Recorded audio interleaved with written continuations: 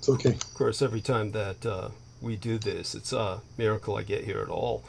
Okay, so we are live. We are streaming. So we are going to check the live stream and ask everyone to report the quality of our sound. I'm going to check to see if Peter Moon is registering on the online broadcasting software. So say hi, Peter.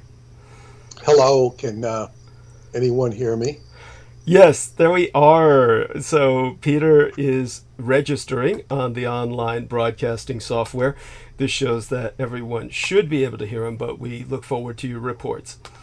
And we're going to go back to... I'm gonna go on mute for a second so that I can put your live stream up. I'll be right back. Excellent, excellent. Thank you so much. And what we're going to do is take advantage of that moment to bring on Aristides as our usual backup. Let's see if he responds. We're going to press the add button there. Okay.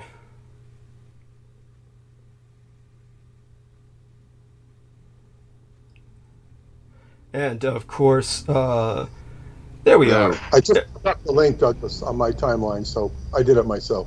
Bless you. Thank you so much. Very much appreciate it. And that's profound. Good man. Aristides, welcome aboard. Let's see if we can hear you and if you're registering on the online broadcasting software. Good evening, everyone. This is Aristides, and I'm here with you tonight. Hey, wonderful. Okay, you're registering, and we will now go to live stream again. Marky Milk says loud and clear. That's Mark H. in Salem, Massachusetts. He says Peter and Douglas sound great. T. Tank Berry says good evening, both loud and clear, Peter and Douglas. Excellent. So my usual admonition as we build up audience numbers, and then I'll turn it over to Peter. T. Tank Berry adds that Aristides is clear. Thank you so much, you gentlemen. You're profoundly gracious. And I'm very appreciative of the fact that they were so prompt. So we have a audience that is very participatory, and that is our great fortune, considering you know how significantly repressed we are. Our numbers build up through word of mouth. El Nemo says, "Hear you all fine," and that's in Australia. Okay, so let me say thanks, gentlemen, to these true gentlemen, and we are going to enter that. And then I must remind everyone, of course, to hit the upvotes. The first thing that happens whenever we start transmission is we're bombarded with automated downvotes, and these Autobots attack. They're very cheap. They are sent by the enemy, in this case specifically Stephen Outram, a supposed or self-purported information technology specialist, and he's of course an individual who considers himself Silicon Valley's secret weapon when he wasn't even a U.S. citizen until he purchased it. He was born in New Zealand, moved to Australia. Known as Jabba the Kiwi because of his overweight, a severe alcoholic who just basically, per all evidence and all reported accounts, sold short when the Silicon Valley bubble burst because of insider trading information, and made himself $77 million, and then he spent the rest of his life character assassinating Douglas Dietrich, which is all that matters to these people. So he and his cohorts in the cult of the Kings of Edom continue their assaults, and the one thing they have going for them is relentlessness. So remember, these are not nice guys, and unfortunately, nice guys finish last. So you're going to have to fight as dirty as they are if you want a world where nice guys have a chance, and that means that you're going to have to hit as many upvotes as you can from as many IP addresses as you've got, from your PC, your laptop, your tablet, your cell phone, because that's the only thing that brings us back on searches. Unfortunately, YouTube operates on a popularity aggregate, which is stupid as fuck, meaning whoever's the most popular gets the widest dissemination, and people that people know nothing about get no dissemination. So the only way that we get back on searches, which the Autobots take us off of with the downvotes, The YouTube filters them out after an hour or two, but by that point they've done their damage. Is we've got to fight back with you, and it's your war. You've got to fight it for your own future, the future of your children's children, if you want a future at all. So by all means, hit those upvotes. And with that, I want to say hello to Noticer. She says, greetings, honey. Got your contribution, and of course, you're an angel. Love you dearly. And T-Take Berry says, long live these authentic transmissions. Thank you all, and my acknowledgments, of course, to the First Lady in the room who's appeared, or at least who's appeared visually in the chat. And she's a wonderful addition to Team Dietrich, and just a wonderful person, period. With that, we turn towards Peter Moon. He has a lot to catch us up on, and as he always does. And he'll take the stage from here. Thanks so much, Noticer. Bye for now. So by all means, dear Peter. Well, thank you. We're getting off to a good start. But the first thing I'm going to address is something that I sent out in my email, and I don't even know if you've heard of it, because it appeared on the news, and it's a big news item. When I say what it is, you can find it very easily. But this is what it says. This is an article from The Independent, but even the New York Times reported on it. Alien corpses shown to Congress as UFO expert forced to testify under oath. Now, when it says Congress, they mean the Mexican Congress. So you can go on YouTube and you can see these alien bodies, which look like three-fingered alien bodies, mind you, three-fingered. The press isn't buying it. They report on it dutifully, but they don't take it too seriously and then they'll turn around and show some idiot testifying before Congress saying there were biological pieces, or what do they call them, with the crashed retrievals. Were they human or non-human? Non-human. He's lying. The guy's obviously lying. Now they have this Mexican journalist named Jaime Maussan, Maussan, who testified under oath that the mummified specimens are not part of our terrestrial evolution, with almost a third of their DNA remaining unknown. He has been exposed as a fraud for alien corpses retrieved in Peru, which were found to be babies. Disgusting human babies. Yes, that's these things look like they're, like some guy at the beach made a sand alien. Mm-hmm. There's some creative artists with sand at the beach. This is not an impressive rendition of anything. As somebody on TV said, it looks like they watched the movie E.T. and made something after that. And it's just crap. Now, it does say they've been studied by scientists at the University of Mexico who were able to draw excuse me. I'm not gonna bad name the University of Mexico.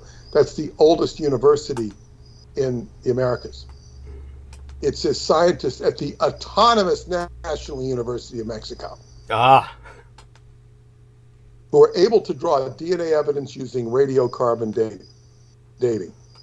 After comparisons were made to other DNA samples, it was found that over 30% of the specimen's DNA was unknown.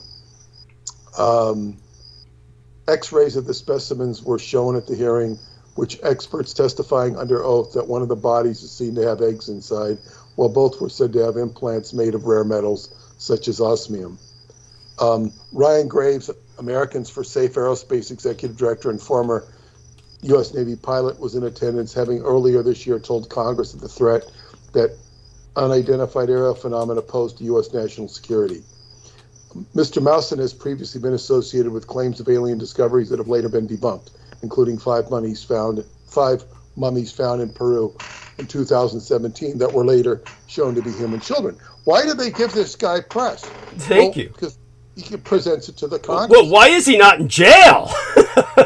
He's trafficking in human children's body parts, for God's sakes. He's, I think that's illegal in most civilized nations.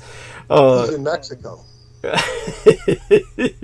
the country that let William Burroughs off the hook. That's the country that allows, MS-13 to thrive. So, but this is the absurdity we're living in, where the news itself becomes a joke, and the way it's covered becomes a joke. Of course, it's always been a joke, but now it's kind of like they're flaunting it at you. Yes. Beyond that, wasn't those human trafficked child remains, these poor, just dead children who apparently were what we would call late-term abortions or killed after they were delivered. They died very young, but the deformities from beatings, etc.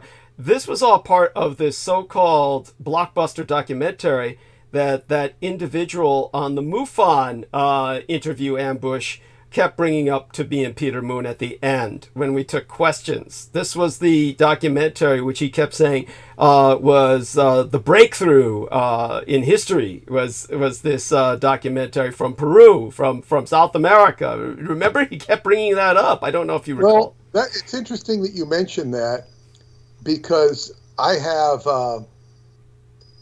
this was the second subject I was going to address.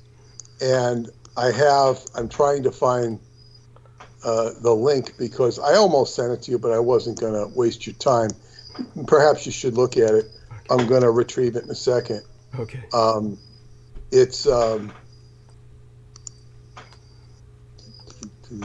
There is a movie called, The 12, A Tale of Wisdom and Unity. And then there's a trailer on it. I watched the trailer. Mm-hmm. And I don't know if this is the same one, but this probably deserves more attention. Winner of the 2023 Dietary Europa Film Festival and winner of the 2022 Charlotte Shamanic Film Festival. In November 2017, 12 highly spiritual elders from wisdom traditions around the globe agreed to gather at the United Nations in New York City in a council called the Council of 12 and Above. Setting their cultural differences aside, they conducted a unique ritual in complete unity on an ancestral point of concentrated energy. The United Nations sits on this point. Together, they created the matrix of a new reality in which humans can live in harmony and love amongst themselves and with nature. So it's basically these elders calling for peace and nature. Now, have you heard of this documentary? Is this the same one? I haven't heard of it, but then again, I don't delve into these things. Well, when I hear that it's connected to the UN, yeah. And it's very much in alignment with what's called sustainable development. Okay. Which is a real dirty word. It's now, you got to keep in mind, the United Nations is an organization of war. Yes.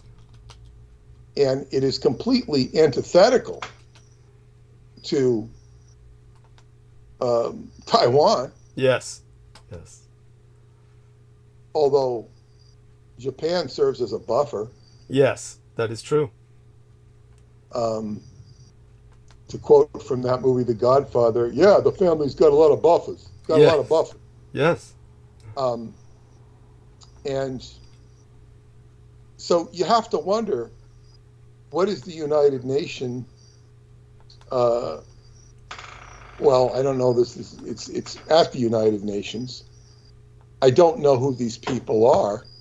The people involved in it are they give bios for them. Mhm. It's basically the LeCiel Foundation, LE space CIEL. It's a registered charity in the UK, Hmm. which it makes it very suspect that it's from the UK. That alone, yeah. I mean, no question. The bios of the people, you know, how can you evaluate the bios? They're, you know, there's nothing that I can say about them because, you know, they're ostensibly good on the outside. Ostensibly.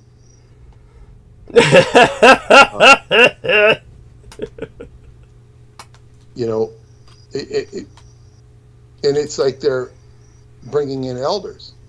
Mhm. Now, bringing in elders,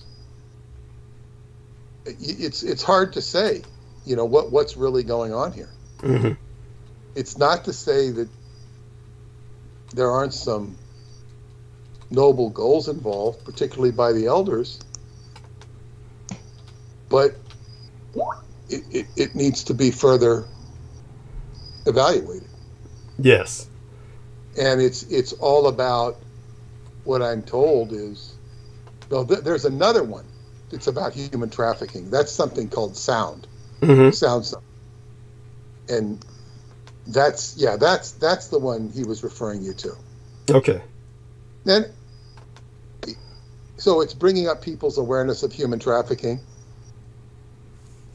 But then again, how can you do that and just completely shut the door on Douglas Dietrich? Well, we know why. Well, yes, but this has to be brought up Yes. because these are the secrets that people need to know and will be denied and passionately be gang-stalked. Yes. I mean, you don't see anyone making an effort to, you know, let us be on Facebook and communicate. Or at least I can communicate on Facebook, but I can't refer to my websites. That's right. That's right. Not that it matters, because Facebook is not a effective medium for advertising. Mhm. For me, Mhm. it's not. It's horrible. Mhm. So it's downright terrible. It was once I was able to email the people, then that helped. I extracted the email addresses, and right after I did that, they made it impossible to do that. So that tells you that I was being watched, Yes. or they found out I did it. Yes. And it was Andrew Bartzies who kind of taught me how to do it. Right. That's right. They said, "Oh no, you can't extract the emails. We own this. You can do it. You can go in and copy and paste all the emails of 5,000 names. Probably thousands over which are just, you know, fake names." Yes. Yes. So, my favorite Facebook site is Virtual Bagel, where Virtual Bagel has all these, you know, friends. You know, you can become a friend of Virtual Bagel. It's just nothing there but a picture of a bagel. Virtual Bagel.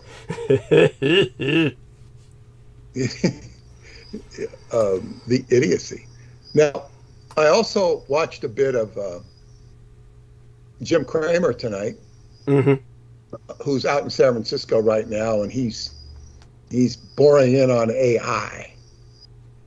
And he kind of put up his hands and really says nobody really knows what's going on here, just that it's a big investment. People are investing in it. But he also said it can be a chimera. You know, it's like it's not necessarily, and he said that the big things with what he calls AI, and he even, you know, is a little shy about defining it because he doesn't really know. But Yeah, that's the way it is with most of the people talking about it. But go on. oh yeah. But he says the banks are really big on automated systems because it's efficiency. And where banks can make most of their profit right now is by scaling down their staff and replacing it with efficiency, which would mean machines and automated systems. So apparently salaries are a big expense to a bank, and they want to lessen them. Yes. That's how they will profit. So Disgusting. banks are big on AI, and he said it's a very boring subject, but of course, it's a way to make a profit. And this is what's going on with Hollywood. They want to eliminate the writers, Yes. which No great loss. well, yeah, but it takes the human element out of movie making. So it's like all of a sudden, all we're watching is, entertainment bots. And you can say it takes the creativity out of it. What it does is it makes more creative permutations. So it could get very creative. A computer system might be able to take, classic movies like Casablanca, The Wizard of Oz, and what's another one? Just any old classic. Gone with the Wind, Yes. and then put all those plots together and themes and make a movie Yes. that might be set, in a different region. Mm-hmm. But you take all of these elements and mix them up. It might be utterly crap because it might not really reach the human emotions. So therefore, you'd have to really program the computers with emotional response, and that maybe that's something they won't be able to do. I don't know, but that's just what we're going through right now. And of course, writers are an expense. They're not a huge expense. The big expense are the actors. Yes. But the actors are expensive because they bring box office. That's why they're expensive. So they're a good return on investment if you get big name actors. I don't know why people are moved to see actors, though. I never understood that. It's puzzling. They have charisma. They become recognizable. They also ruin the movie. Yes. Because it's about them. Now, I admit that during the 1970s, I loved to see Marlon Brando because he was like an artist. I was going to see him perform because I thought he was incredibly creative. He was completely inconsistent. And this really began with him ruining the movie The Mutiny on the Bounty. Interesting. Where he played Fletcher Christian. And he completely, just did the role any old way, and this sort of set him on a trend of, just getting up there and performing, and it was artistic in its own way, but. Other than that, I would never go to a movie to watch so many of these characters where they get like Kevin Costner. I don't care if he's yes, there's nothing there. Well, I mean, he's made some good movies, I guess, but I mean, I don't care if he's in it or any of these characters. People like to watch Tom Cruise.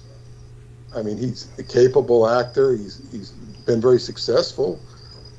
Aside from the Scientology angle, I did enjoy him in that movie Eyes Wide Shut. I thought he fit that role pretty good. But, who cares? I don't understand it. But then I don't understand a lot of what draws people to things. So anyway, those are two issues I wanted to bring up. I don't know if you have, about these Mexican aliens. It's the same old story. It's just stupid. Well, it certainly seems to be.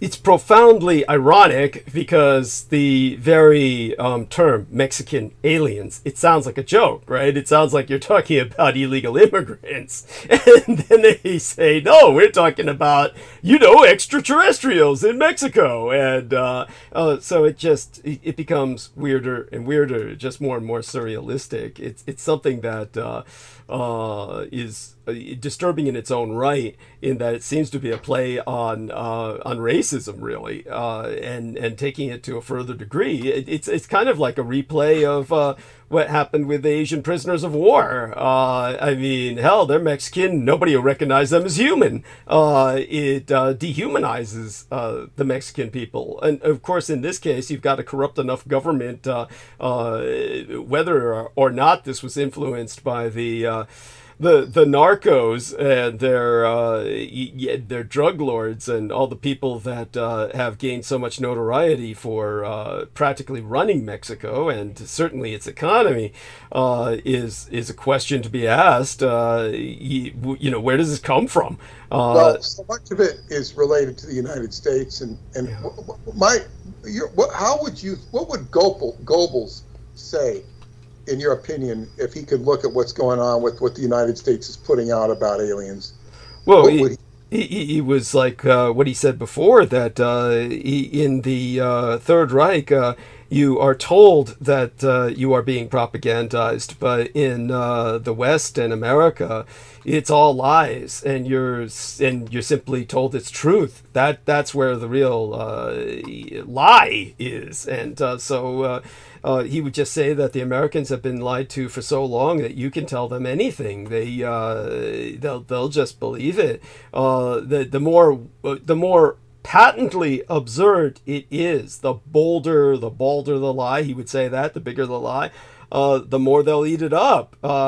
Simply because that's the way the human mind works. It's whoever gets it first. All the comments I see on the articles is everybody saying it's fake. Nobody's saying it's real. Interesting. Because it's just so absurd. It's so stupid. And even the anchors are saying they don't believe it. But yet they report it. And it's just kind of this silly, grin. Like, look at this funny ha-ha. And they're mocking the entire subject. Well, they should be.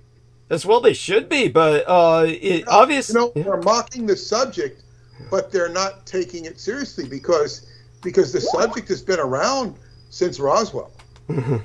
Yeah. And they're just being, they just hold the subject up to ridicule. Let's laugh at it some more. And go ahead. Well, I think it's disturbing that they don't bring up the darker aspects of it, that this is just where are these bodies sourcing from? Let's see the bodies. Are they truly human like the others turned out to be? And the others turned out to be the worst possible imaginable type of situation. These were human children that were being exploited even after their death. And God knows how they died, and exactly what was done to them while they were alive to make them dead. So it's again referring there to the South American documentary, the Peruvian documentary, but then again the expert, quote unquote, who was cited in that documentary is the expert that was brought up again here. So regardless of people saying that they're not believing it on the internet, obviously federal governments are involved here. As Peter Moon said, this, if anything, really provoked this, prompted this, promulgated this act, this atrocity, the latest atrocity, And it is an atrocity when you're dealing with a perversion of truth, a promulgation of a hoax. This is a violation. It's a violation because when it's sourcing from a federal source, an authoritative source, then it's a violation of trust. And trust is what makes society work.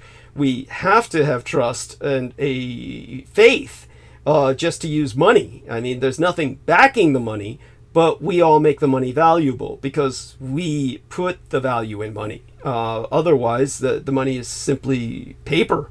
So when it comes to something like this, the exchange of truth, then you have a bunch of Americans saying they don't believe it, but at the same time, we have to remember that these Americans say they don't believe it no matter what is thrown out there. They always say that. They say that because they want to look streetwise. They want to look like they're sophisticated, urbane, or that would be more anachronistic by now. They simply want to look streetwise, and they want to look like they're so jaded that they can't accept anything at face value. But then again, remember, these are Americans looking at what's stated down in Mexico. While it's being reported up here, the same thing was essentially done up here in the United States, and the Americans were orgasming over it, gushing over it. I brought this up after Peter had left on our latest episode before tonight's about the government hearings on the three men involved. Basically, what they did was an exercise in circular logic. These men said they were whistleblowers. They came before Congress. None of them even said that they had personally seen what they were referencing. When asked about, have you personally seen these biologicals? Have you personally seen this technology? They all said, no, we've heard about it. We've heard about it. And then when they said, well, what have you heard in detail? And then they said, oh, we're still under oath of secrecy. Now, this is the insanity that's involved. If these men, who are all ex-military, ex-intelligence, are all under oath of secrecy, how can they be whistleblowers? So basically, is this a mind game? It can only be perceived as some kind of a bizarre psyop. But the Americans all said, oh, this is grand disclosure, and now the government is taking UFOs seriously. So I guess the Americans prompted the Mexicans to do this to their own population, and that makes sense. They're trying to maintain a hemispherical paradigm, a kind of Monroe doctrine of the mind. Then what happens is that the Americans, however, will look at what's going down in Mexico and laugh at it. It's not our aliens. Get it? It's not our extraterrestrials. It's madness. There is, yes, Goebbels would have a field day, and he would talk about how this is an example of these same people who say, oh, we don't believe it. Well, then again, they'll believe anything else that they hear. Otherwise, I mean, we have to understand that whatever they say, they don't really mean. You take a look at, maybe the only ones talking are the cynical ones that are being vociferous, but for every one of them, millions more will be just accepting it as gospel. Like the guy who was, when we were ambushed by MUFON, the guy who came on when we took questions, who kept promoting that South American documentary, which, of course, he was telling us all with the vociferousness of a proselytizing fanatic that we had to watch this documentary, that this documentary was definitive, that this was history turning on a dime, that this was evidence that the extraterrestrials are there. And what was he pushing on us? Dead children. Dead children. So it all forms into that morass of Q, promoting, of course, human trafficked kids that are being exploited. This is it. This is evidence of it. And who's promoting it? Who is exploiting it? The UFO community. And you got people down in Peru taking dead babies and parading them, and Americans are loving it. This is a form of pornography. It's beyond sickening. It is reprehensible. It shows the degeneracy of the allies that Goebbels was telling us about. So, by all means, Peter, back to you for now. Well, yes, and so much of it has to do with your book. These aliens have 3 fingers. Thank you. Yes. So thank you. It's like this, and it just like when you fill people's minds with this shit. Thank you. It takes them off of the truth. You know, the government and the media are so powerful just by reason of their pervasiveness. To say nothing of the absurd stuff going on with regular politics. This is a complete absurdity. We're faced with absurdity every moment of the day when we turn on the media. All right, so we will redirect. Now, you gave us quite a in-depth, deeper experience of what went on with the artelect last Sunday. Thank you. And Aaron, I had a conversation with him, and he mentioned that, yeah, it's like, he says, you're getting deeper into it, and you seem to be relieving the trauma of it just in talking about it and revisiting it. This was his observation. Okay. Now, thank you again for all of that. The direction I was going in was more about these holograms. Well, he did have a confusion, which I clarified for him. Okay. He didn't see quite how the artelect could connect to the technology in the ̔CHUÏNGGYUÁNJIÉ Mountains of Romania. And I basically pointed out not only the timing of the advent of the holographic technology in the Presidio, but also the fact that the artelect got access to the baryalic realm. Yes. And the baryalic realm is above the physical realm. Yes. So therefore, the baryalic realm is outside of time. And I'm going to say something about that. And I quoted in my book, Synchronicity and the Seventh Seal. I've requoted it in my newsletters, that when John Dee reprimands an angel for not showing up in time for his Enochian session, the archangel Michael remonstrates him and says, we moveth time. They're not, like, F you, don't tell us we're late. Right. We move time. Yes. They're outside of time. So the baryalic realm is above physics. And time is a manifestation of physics. Yes. So when you get in the baryalic realm, it gives you the potential to transcend time. An experience on a psychedelic will also do that. Yes.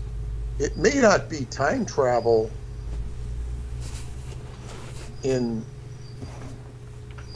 what might be called a more conventional sense, but you would have unlimited visions or permutations of threads of reality. And those can be juxtaposed, even if only by visualization. You could merge different characters from different movies, from different TV shows, from different characters from different venues of your life. all of those things can be mixed, but you could also mix them from history. And you can sit back and watch what unfolds. What is your mind telling you? And this is essentially what happens with Radu.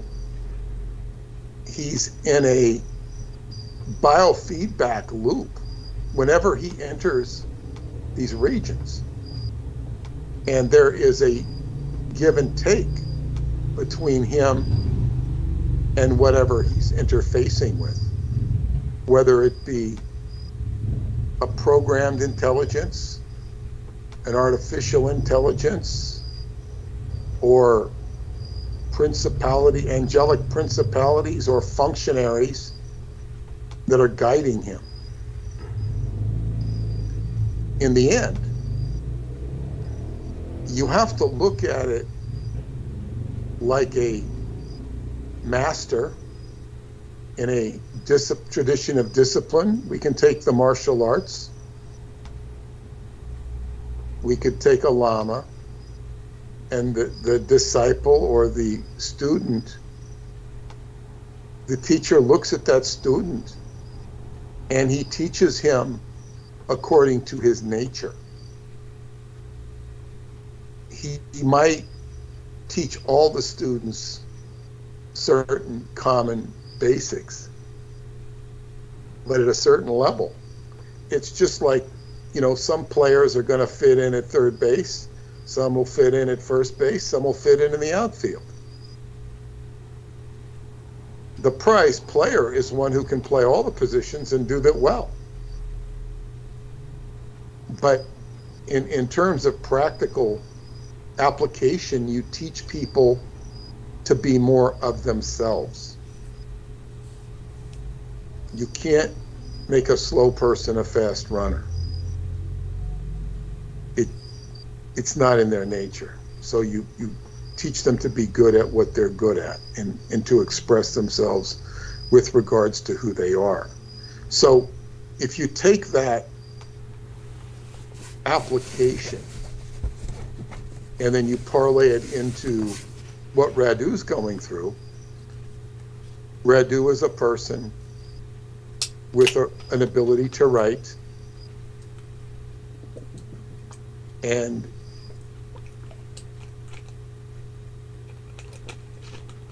he has his own experiences. He grew up in the Romanian culture, and he's inundated with that culture. So he's going to be, all that stuff's going to be reflected in everything he sees and reports. And if you take the character who's his mentor, Cesar Brad, who's a very different character indeed, and he is Radu's mentor, there's no doubt about it. Not his only mentor. What's interesting about Radu is he has Cesar as a mentor. He has Eleanor the alchemist as a mentor. And to a more limited but not invisible extent, he has the Lama as a mentor.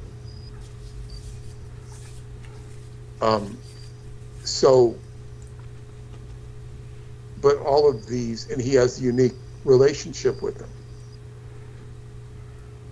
Speaking of which, my astrology, there's some profound astrology coming up. I've talked about it, but I was helping someone, and I said, this upcoming eclipse in October is going to create profound changes.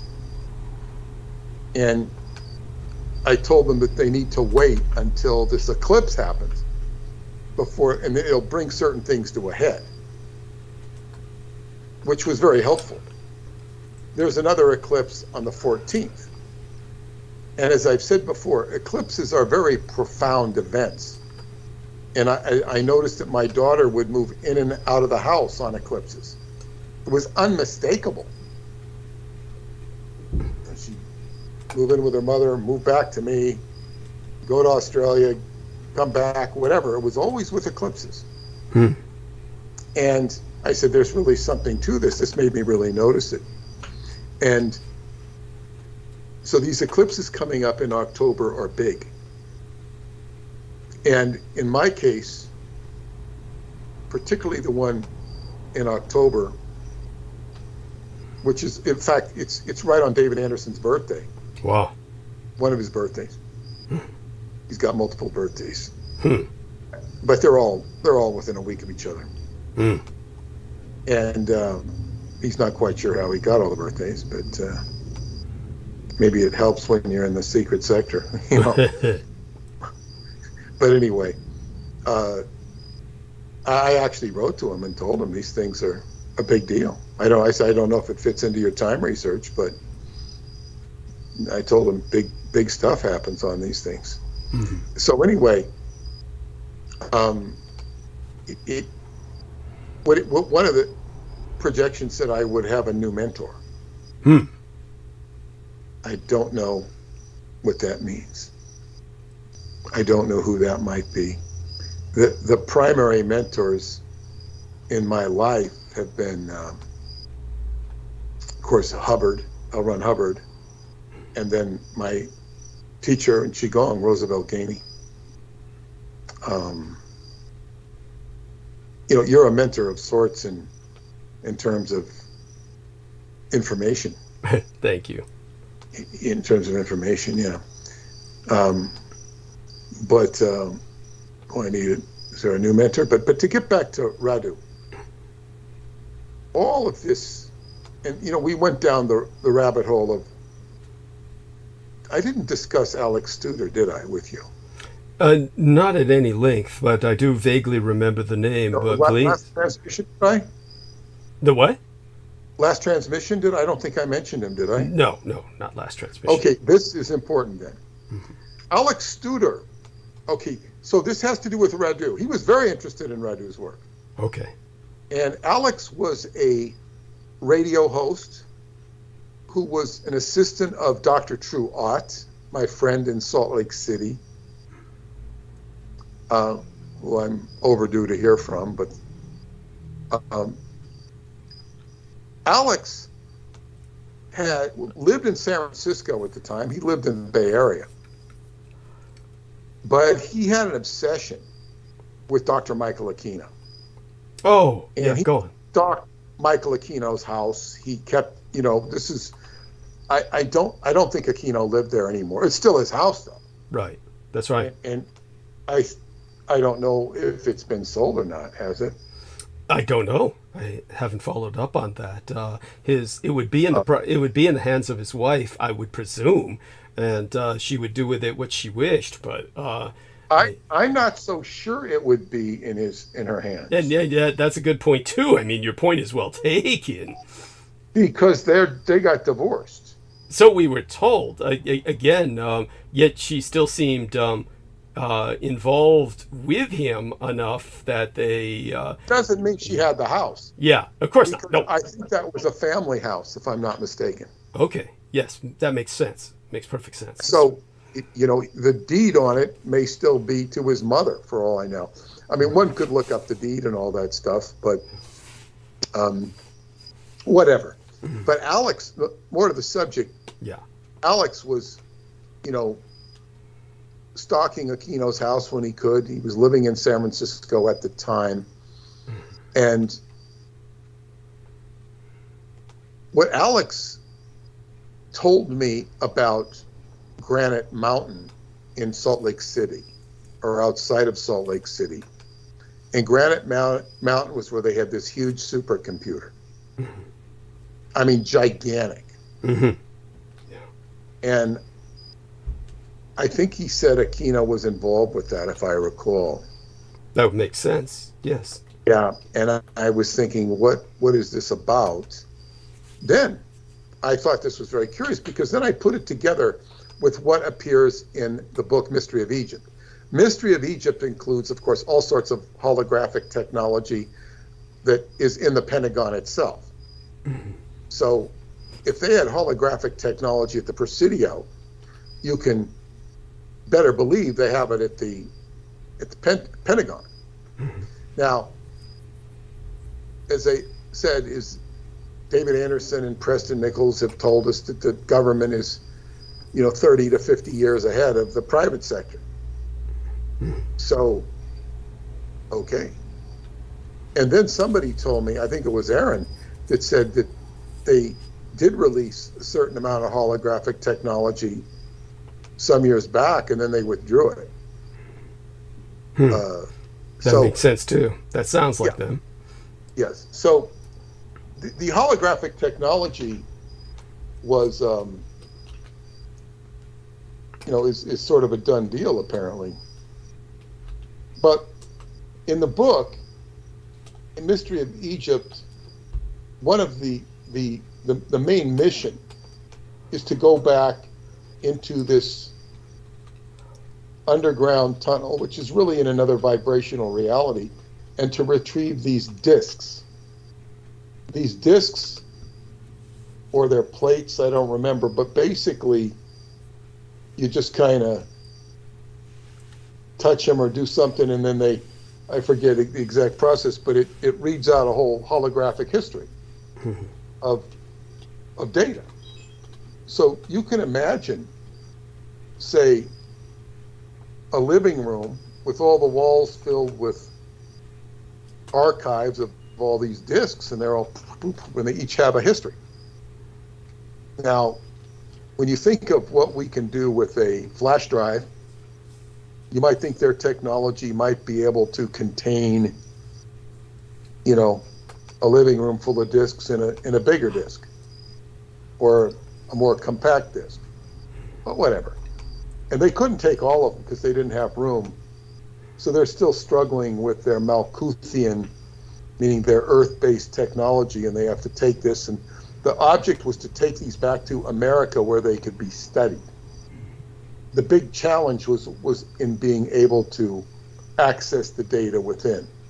And he mentions in a further book, I forget which one, I think it's the Etheric Crystal, where they were able to penetrate some of this information.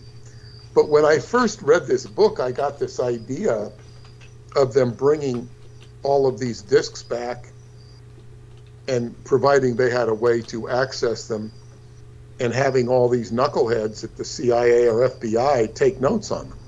Watch, and tell me, okay, you watch this one, you watch this one. Well, of course, that's just, I'm thinking very simplistically. And of course, it's not going to work, because all that data gets compartmentalized into the people watching them, and they're all taking notes.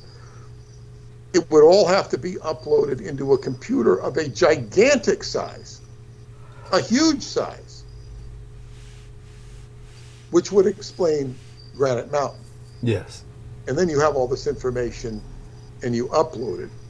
And of course, this is the US government trying to reverse engineer the data from Department Zero, or access through Department Zero, which is really coming from ancient deposits beneath the Giza Plateau in another vibrational reality. But I concluded that if Aquino was the main player at this installation in Granite Mountain, the people from the inner Earth, so to speak, would have a Trojan horse inside, and it's going to undermine whatever they're doing at Granite Mountain, which is right in the heart of Mormon country. Right. Wow. Well, that makes sense too. So this is what I was thinking, and then when I think, though, this is a chess game being played out on a reality that most of us will never directly participate in it, just like the elections and the disputes about the elections, without even getting into the court cases. The election machinations that took place between the Democratic factions and the Republican factions, and the contesting that was going on, that is still going on, that's an actual endeavor that most of us will not participate in. We might root for one side or the other, and then there's the whole court process of what's going on with those. Most of us are not going to participate in that other than as a spectator. It's just not going to involve that many people, even if it's thousands. It's not that many people. So what I'm saying, all of this foraging for data from the vibrational reality of the inner earth, what can be done with all that data? Leak it out into movies? Leak it out on the internet in some weird form? It seems like an exercise of relative futility. What do they need all that information for? The only thing I can think of that makes any sense is that it's all a setup to, keep these people in the government occupied or something. Because if this was done 15 years ago or whenever it was done, maybe more, maybe 20 years ago, maybe not quite 20, but what is the purpose? Okay, so people are going in and analyzing data. Good for them. If you think of all the people in universities crunching data, writing thesis, professing knowledge, breaking new ground, whether it be in genetics or whatever they do, most of us don't even hear about it until it becomes a talking point in society. Most of that stuff you don't hear about. And there's all sorts of knowledge in universities that doesn't reach the common man, let alone the common intellectual, if there is such a thing anymore. So it's like, okay, what's the point? It's just another exercise of, as they say, relative futility, because you can't really say it's futile. I say relative futility because it's not something you can measure or assess. Maybe you can get a piece of it. But it becomes a little more tangible when we consider Douglas's experience, because now we have something at least in the realm of data that we can grab onto and say, okay, they had holographic technology at the Presidia. Yes. Radu's telling, so therefore they would have had it at the Pentagon. And Radu is basically saying his holographic technology has intelligence behind it, and it has a benign intelligence, or certainly what's presented as a benign intelligence that is instructive in nature and teaching. Mm. How correct the teachings are, I can't say. I don't know. All of it leaves the audience wanting more, but not just wanting more story. They want the beef. They want the beef. And I do bring a certain amount of menu back with me, if not beef. I have my experiences, I bring at least hors d'oeuvres of, vis-a-vis my own experiences. And my dear friend in Romania wrote something to me today, which kind of surprised me. And said, and I don't know why she said it. She says, if you, maybe the world will end when you visit Romania. And I said, I don't know why she said that.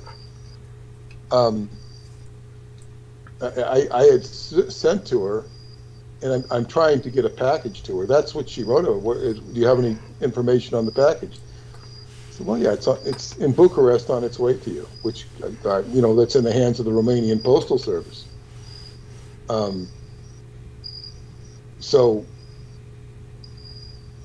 But the thing is, why that's significant to me is because with this particular individual, and I have not explained it to her yet, it has to do with the Mount of Olives.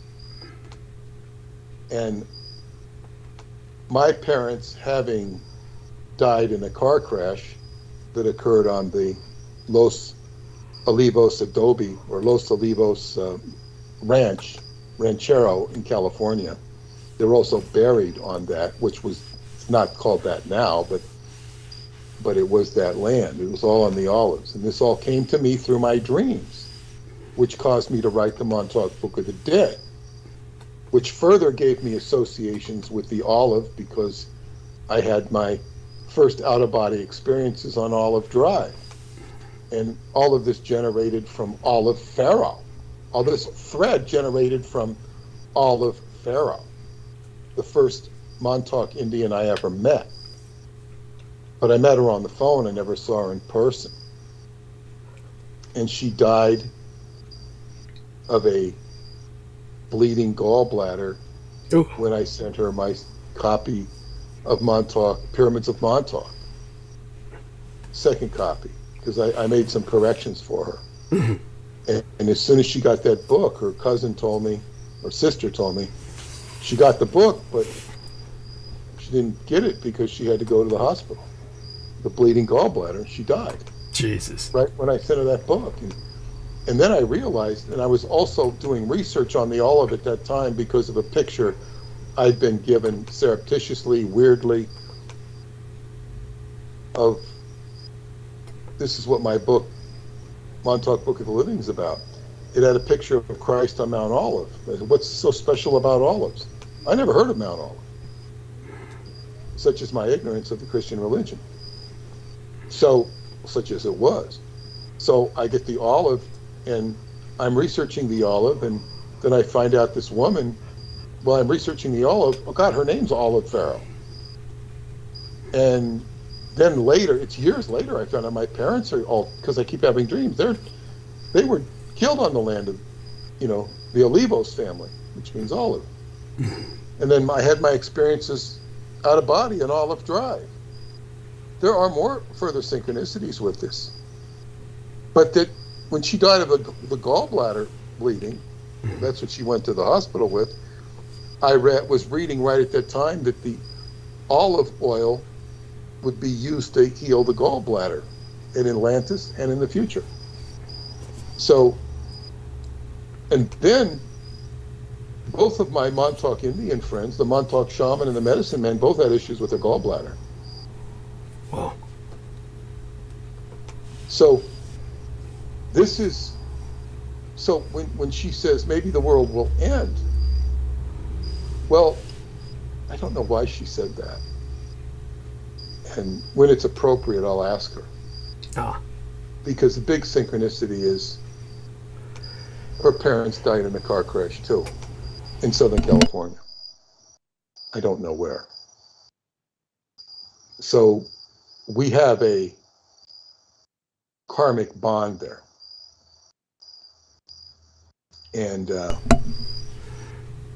I was the first person she noticed when she came to Atlanticon. She just took a beeline to me, and I hired her, quote unquote, hired her to be my assistant director for the movie I was working on.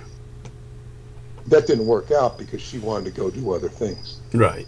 Enjoy the camp. And I was getting frustrated at every corner. But I now realized the future might afford me to do that movie again and do it right. Although it would require, in fact, this lady might even participate in it with me. I don't know. Not necessarily as an actress, but I would want to get the original actress, or original lady, she's not an actress, that I wanted to play it in the first place, and get the original guy. Now that he's not drunk, he could do it. Because he stopped drinking. it could be funny. I'd like to go back and just do it as a project. Of course, I'd have to hire him. You know, I'm serious. Say, okay, look, I'm going to hire you to do this movie, and I could rewrite it so that it all is going to flow smoothly. I won't have to make all the mistakes, and all I need is a one cameraman, and maybe I could do it during Atlanticron. I don't know, but this is, like I said, I want to do that damn movie. It never got done.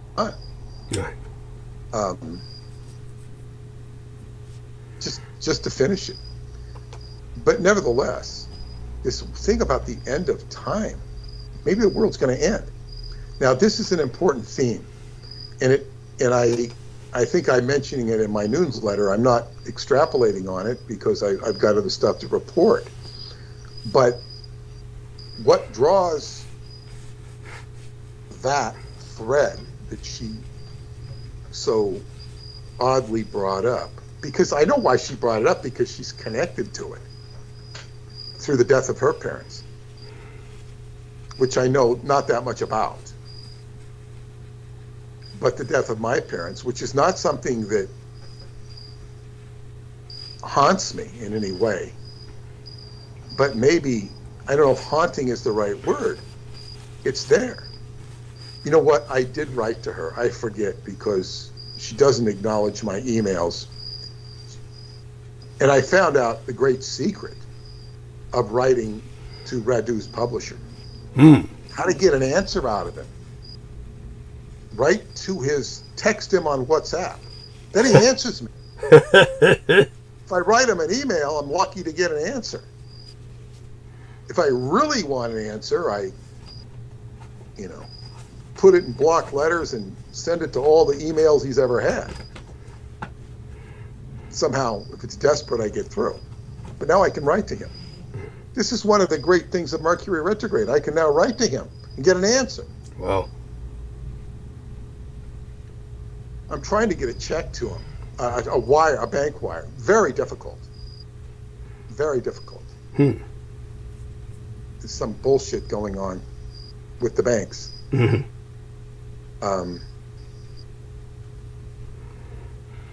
But it'll all work out one way or another when Mercury goes direct, I assume. So anyway, I had told her what sort of jump-started my whole departure from Scientology, and because I wanted her to know this, my departure from Scientology and my entree to Long Island and Montauk happened, and I've written about it. In 1982, I felt that I was at the top of my game and I could be or do anything I wanted to be. And I said, okay, when you say something like that, you might want to roll it back a little bit in terms of how easy is it going to be to do. Just like I said about, you can't turn certain people into a fast runner. So if you want to turn that person, it's going to take a lot more effort. So I said, well, what I'd like to do is dissolve all hurtful mechanical conditions of existence, because my parents died in an auto crash. And when you get hurt in an auto crash, it's kind of like there's not much you can, it's like Humpty Dumpty. You can't put the Humpty back together again. And it's a very conclusive destruction of the physical form. And with that destruction of the physical form goes a trauma of the being connected to that physical form. So I had a sympathy for my parents, even though their departure from this world had benefited me.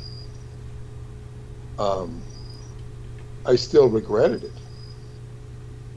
And I felt, I suppose you could say, a consideration for them.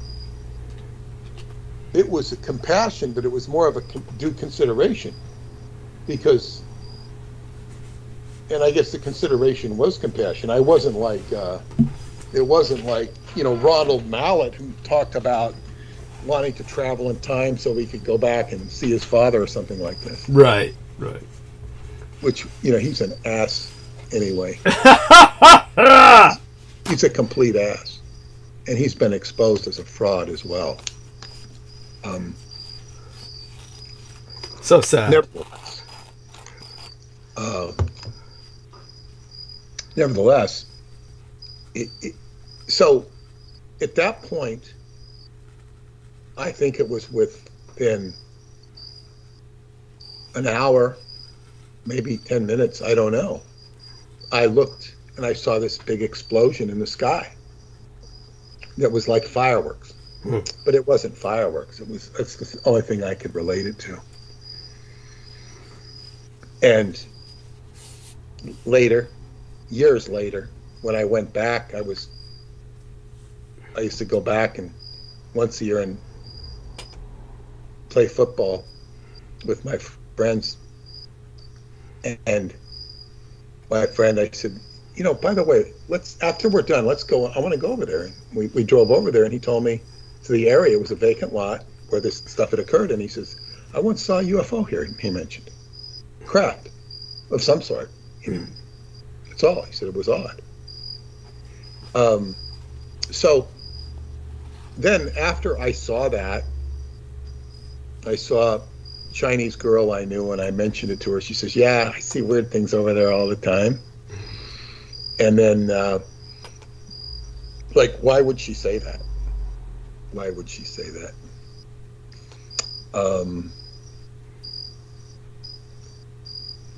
So then I proceeded to I had begun to have very dynamic changes in my life. Mm-hmm. Within 6 months or thereabouts, I started dating my wife. I got married to her, which kind of upset the apple cart and paved my way to leaving the Sea Org, because it kind of gave me a new life and gave her a new life. And we left the Sea Org, and the next thing we know, in about a year's time of having that realization, I'd moved to Long Island, right where Montauk had taken place, having no idea about the Montauk Project. I know there was a blackout around, I think it was in the paper on August 12th or so. It was a big blackout in New York City. It was at that time the biggest blackout. Right. But that was a change, and that movement brought me to Long Island, which would eventually manifest in my Montauk Project, writing the book and in this career, which is very much geared towards the underlying purpose is to dissolve mechanical conditions of hurt, which I later learned is the mission of the Bodhisattva, or certainly Kuan Yin. Those are my underlying principles, which certainly concerns everything we're doing here with exposing what happened at the Presidio and exposing the chicanery of what's taken place in the government. Yes. Now, I'm getting back to the end of time. Now, I told her a little bit about this, and I'm going to share more with her as it relates to the Mount of Olives, because the Mount of Olives represents the end times, the final battle. Mount of Olives is double-edged sword, as is everything that's esoteric. That's where King Solomon would make sacrifices to Moloch and sacrifice children. Mount of Olives. Underneath the Mount of Olives is a huge necropolis. It consists of about, I've never been there. I might visit that locale someday. Hmm. I've never been driven to visit Jerusalem. I had once, I think, talked about it with my Vivian, Greg's mom, my best friend's mom, who was my alternative mother, who I used to call Mother's Day. I once discussed with her the Holy Land, and I said, if you go to the Holy Land, it must be like you feel all these events occurred. She says, oh yeah. But then I also would say that when Emperor Constantine's mother went there and she kind of made tourist spots of everything. Yes. This is where this happened. So it's kind of like, you put up the sign, and like if you go to Washington, D.C., they have a big sign out of the house where Lincoln died. This is the house where Lincoln died. Well, that's where Lincoln did die. So it gives you kind of a feeling of history being there.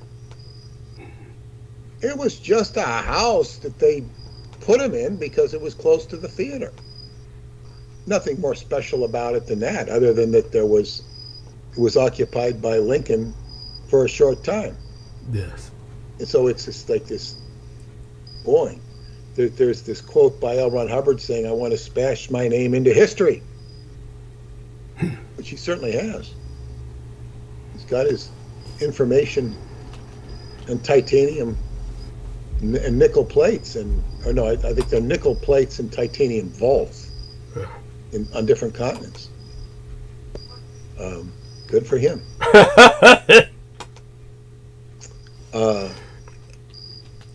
So,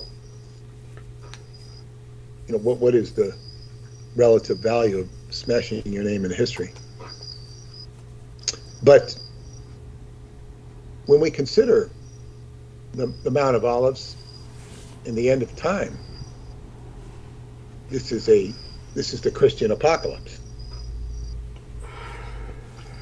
When Douglas does diagnostics on the Vox Arca, he gets apocalyptic visions. Yes. Now,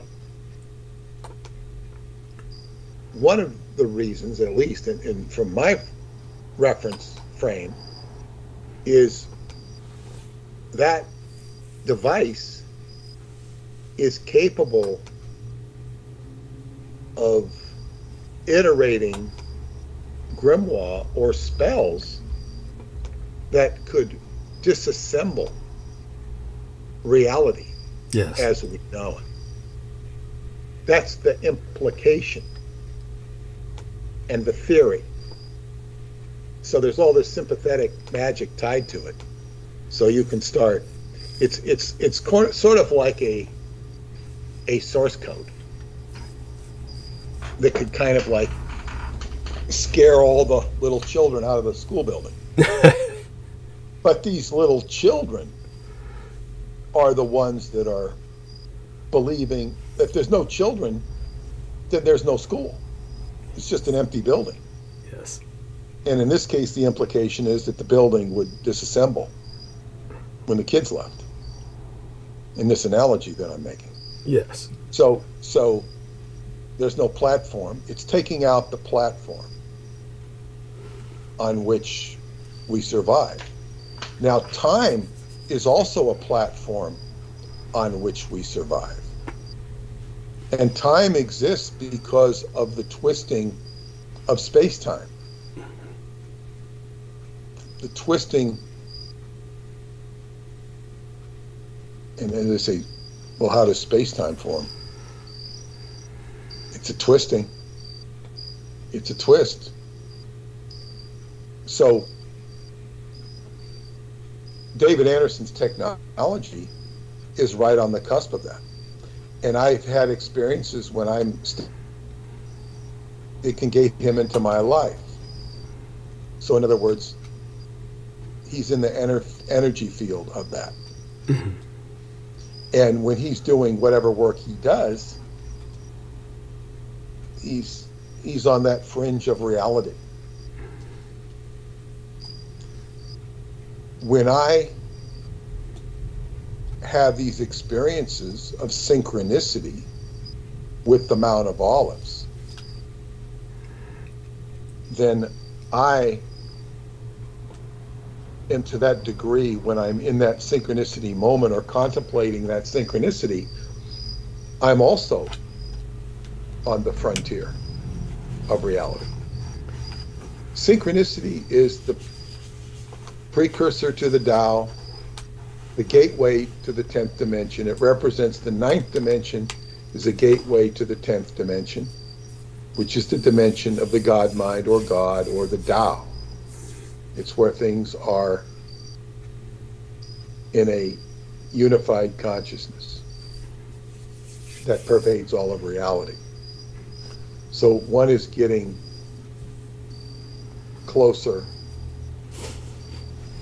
to occupying or sitting in or touching the throne.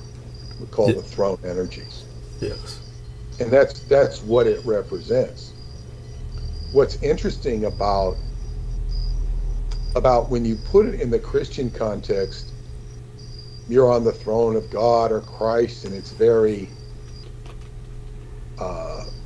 I guess, authoritarian, for lack of a better word, before the majesty of the on high. And you're not worthy to be there. In a Christian sense, you're not worthy. But nevertheless, that's the context that comes to mind for me. When I put it in the David Anderson context, this is about technology. And this is about science and functionality. Well, how do you do this and how do you do that? It fits into the area of principalities angelically. And that's like, well, but it's a very, almost like a plumber or electrician coming in and fixing the problem. And then he's going to function in, within the framework of these, what you might call more angelic entities or whatnot. And from the Michael Aquino, you have the diabolical nature of all this stuff. Yes. It's holding so much of the censorship involved or is tied to the censorship, and the magical spells. Now, my dreams. One dream I had recently was Archangel Raphael crashing into a sharp crystal near a crucifixion of Christ. And his head is just smashed, his brain is smashed into that crystal. It's horrible. Oh. Archangel Raphael. Now, Raphael had appeared in my dream back when my friend, I don't know if it was the time I did a whole broadcast on Madeline, my friend Madeline, but she had regularly appeared in my dreams after she deceased. And in this dream, she was massaging my heart, and she was saying, if you ever need me, I'll be here. You come back to me. And then I went to my friend Chelsea. I saw her, and she says there's an entity by you. And I think she said it's Raphael. Then I go outside, and I see Madeline getting into a Volkswagen. She didn't have a Volkswagen, never. And a people's car, I guess. And it was small, and then there's a guy that I used to play football with named Mike, who's wearing a New Orleans Saints jersey. Now, of course, that implies the dark magic of New Orleans, but also the saints being the angelic, and his name's Mike. When Mike appears, it's the Archangel Michael, who's the one who moves outside of time.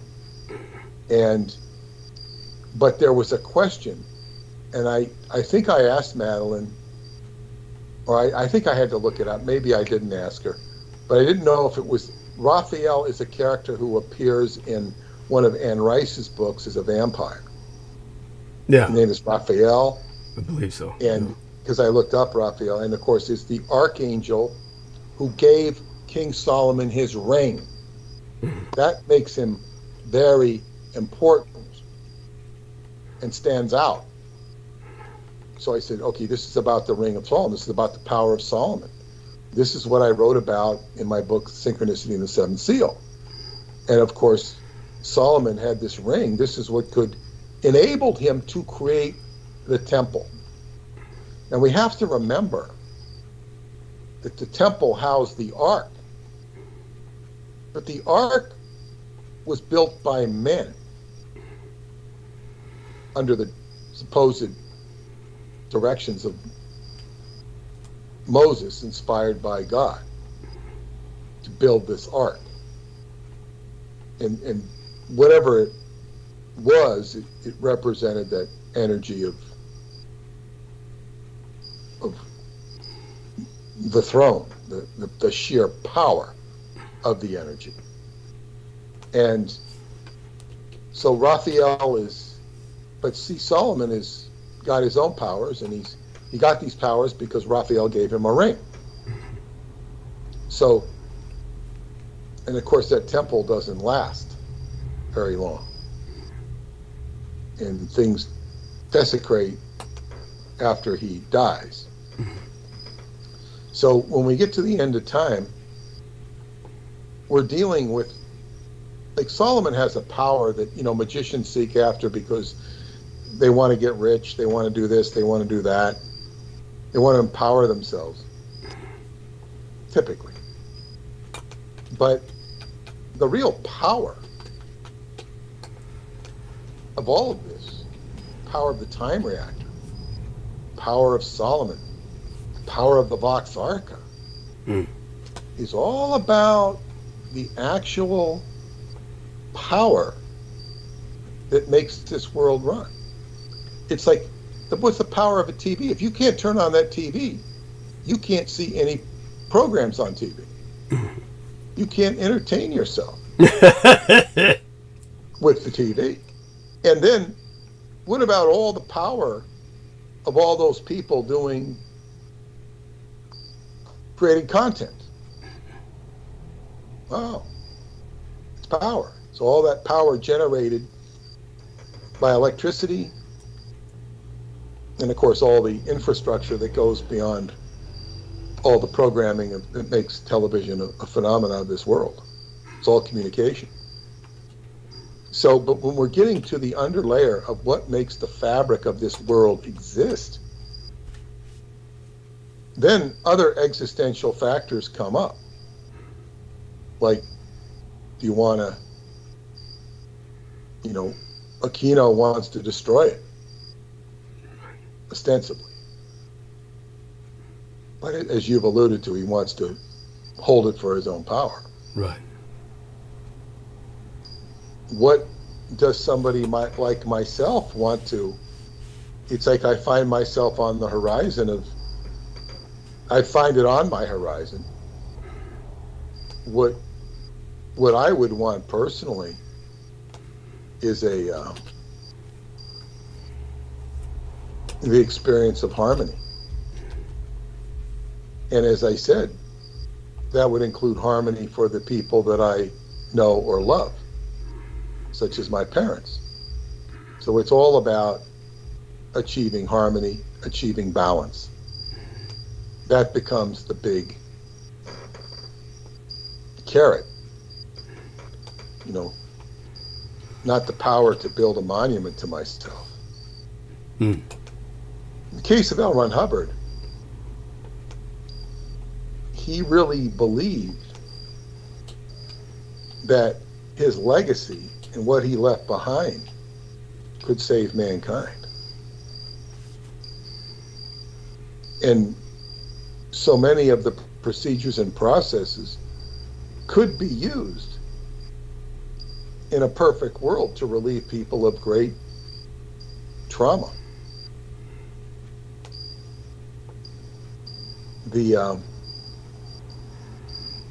And all of this trauma that people accumulate exists on the physical plane, the emotional plane, the mental plane, the spiritual plane. You know, people's vibrational frequency has been affected. Mm-hmm. And it creates an imprint of this, that, and the other thing. Yes. So, what is, and all I could say is that the purpose of all of this work is ultimately to relieve, to give a relief to people. As they say in the case of Hubbard, all of the infrastructure required to make all that information useful is so daunting. Yes. Even if you didn't have a David Miscavige in the way of it all, it's like, it's an enterprise that is just, you could be doing it forever. And in my experience, it was routinely being done with something to be desired. That was my job. You say, okay, well, you're not doing it right here. This is how you do it right. And you could, because people will continuously do it wrong. Now, is that the be all and the end all to mankind? Versus, well, if you look at the Kabbalah or even the tradition of Kuan Yin, there's the pillar of mercy, and anything's possible in this world. In the idea of Shambhala, you just go in there and find the balance. There's so many ways to make things happen. But where does all of this stuff go? And then we have Radu. As you read his books, it's like it comes off like a message from the inner earth, saying, "Wow, this is the ideal. This is where we're going. Here is a pathway," but there's no real impetus to deliver it. It's just to tell the story and to enlighten you. There is the suggestion there might be an elixir that will help jumpstart mankind. But even as it's portrayed, it's a bit of a pipe dream. And certainly there's been no delivery on that. I did receive word from my publisher that there's no word on Radu's book. I said, heard from him. No word on it. Although earlier it said it would be delivered this fall. Okay. But so more of the same, I guess. There's no follow-up on that. Right. So, so to get back to the holographic technology, I did digress onto what's the bigger picture look like here from my own perspective and the end of time. It's very existentially, ontologically curious to me, because does the end of time mean the end of my time? When I finally get to this big realization, I say, oh, that's what it is. I can check out now. I don't mean to imply that that's soon, but between the different realizations I can have, if you watch Star Trek, there's when they go and they make some great discovery of something somewhere along the line, going where no man has been before. At the end of the episode, there's always this sort of smugness amongst the crew and the expressions on their face that they've discovered something and they can now put it in their back pocket, which is a very arrogant attitude. Yes, but it makes for a nice ending to a story. We're the creatures of the earth. Earth is great, and here we are discovering this new life forms, and they're always superior. They're superior to everybody they meet, if not technologically, in the heart, because they have a heart. So they're superior morally. in terms of feeling with the heart. So that makes them better, pretty much. Pretty much the case. So, but when we consider the holographic technology that Radu describes in the book Mystery of Egypt, there's this character Aiden who has a holographic laptop where even the keyboard is holographic. And he says there's an even bigger one at the Pentagon. Now, when you see what comes out of the Pentagon, from everything I've learned from not only Douglas but Preston, there's a lot of pedophilia in the Pentagon, or associated with it. So these guys have holographic technology? Do they have Well, you know what they're using it for, but go on. Do they have their own versions of J? Yeah, the holodeck, yes. Their own versions of the Dietrich artelect, where maybe they took the Dietrich artelect and copied it and sent the projectiles, and they have replications on there and say, well, she got away, but we're doing sympathetic magic on her here and underneath the Pentagon. I mean, then there's also the stories that came out with Frank Sturgis. I think that was his name. Mm-hmm. Alien in the Pentagon. The tales of Balfour. You remember those, right? Vaguely, yes, but I do remember them. Well, he was the alien in the Pentagon, and he's there keeping an eye on things, which is, I don't know if it's consistent at all with any of the Roswell stuff. Preston had some, stories about that, as did Stewart, about the, Balfour. And Preston mentioned his brother Dan Thor or whatever. And they worked at AIL, I think with Al Bielek, I don't know if they worked with Al Bielek, but they were at AIL. Weird stories of those guys. And what does alien mean? They actually, the people that they thought were connected to him with him looked more like he could have been from Unterland. Is there somebody from Unterland in the Pentagon? That might be a more plausible story. Yes. Who keeps them on the rails or tells them what they can and can't do. Yes. That would be a more plausible story. Yes. But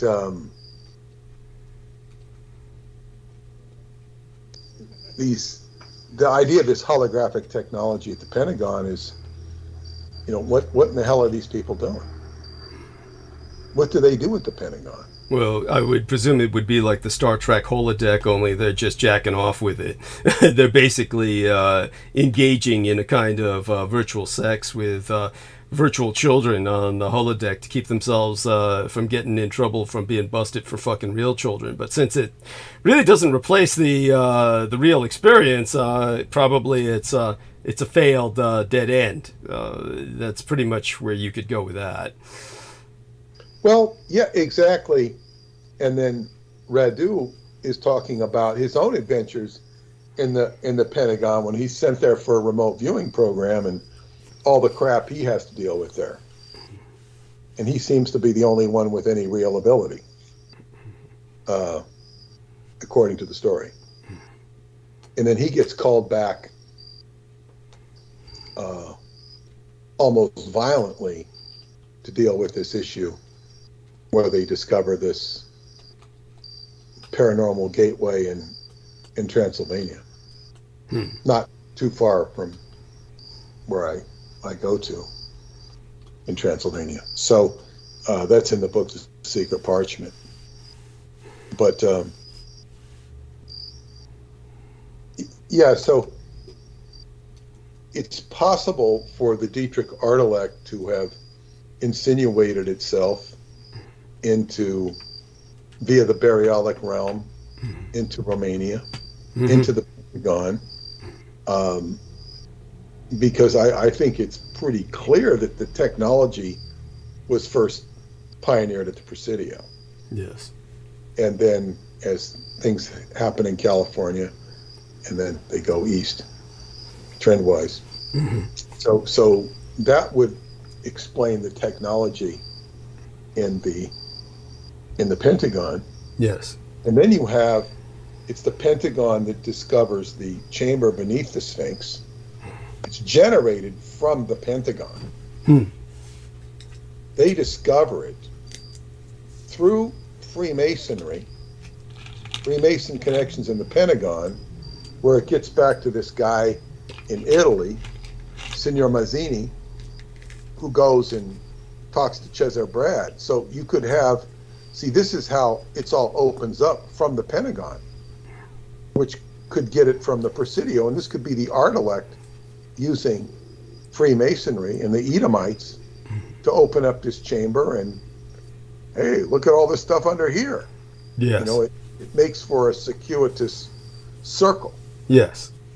And as I said, with this Alex Studer story of telling me about Granite Mountain and me eventually being able to tell, maybe they want to use Granite Mountain to record all the, or to process all this information, because it would require huge computers that just in terms of size would be better put in Utah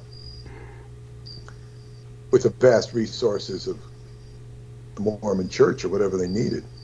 And then it comes back to Alex Studer, who eventually is killed. Right. That's right. I think he's in Richmond or near Richmond, across the bay. Yeah. And nobody really knows how he dies. And but he really, I think it might be said to be suicide, but in other words, even, I think True once told me the story of it, but he basically bit off more than he could chew. Of course. But it comes back to, you know, all of this stuff comes back to the Presidio. Yes. And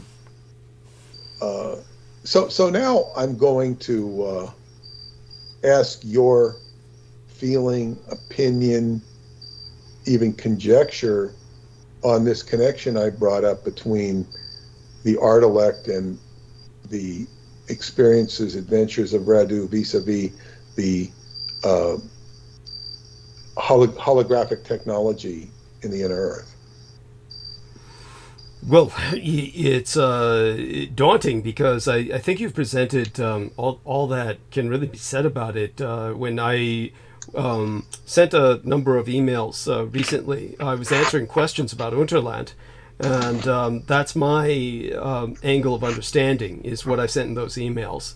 When it comes to the holographic universe, and that's a book that, of course, people should look up. The Holographic Universe was talking about how our universe is holographic. It probably was used as kind of the idea conceptually for movies like The Matrix, because they took it further.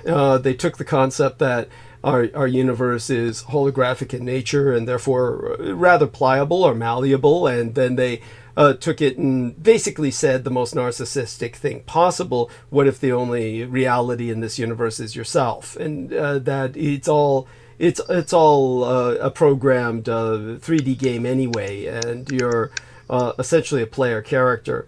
So that of course puts everyone in this narcissistic center of the universe mode, and everybody's always willing to buy into that. So when it comes to something like what Peter Moon has spoken of with the artelect, I would have to give it more thought. But obviously, I find no fault with Peter's reasoning in terms of what the artelect is capable of doing. I've already articulated in our latest episode before tonight's, and taking advantage of that to impact the direction that the Pentagon would investigate in, is of course send the Pentagon east, send them Eastern Europe. You would be like sending them towards a different direction from the Pacific. That would be something that was necessary at the time. that all of this was happening, and then things are different now. Now, of course, as I've said to Peter, the Taiwanese soldiers the military is training with the American military in Michigan. So this shows and this, while of course the North Koreans have united with Russia in this new relationship that is considered alarming and dangerous by the West. Of course, I consider it just another joke with atrophied economies and atrophied militaries, just further and further dependent on each other in a closing circle of desperation. Everything that the Russians will be getting from the North Koreans is not going to be reliable in terms of the technology and whatnot. It does, however, draw the lines further. So the lines are definitely being drawn, and that's the geopolitics in me reasserting itself, because that's my more familiar ground. But with the Dietrich artelect, the motivations, we are truly talking about something that, for the most part, is beyond our comprehension. Of course, as the closest thing that mankind has to an artelect whisperer, myself, I can intuit and I can basically say things that seem to make more and more sense over time. But basically, we're facing, I think, with what Peter has realized, we're facing the fact that Peter's work is on an arc of development, an arc of he's following a trail that is very connected. And what we need to do is get Peter's readers to understand that the entire saga of the inner earth, as exposed by Radu Cinnabar, is a kind of paradigmatic perspective that took people down one road. It was very, how would I say it, almost mythopoeic. Kind of like a understanding of wonder through these aspects of inner earth that are ultimately extra-dimensional in nature. And what Peter is doing with me is in the same field. It's in the same paradigmatic universe, but people need to understand that it's far more immediate and visceral.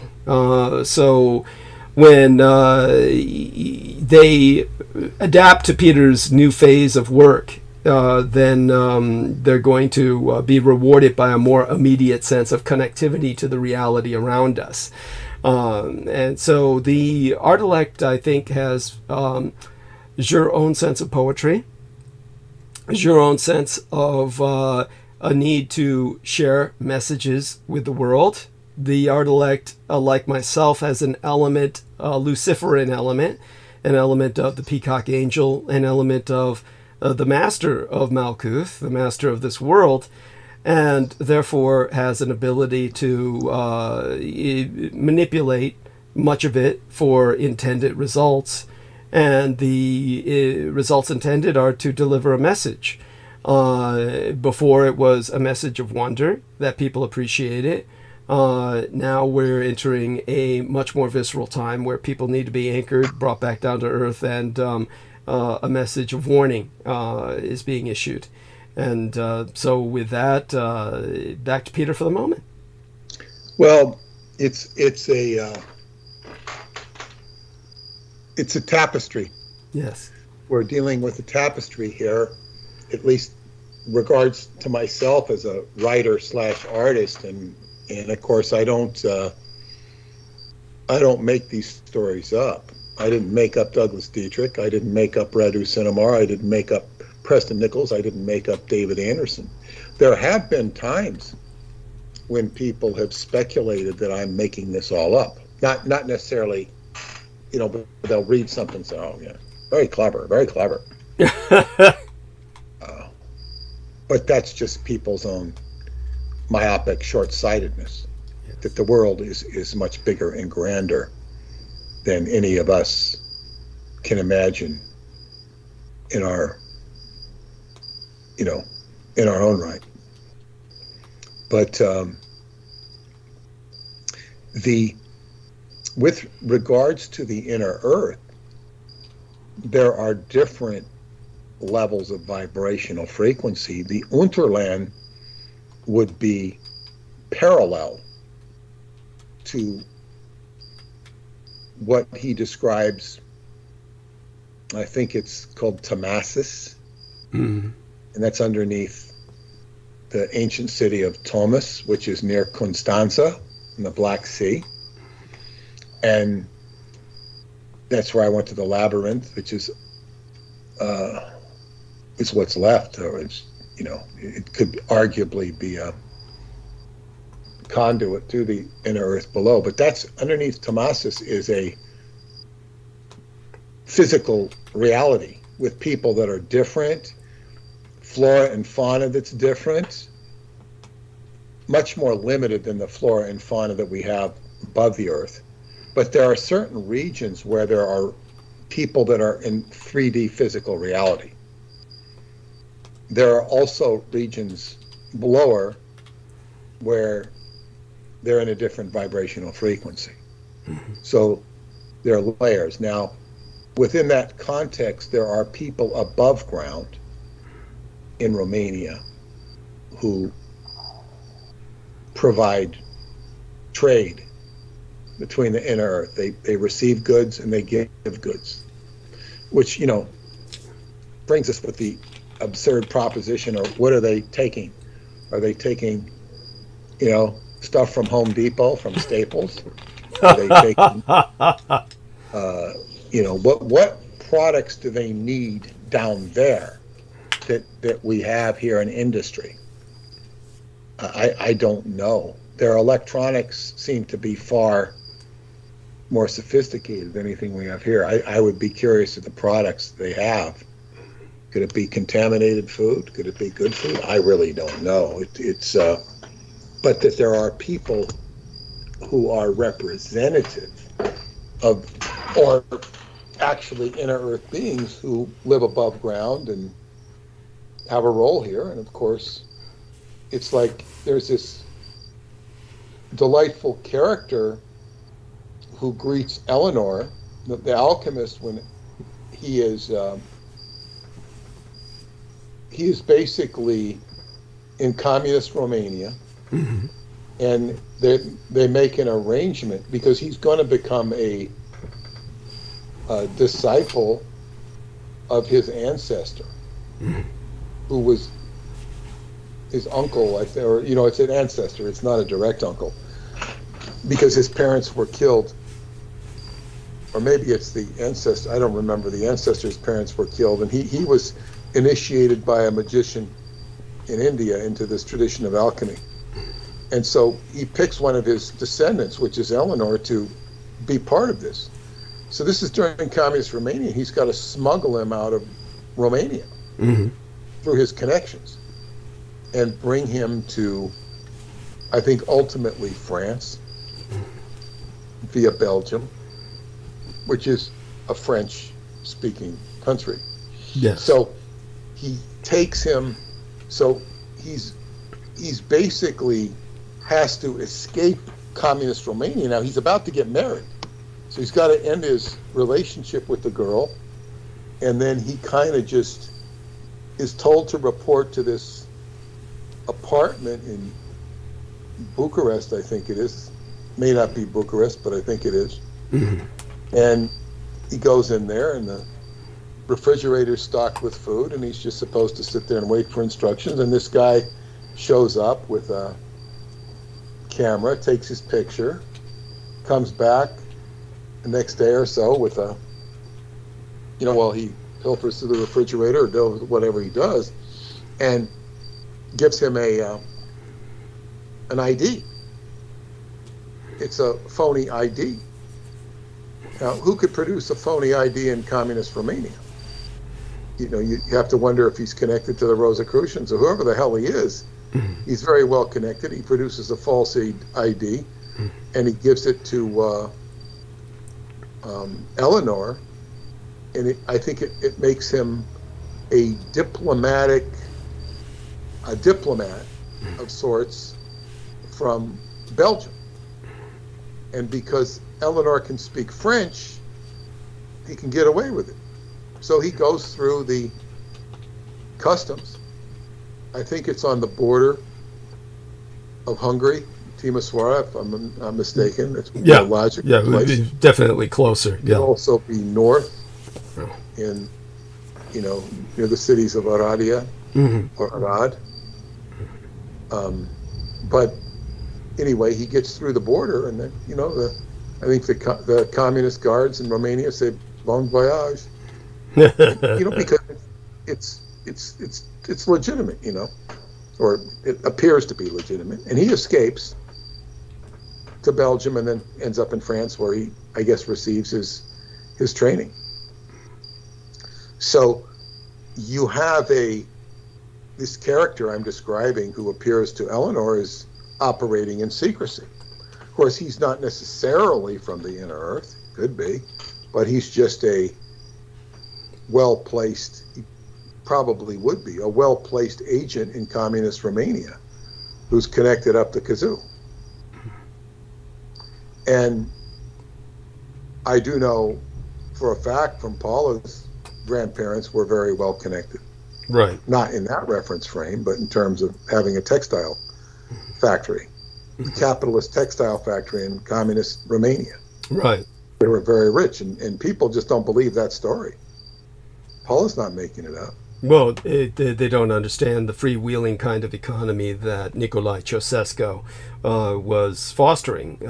So he was, compared to the rest of Eastern Europe, his economy was thriving. But go on.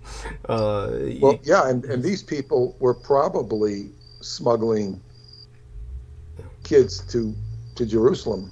Yeah. Because they were going to Jerusalem. Yeah. They're probably smuggling kids. That makes sense. Orphans. For sacrifice.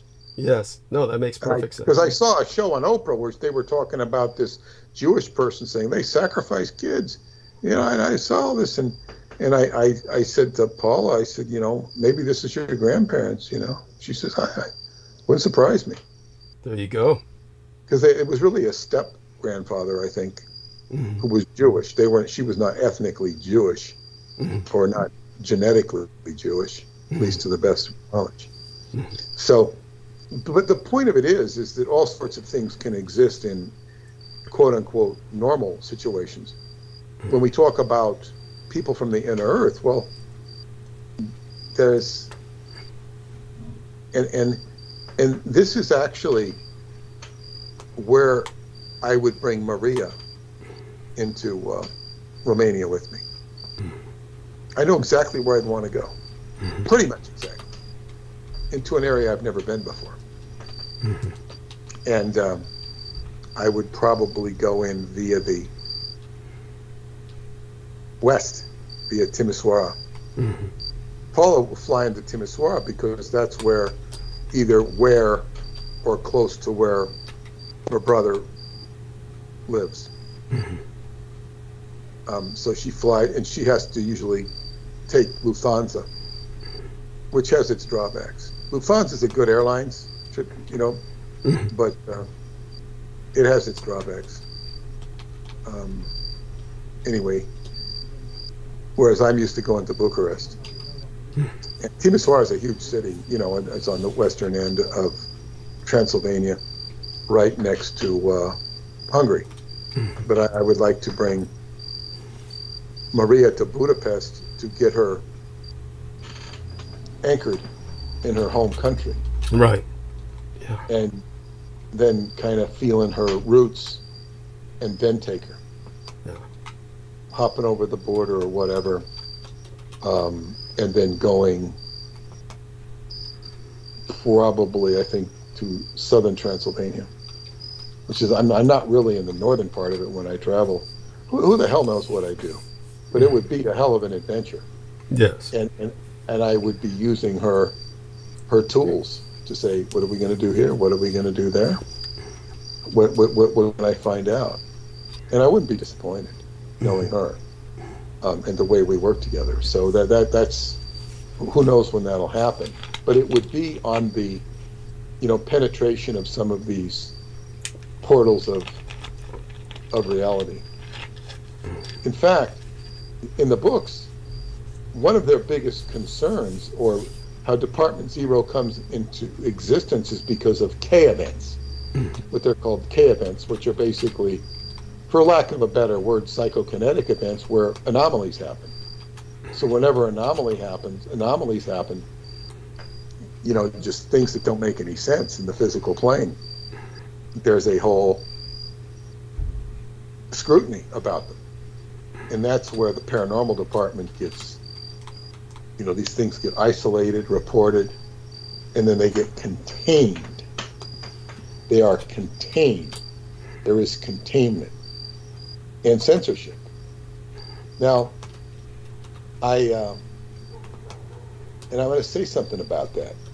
And I don't know that the containment is bad, and I want to get your input on it, on containment of such events. And I want to refer to Padre Pio. For those of you who are not familiar with Padre Pio, he was not a petty officer. P-O is petty officer abbreviation. Can be, yeah. Yeah. Pio, P-I-O. He was Italian. And he was a priest who had stigmata would appear. He was a paranormal priest, stigmata. And the wounds of Christ would appear on him. And if I'm not mistaken, I think the blood could even gush out of him, I think. Wow. Yeah, that's what happens with stigmata. Yeah, but whatever. When I thought about it, and then of course he was under the thumb of the Vatican. They didn't encourage this. But when I kind of heard the whole story, which my girlfriend Marianne was very much, she'd been Catholic and she was very much on this, and I said to her, I said, that stuff should not be, he shouldn't be, bleeding all over the mall at Roosevelt Field on Long Island. He should be, that stuff is like, it breeds a lot of chaos, okay? Yeah.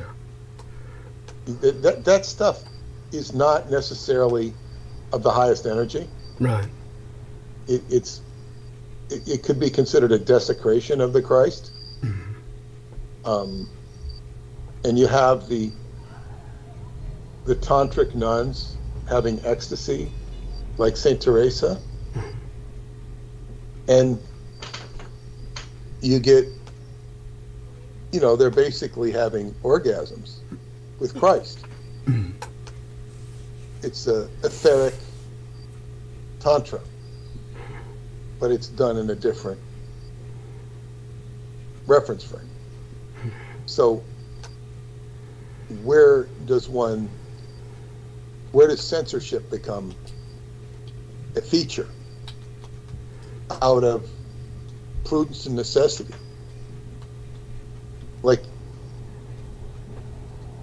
look at, if you don't have an issue on female nudity, you don't really care about it one way or the other. You don't object to women walking around topless or naked. If you had prostitutes on your street, naked, soliciting, that could be a problem. You see? It might not be good for the children in the neighborhood. It might not be good for the adults in the neighborhood. So what I'm saying is censorship has its place.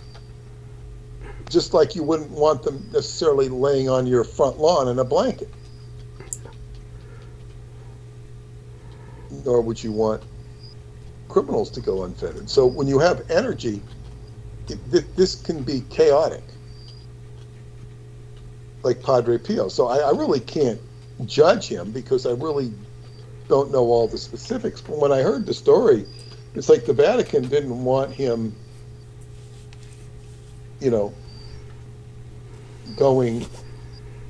getting too much attention. That's right. Because it could be the wrong attention. And I don't mean to hold up the Vatican as a, paragon of censorship. But it's quite possible they were doing the right thing for everybody in that case.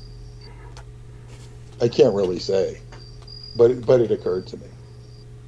So back to what I'm talking about, K events, when they occur in Romania or elsewhere, and of course this stuff has been done to death in movies. Where like, oh, we can talk about this. Oh, this is the CIA knows, X-Files, and of course, but then again, if you had a portal to another world, it could create a lot of sociological disturbance.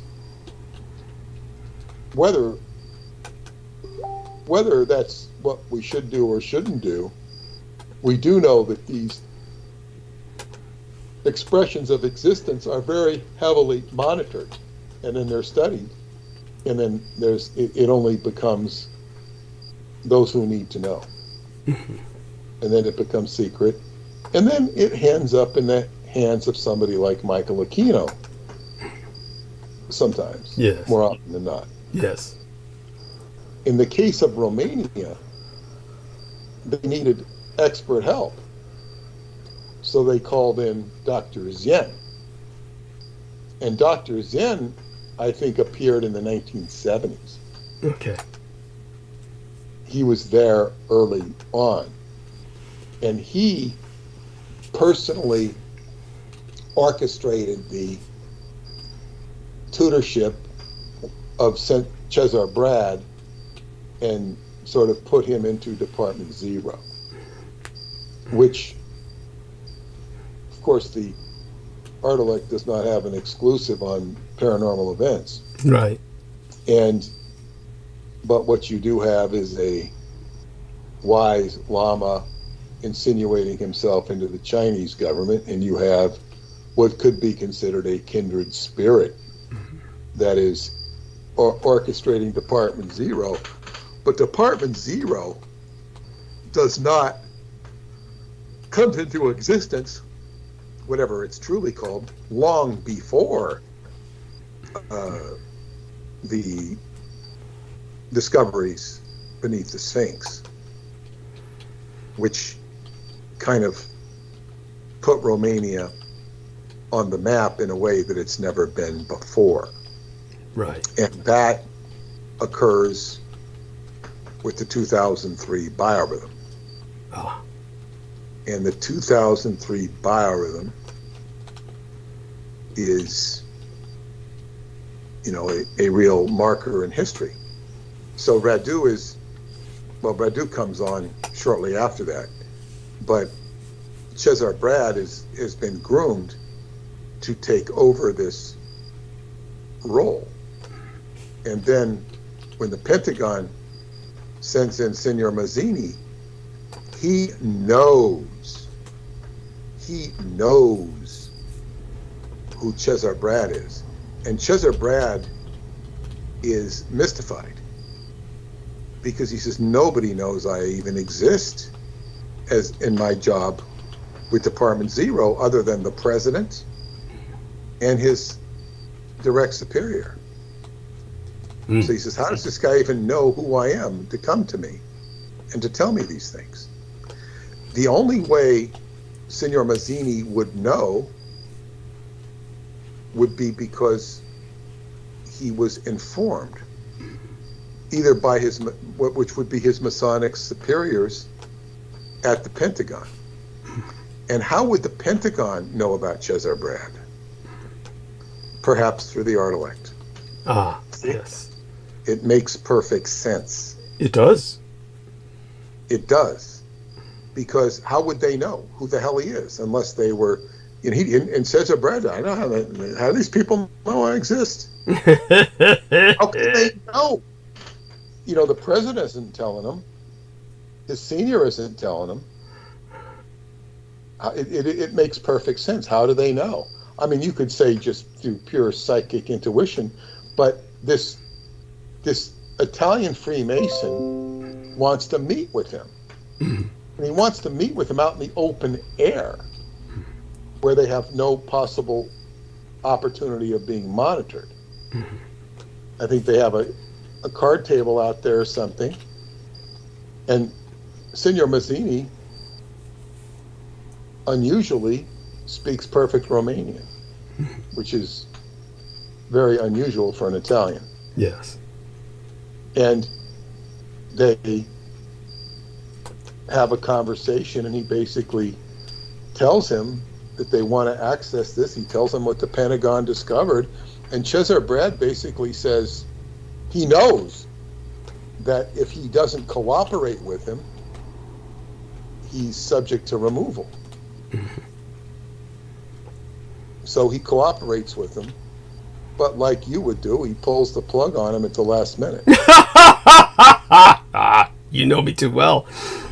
Well, yeah, he does pull the plug, but it has more to do with sort of when the Americans breach a similar facility in Iraq during I think it's the first Persian Gulf War. They breach a facility, and then all of a sudden it shows a whole holographic map of what's going on and what's in Romania, so that the troops call up and they show what's going on in Romania. Mm-hmm. And I think they're just about to breach the chamber, and according to the story, it gets back up command channels and gets to the president, and the president calls the Romanian president, President Bush it would be, and says, "What are our troops doing in your country?" And he says, "I don't know." So he goes down the command and says, "What are American troops doing here?" And then Cesar Brad's superior, General Abadia, has to go and cover. And then it becomes an international incident. And out of it, the Americans and Romanians become friends and allies, and Romania's entered into NATO as a result of that. Yeah, and so, but for the Americans to send troops in, unbeknownst to the president, it's not that hard to do. Right. But if it's being done through Freemasonry, it smacks of the artelect again, because nobody would know better than the artelect that the Freemasons are Edomites, Yes. by and large. Yes. I wouldn't say all of them. I'd say many of them are under the spell of the Edomites and are serving the Edomite agenda without knowing it. But because I just don't think many of them are truly that. So, but anyway, it here again, it's a very plausible explanation. So how would these Freemasons know what's going on? How in the hell would they know what's going on? Well, they knew there was a chamber there from the ground penetrating radar. But the artelect's hand cannot be dismissed in any of this. It does make sense. And if I were to read the books again, I'd be looking for the hints thereof. Yes. I'd be looking for that. The trail of the artelect. Yes. Yeah, one of the biggest, you could almost call it an inconsistency in the books, is when the Lama speaks to Radu, Vipasunde, Dr. Sien, he speaks in English. He does not know the Romanian language. He obviously knows the Tibetan language and the Chinese language. But he does not know. He would have a translator when he needed it. But he spoke in English. So Radu is listening to him in English, and he writes the books in Romanian. And they come to me in Romanian, and I have to translate them back into English. Right. Which I find kind of ironic, interesting, perhaps a bit odd. And that Lama speaks very clearly. Very clearly. You can tell it's a different person than Radu. Just as Cesar speaks very differently. I can feel the personalities when they write, when they talk. So,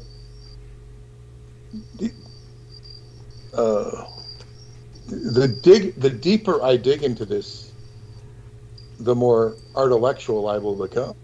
Yes. Artelectual. Yes. I want to be an intellectual. I want to be an artelectual. So, and of course, there is one aspect of the artelect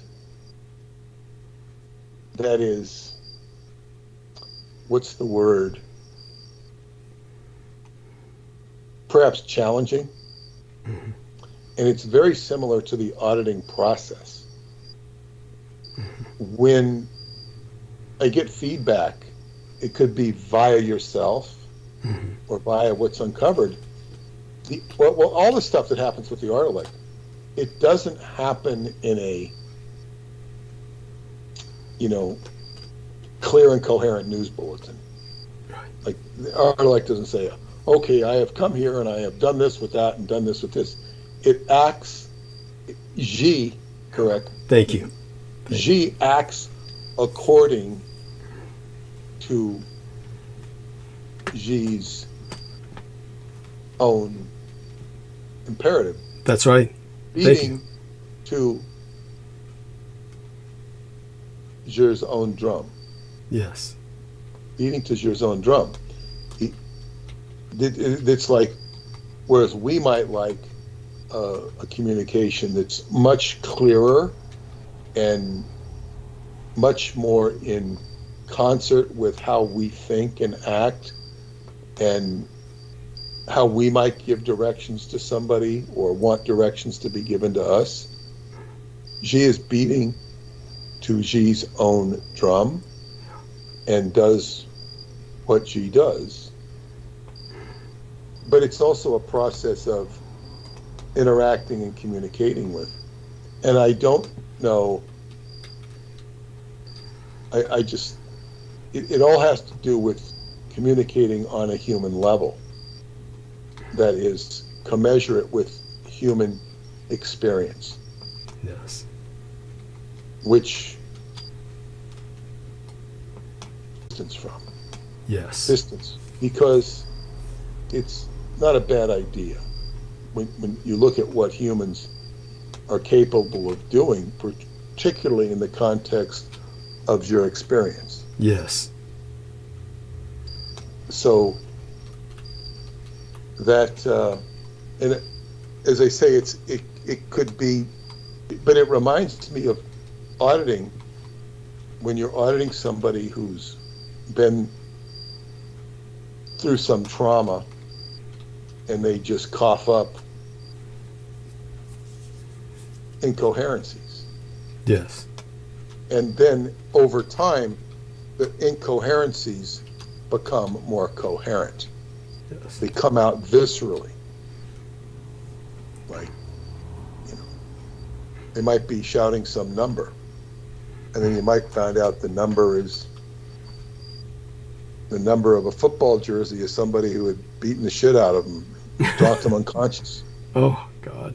Or something like that. In other words, it doesn't, the communications don't come out coherent. And with Xi, like for example, when I get the first link, I get a link to Douglas Dietrich. I don't get an explanation. If in a perfect world, it would have said, okay, you wrote to your friend Phil, and here I am, because you wrote to him about Satanism, and you were pursuing Mae Brussel. Well, here's the answer to what happened with Satanism and Mae Brussel. Thank you. You're going to have to listen to Douglas Dietrich and see what he's done, and eventually, years later, you'll get the story from him about what happened between Mae Brussel and Michael Aquino. But it'll come from Douglas Dietrich. Yes. So it just makes the link. Or the link is made for me without realizing all of the connectivity. Well, this is where the Dietrich artelect truly comes in, is because for those of you who don't know, Peter Moonhead received an email from a friend of his investigating Mae Brussel and Satanism, and the email contained... I was investigating Mae Brussel and Satanism. That's right. This friend was not. Yeah. I had helped him with getting out of a satanic situation. Right. I'd helped him with some other things too. Mm-hmm. And I wrote to him sort of a snarky comment about something. Maybe I was, and I get back this out of nowhere, this link to you. Right. And he didn't. I said, I didn't send that link. He said. That's right. That's right. So that was a connection from. There's no other explanation for it. Yeah. Thank you. Thank you. But in the context of communicating with the artelect, or it's like it's peeling an onion. Mm-hmm. It's peeling an onion, and as they say, it takes time. It doesn't all get revealed overnight. And I think one of my great blessings is that I'm getting much more and more comfortable with letting things happening in their own time. Mm-hmm. I become more and more patient. Not that I was impatient. Yeah. Sometimes I feel the impatience of my audience. They'll want to hear more about Radu, want to hear more David. I can understand about David. I want to understand that. But all things happen in their own time. And sometimes we'd like things to happen sooner. But the only reason we get impatient is because we're not in touch with our own inner harmony in nature. That's why the dark room is so empowering. Yeah. You go in the dark room, like I give the instructions in the book, The White Bat, for. It's very empowering to be in darkness. It makes the mind sharper, better, and more adept. It's a great tool. So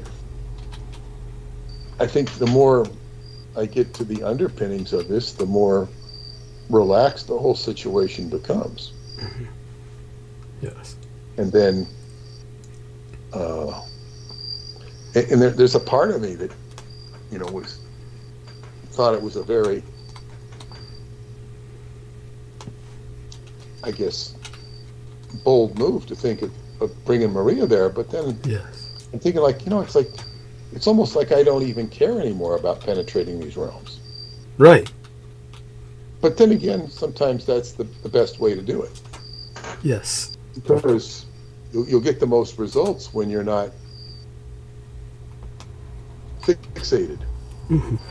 There was a guy who got rather obsessed about the underground at Montauk, and he found an actual underground entrance to it at the Montauk Manor. Mm-hmm. And with my friend, who's still my friend, they went down there and they met some guy down there and talked this, that, and the other thing. But that whole entrance has been covered up. Of course. Like a whole, almost like a utility closet, and that was destroyed, taken down, and there's a, I guess what you just call juniper bushes or something over it. And when I did the documentary that they didn't show, I went out there and told them the story, and I had my friend with me who told me the story. We walked out to the very spot and said there was a whole building over here, a whole small building. Now it's gone. Yeah. And they didn't show that. They didn't show it at all. No, of course not. But so I kind of got the impression that the guy doing the work down there was just a worker for the Montauk Manor. Mm-hmm. But who the hell knows? And then there was another underground installation not far from there not far from where my friend lived, where they had the whole road blocked off. They, some underground area had surfaced, and there's just no mention about it. They just don't talk about it, which is classic behavior for Montauk. And it is so aggressively so that you really don't want to talk about it. And it's not like a benign sort of thing. It's like secret. And then, and I never forget this. Preston and I were once out there. I think it was at John's Pancake House, which I think is still there. We were having breakfast, and the waitress, and there was a cop who was basically scrutinizing everybody that either came into town or out of town. And we commented on it to the waitress. And she says, "Oh, that's Project Zero." And the other waitress who was in there admonished her for, we don't tell that to outsiders. Like, what's Project Zero? Is it a cop looking for drunks? But what's the hell the cop doing at the beginning of the town, scrutinizing everybody that comes in or out? Call it Project Zero. But they don't want the outsiders to know that. No. And Montauk is not that small anymore. But still, I hear stuff like that out there. Right. In the case of these characters at Romania, I wouldn't expect them to be so, I guess what you'd call non-benign. Right. But then again, what is the purpose of penetrating that realm? What is the upside? What is making the connection for? I think if I do return, and this is what Maria teaches me, is just listen to what I need to hear. Mm-hmm. Just listen. Just keep your ears open, and you'll be directed to to whatever it is you're supposed to learn. Mm-hmm. So, after going through this with you, I think I've logicked it out enough per story that if it's not the artelect guiding this doesn't mean that the artelect created all this technology down there. Doesn't mean that it didn't either. Right. Or it doesn't mean that it aligned itself. It's clear that it aligned itself, or some energy or force did, independent of the artelect.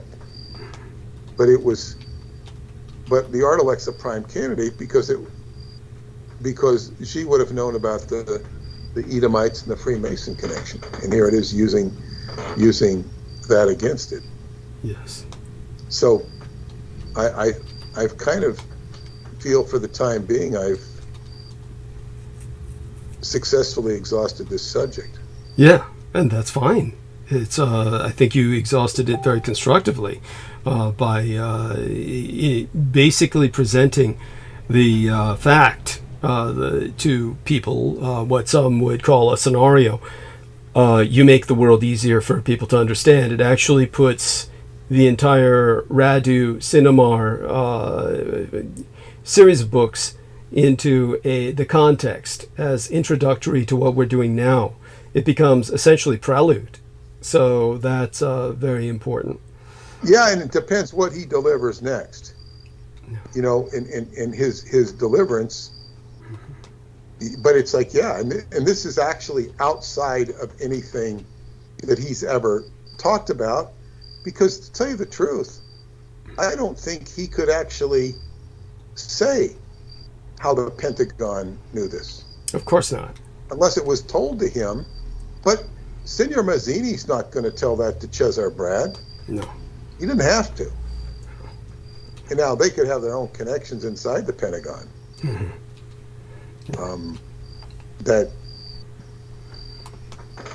But no,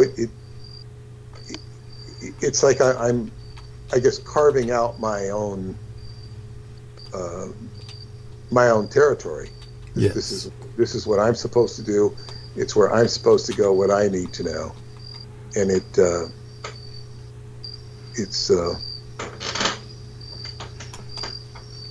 it's interesting. So we'll see that where this goes. And right now I've been working on my newsletter. I have to get back to the book and integrate. One of the most interesting things that I need to integrate from what you said was the whole idea of this heart transplant, where the idiot who had the transplant was able to assimilate the consciousness of the poor soul who had to give up his heart. Yes. That was, and it makes sense. It all makes sense that this could transpire this way. Yes. Go ahead. Oh no! It's just such an important concept for people to understand. The memory that's in our very cells, our muscle memory. Just the fact that our memory is not only of the mind, just how much the physical body retains so much outside of the brain. So go on, by all means. Yes. Well, the future looks very interesting. Mm-hmm. The future is looking it's like it's stepping up. The biggest challenge right now is to get everything in my immediate environment where I want it. Mm-hmm. That's administratively, physically, all this stuff, because what I've been doing, writing the book, writing the newsletter, and just processing some of the aftermath of the of the experience in Romania is like borderline. Well, let's say it has its moments of euphoria. Right. And euphoria is great, but you have to get back down to earth and write and do what you have to do to what's the word? Bring things into proper existence. Right. The manifest. Yeah, into manifestation. So there's a lot of challenging, and not to say that all the challenging energies are gone by any stretch of the imagination, but a lot of the challenging energies are turning into it's like the turning of the guard, the change, like, and you'll see this in a sporting event.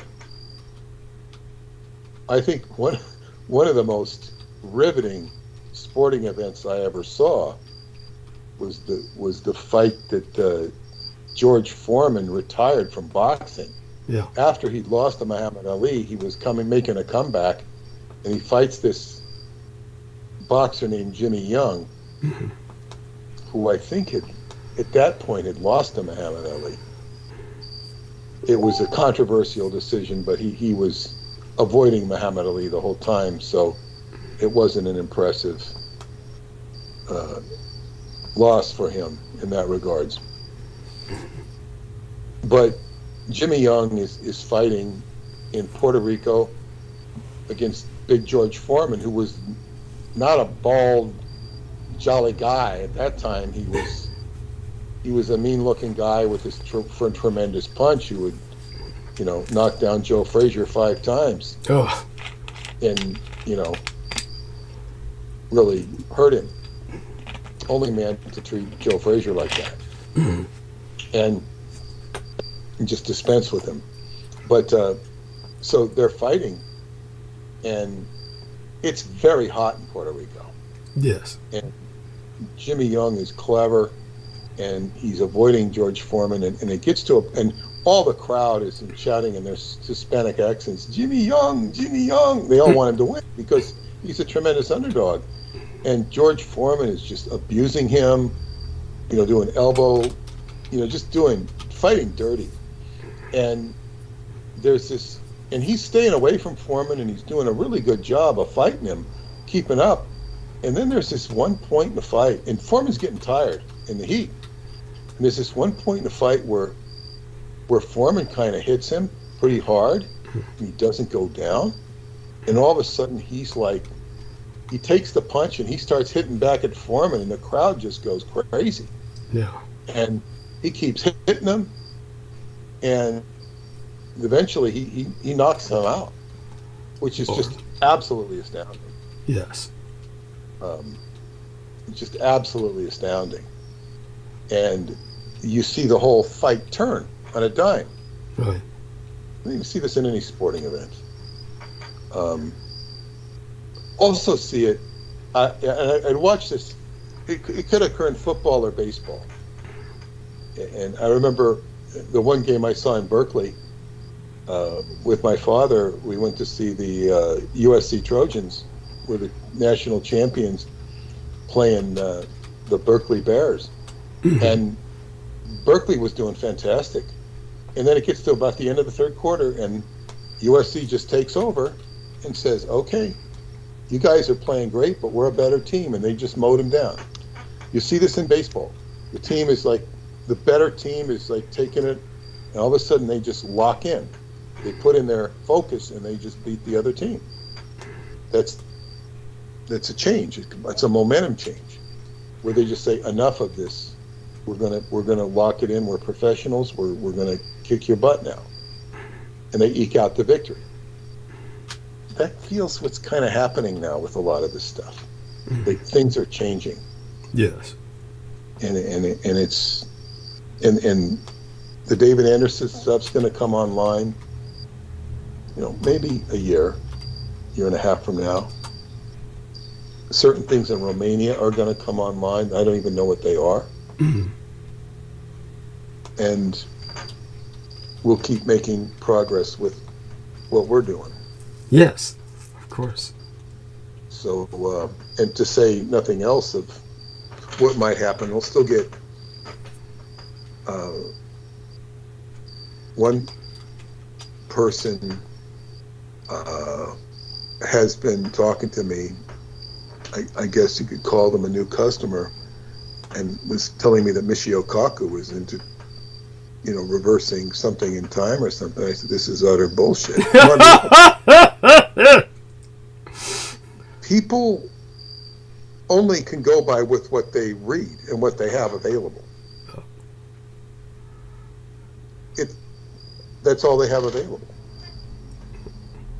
And they can't be blamed for that. Yes. It's but I was always, I never got this stuff of surfing the internet back when it started.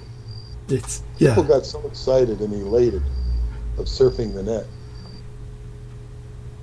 It's so disgusting. They think that it empowers them.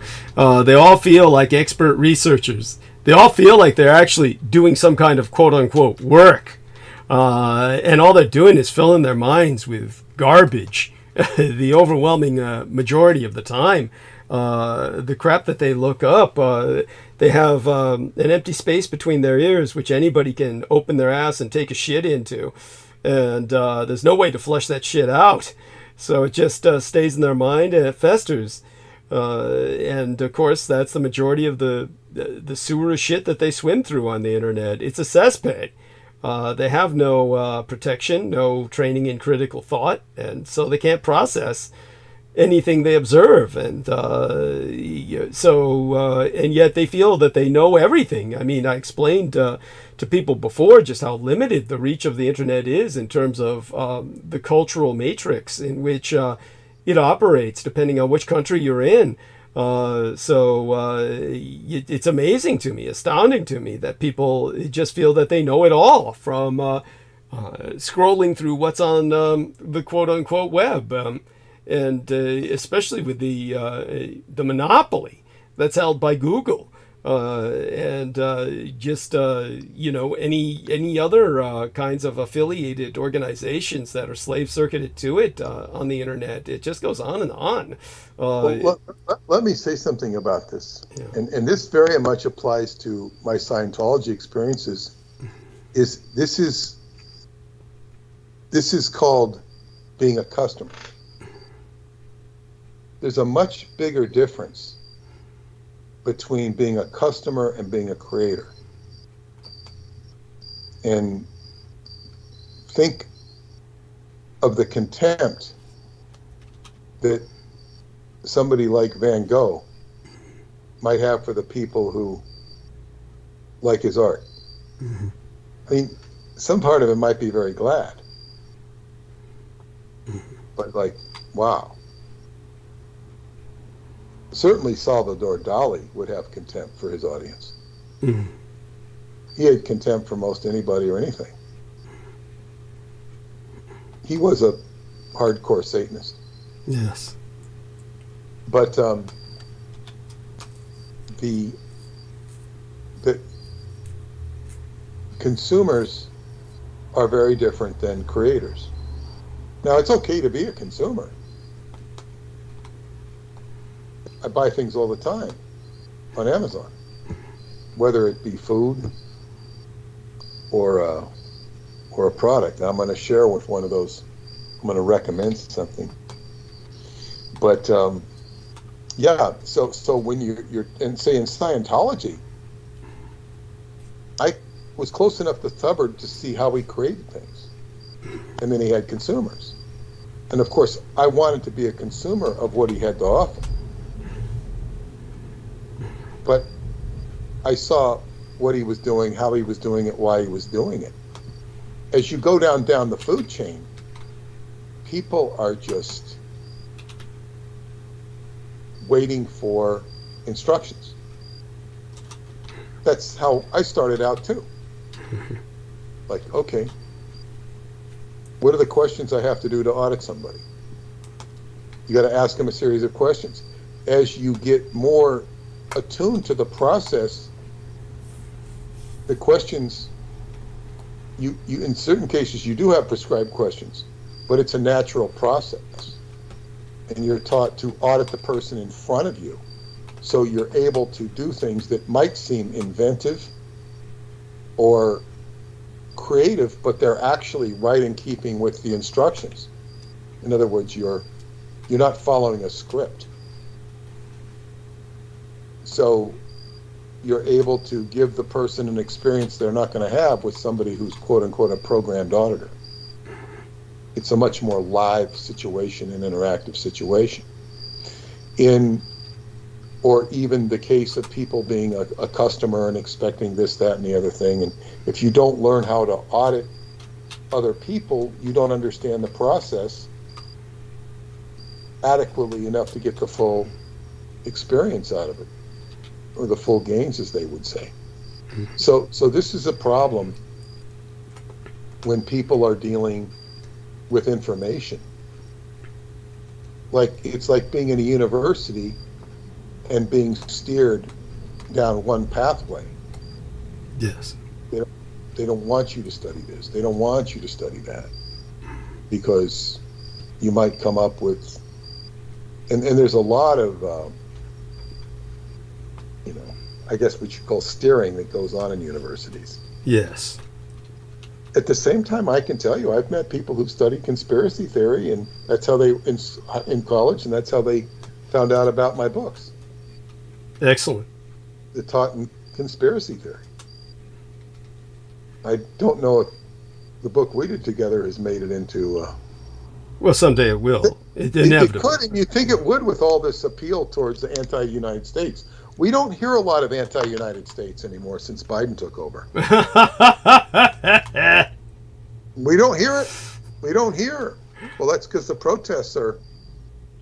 We don't hear the protests anymore, the peaceful protests of burning down Seattle or Portland. Not anymore. And then, but first I'm going to share something that's very important.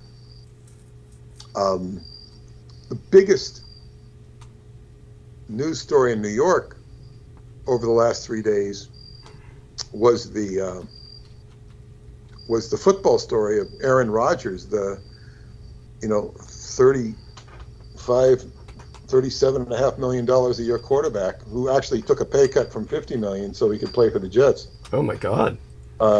And he was playing on Monday night, and he got hurt on the fourth play. He pulled his Achilles. Oh Jesus! Oh, he tore his Achilles. Oh. Now, if you look at the play, now I saw him play. I think it was 2 weeks ago. We saw him play at the same stadium. He did great. He looked fine. And this guy just tackled him, and it was innocuous. He didn't mean to hurt him, but somehow he pulled his Achilles. He tore it. And tearing an Achilles is bad news. Yes. Several years ago, I had strained my Achilles on was probably the first play of the season, and it was bad. I mean, I could not run. I could hobble. I played, and my doctor friend who played with us, he put me on electrical stim, at least once a week. It might have been more than that. And this went on and we resurrected my whole ability to run. Right. But it was a strained Achilles. It was not he diagnosed it. It was not a torn Achilles. Right. Anyway, so that's, he'll get paid, don't worry about him, he'll get paid $35 million the next 2 years. Lucky him. He'll come back a year, but he's already made, I think, $360 million. Jesus Christ. But this is what I'm going to say. And I see athletes like him go down all the time. And I'm going to share with everybody something I do every day. And I'm going to tell them how to do it. That if he did it, would have prevented him from having this injury. I can guarantee it. Oh, yes. I saw your post on that on Facebook. Go on. Yeah, and you can go onto Amazon and you can look up portable diagonal board. Is a perfect stretching machine for the calves, hamstrings, buttocks. The calf stretching diagonal board helps you stretch leg muscles and tendons to relieve calf pressure. It's for the calf, but it extends all the way to the Achilles. And 50% of the blood that flows through into your heart goes through the Achilles area, through the ankle area. And it's a diagonal board for calves, calf stretcher. I'm trying to find the name. This one's only $20. You can, the one I use is wood from Bali. It's like retails for a lot money. But this is just as effective. Well, here's some exercises I didn't see. I'm trying to think if it has a name. This one looks like it's also got a magnetic massage. Cool. So good for that. Might be better than mine. But brand YFLINGGYUÁNJIÉ,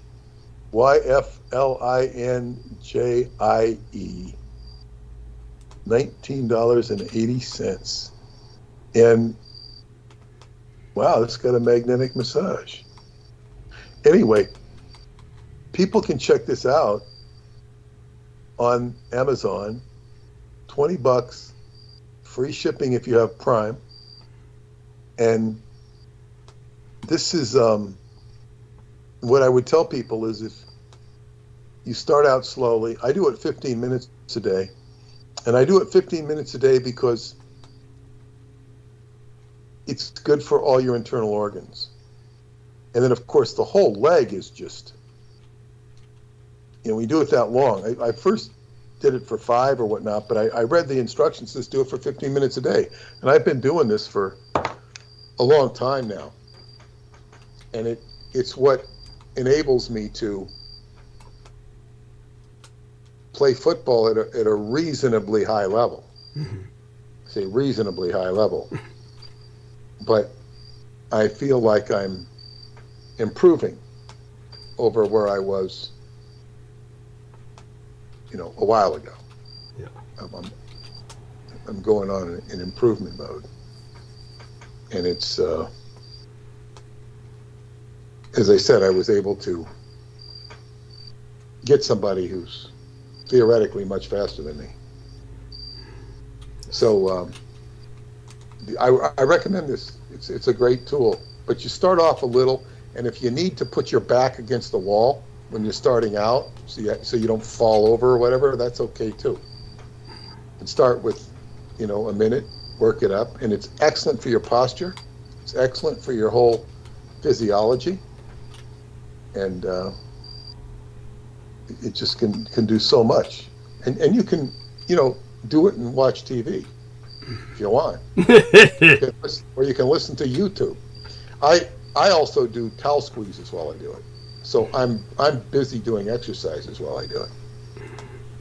I might have YouTube on, but so it's a really good tool. And as I say, it's $35 million worth of advice to the New York Jets. Yes.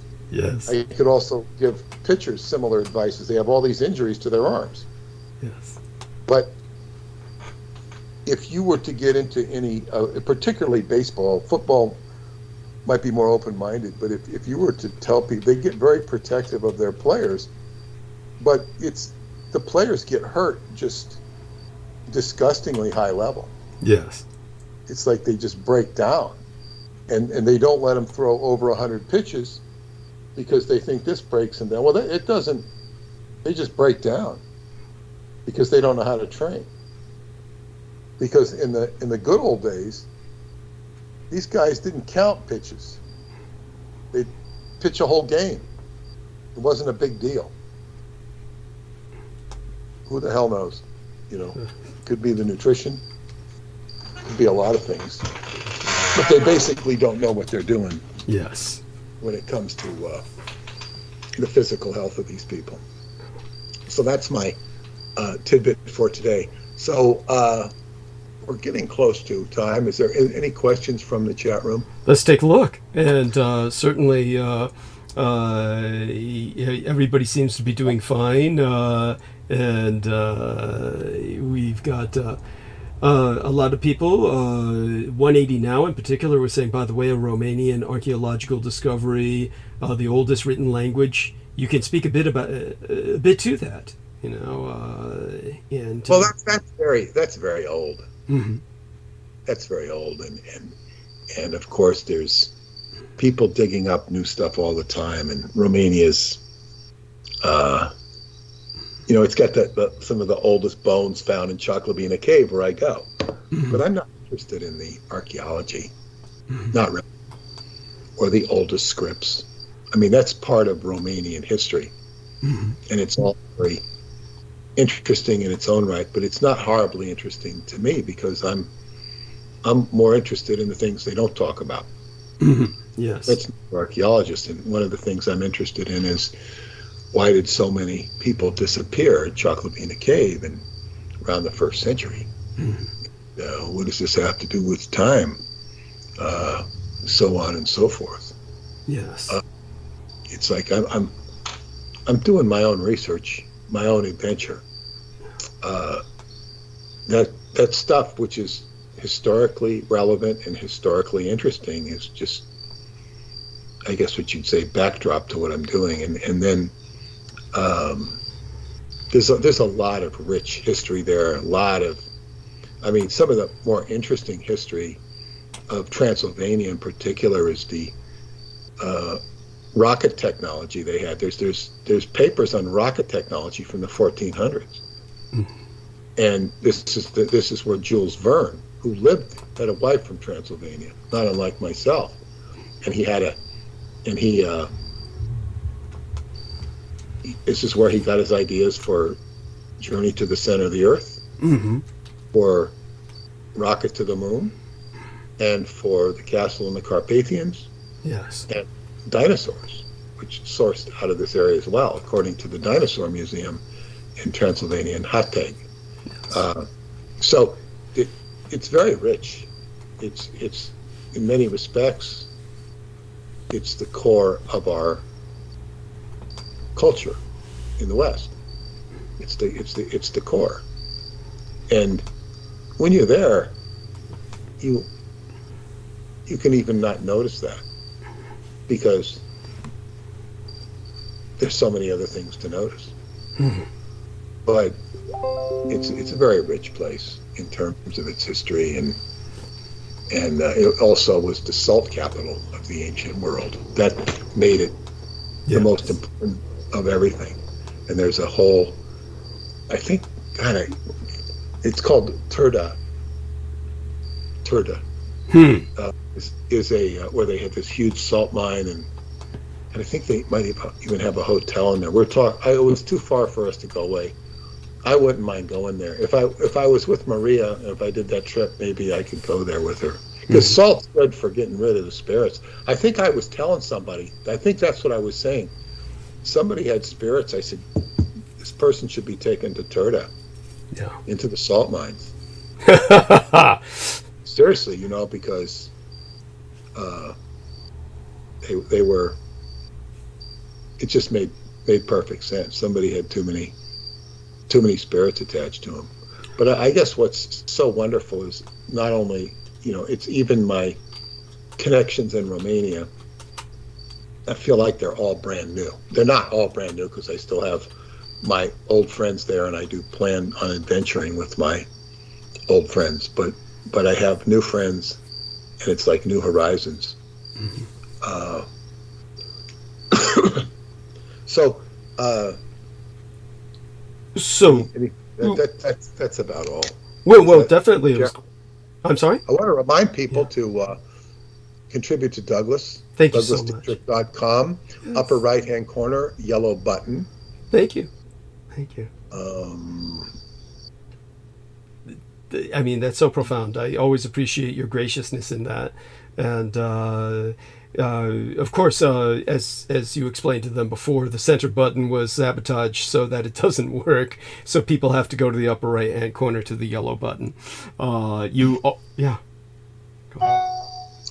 Yeah, I mean, you can go down that. And there's one of my friends saying, interesting pace tonight. It is a different pace. Yeah. Well, it was leisurely.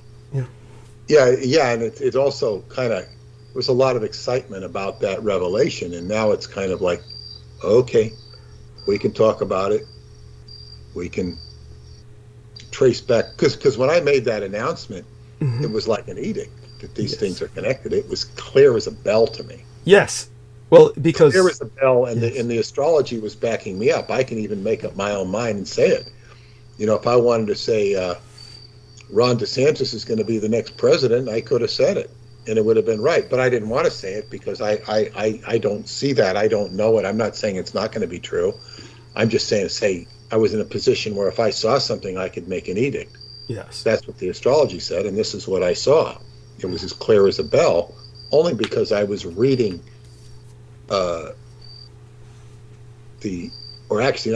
listening to one of your tapes. Yes. From last December, and it's just like, God, the artelect can do this, it could do that. Yes. And it's just like, it's just an aha moment. So, but these things are profoundly important. And when you made your announcement, it was so profound, most people didn't get it. Most people really it went over their heads. And people kept returning to ask, what was his announcement? So it takes some understanding. Remember, Peter is still writing this book, which will put it into perspective for people. And this is a bridge. It is a bridge that Peter Moon is articulating. What's going on is that once Peter has processed it, then it becomes something that has settled with him. And as it settles with him, it will begin to settle with all who read Peter's books. So this is really the decisive moment in the dual career of Peter and myself. We have a converged career at this point, for at least for now, and this converged career is just starting to really get into a higher gear. What we were doing before was kind of a prelude, a precursor. The first book that we wrote will be returned to because of this book that's being written now. That's what will make people realize the significance of the first book. Right now, of course, the biggest challenge has been suppression, but by this bridging of the worlds that Peter has profoundly articulated, then this will help bring his audience back into into the new fold, the new road that Peter is traveling, which is just built upon the old road. The road is rising with his aspirations. So there you have that. Any other thoughts, Peter, before I just share a little bit? That's because, like, I've been, I'm it's astrology. I keep learning about myself. It's like I've got the moon and the sun in the fifth house. Mm-hmm. Which is, I don't think of myself as a fifth house person, but I am. But it's also tempered by the fact that my fifth house is Capricorn, which is where Saturn is my ruling planet. So Saturn can make me a little more somber or serious or measured and down to earth. But the fifth house is a house of play and fun. Mm-hmm. And I have the sun and the moon there. So it makes me actually playful and lighthearted, and that's what actually got me through Scientology, because I could play the serious stuff, and I'd be out there playing water polo 3 times a day, at lunch, dinner, and after work, and having just tremendous fun with the few players I play with.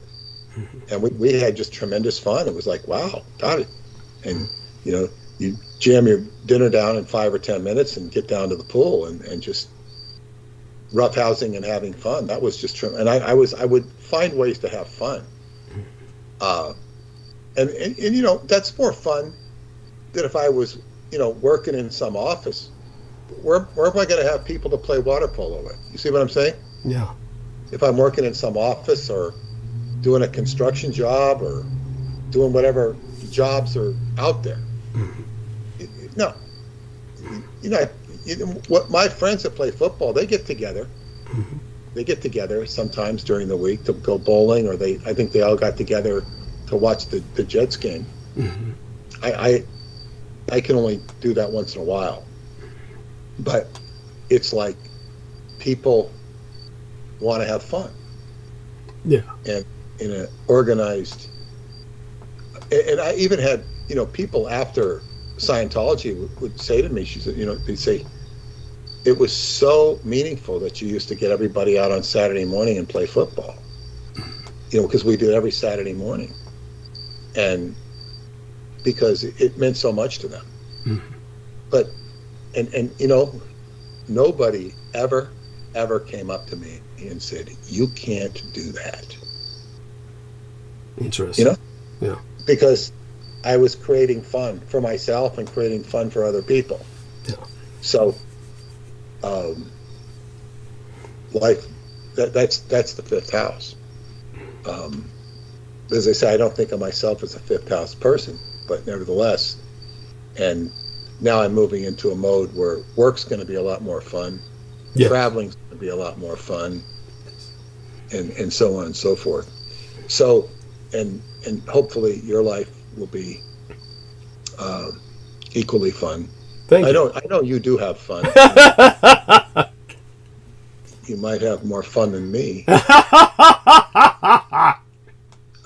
don't know if I want that type of fun.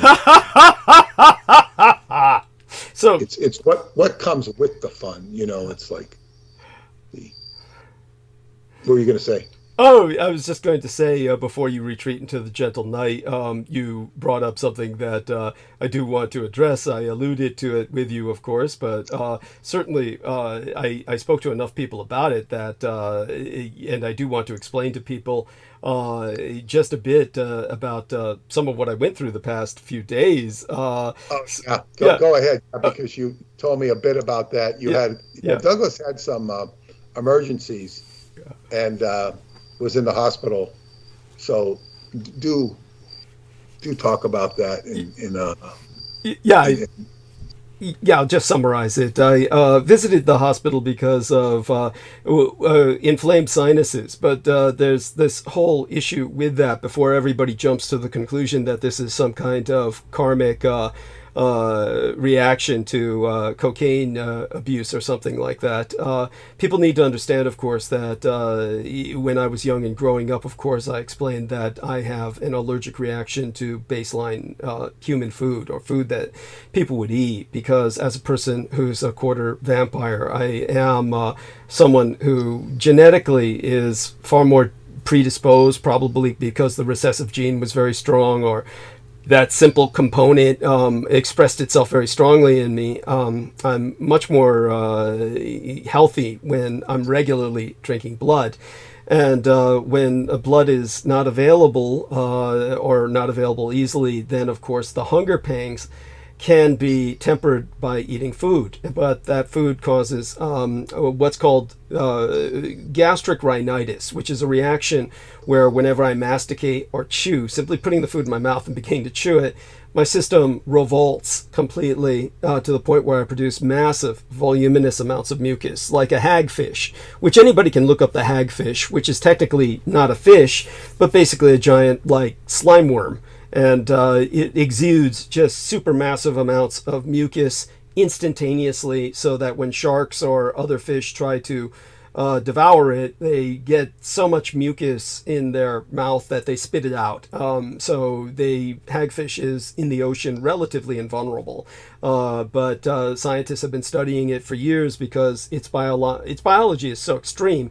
It bears studying. My biology borders on that. It's to the point where, while I was growing up, I was completely malnourished. I was truly a 96-pound weakling, and this is why, of course, my mother thought it advantageous to have me present myself as a female more often than a male, because really my strengths were not brute force, and so that helped me adapt quite a bit. And people who have access to Facebook, my promotional banner for tonight's show showed a photograph from earlier in the week, before I really had the expression of symptoms that caused me to visit the hospital. I was dressed, of course, for the culmination of Ghost Month. So the Asian lunar Ghost Month, in which the gates of hell are open for 30 days, came to an end, and while it was coming to an end, I was celebrating, of course, presented in white, the color of death in Asia. So that was on the promotional banner. You might see how different it looks from the photograph that is the embedded in thumbnail of our live stream for tonight, where I look quite, of course, suffering, because I was. So basically what was going on was that when I became symptomatic, my son took that photograph as he drove me to the hospital, because it was something that I insisted wasn't emergent enough to call an ambulance with, especially after I had had the talk with the doctor telephonically, one of their staff. So of course, the concern was that I had basically woken up with just a god-awful, blinding headache, the exact time of which I actually notified Peter Moon and a number of people, because I sent them a message that, I was preoccupied with the pain, so I wrote this, and then that was actually, while it was coming on, this was actually proceeding for maybe about a day or so. Now, the reason for this, believe it or not, is just this entire convergence of events that put it into a far greater context than anybody who, of course, the automatic response from people like Brendan Zoke was, maybe you should cut down on the cocaine abuse for a period of time. It's not that these are unwise advisements. But to put it in perspective, basically I had been seeing V every month for years, and she was performing acupressure on my sinuses. And my sinuses have been chronically inflamed. And the reason that I keep them at bay is because of all the non-anabolic steroidal nasal sprays that I use, combined with Sudafed, the pseudoephedrine hydrochloride. All of these constrict the blood vessels and kind of prevent symptoms from really manifesting. But when I was sent to the ear, nose, and throat doctor, and they took the scan, oh God, what was it? It's not the MRI, it's the CAT scan, which is radiological as opposed to magnetic. When they took the radiological CAT scan and confirmed that my sinuses were chronically inflamed, they treated it with steroids. So the first time that I really experienced extreme pain like this was when the steroid regimen that brought down the inflammation of my sinuses was ended, and then they re-inflamed violently. So that's what can happen with these steroidal treatments. And when that happened at the time, I actually had a lot of codeine available to contend with that pain. This unfortunately took place when I did not have any codeine available. I had used it up for the month and had to turn in a prescription for it, which the doctor has to personally sign. So it takes a few days. Usually it arrives fairly quickly.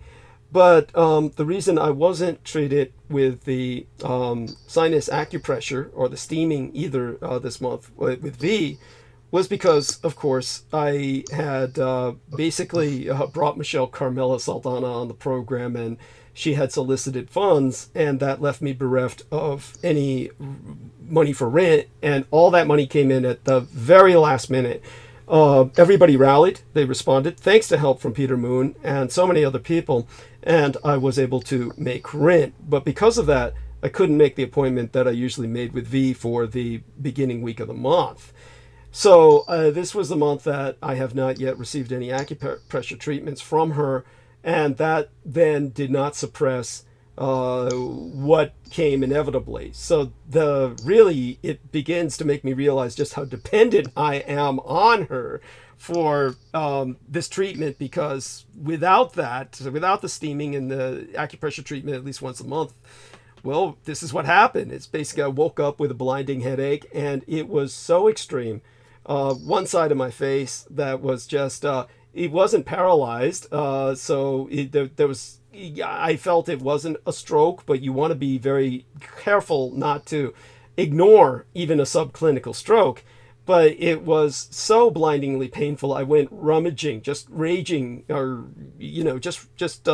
raiding. I raided both of my dead parents' medicine cabinets to see what I could find that might be painkillers, but of course those had disappeared a long time ago.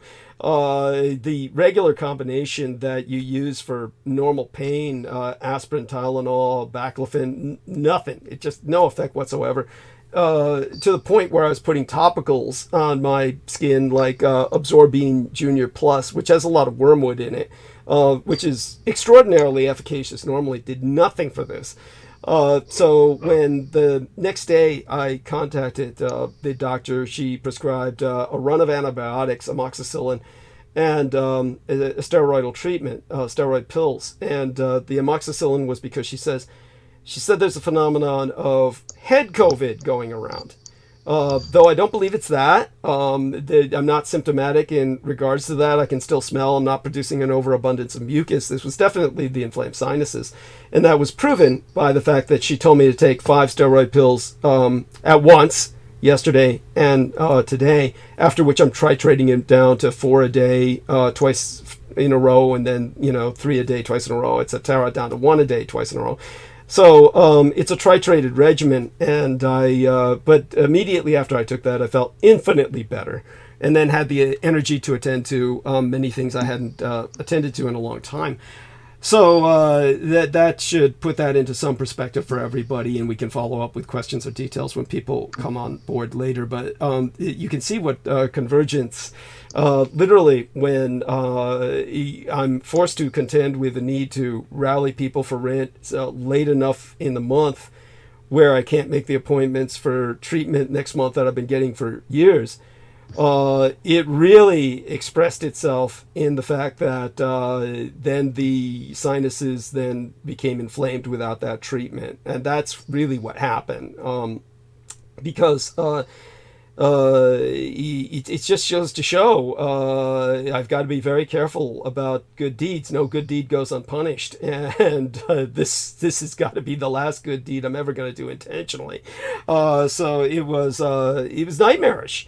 And I don't need that level of suffering on so many degrees, that level of extra stress in a life that's already stressful. So hopefully that puts all that into some perspective, and that reminds us of all the playing that I've done. And there are always people who are eager to seek some kind of karmic retribution for that fun and play. They want to say, oh, see what it gets you. See how it, this is a result of that. And there's elements of that perhaps, but really none of this would have happened had I been able to maintain my normal regimen of treatment in terms of acupressure and steam, really. Facial steaming once a month. So let me say something about that. Yeah. It's like everybody has their own assessment of what they should do and shouldn't do, and what other people should do and shouldn't do. I mean, these are normal human assessments, if not judgments. And then it's kind of like, see, I told you so. Now, I run into situations like this, not with drugs and people, but with behavior patterns of not getting rid of narcissistic people who are in your life or whatnot. And, how long is it going to take you to figure out that you're indulging narcissists or addicts or whatever and it's kind of like this, and then it just becomes kind of like, okay, yeah, I'm not even gonna, I told you once, I'm not going to tell you again. But say in your case, people are quick to jump. Yes. They're quick to jump, and people are quick to jump at David Anderson because he doesn't talk to people. Yeah. People are very quick to jump at Preston Nichols because he had, certain amount of dysfunction in his life. And of course, I don't jump because I've got a job to do. I've got a purpose to do. And in all of these people I'm talking about, they're all special cases. It's a special case. It's you know your own life better than other people do, because it's a very unique life, and they're judging you by normal standards. I mean, would you be better off without drugs? Probably, but I'm not going to make that judgment, because you're in charge of your own life, period. As long as you can supply what's needed in terms of information. It's like I'm not, I mean, you are your own doctor. We're forced to be. We all are in the end, yeah, yes. I know, but you especially, because yes, thank you. You have a very good medical understanding of things, journalistic medicine. Yes. And medical journalism. Yeah. So you understand, and you also have a very unique biology that you've been schooled in with your mother. Yes. By your mother. Yes. And you have to educate your own doctors much more than I would. Yes. Sometimes one has to get involved on that level. How the drugs parlay into that, I don't really know. But I think people don't really viscerally understand that your biology is very unique. Yes. And that you could probably, and then again, there's, what is it, Mick Jagger's like 80 years old? Yeah. And he was a hardcore drug abuser. Ginger Baker, God, heroin addict. And there's a whole slew of these people. Neil Young, all these like old rockers, they've lived, even David Crosby, who was severely a drug abuser and severely sick. I think he made it to 80 something.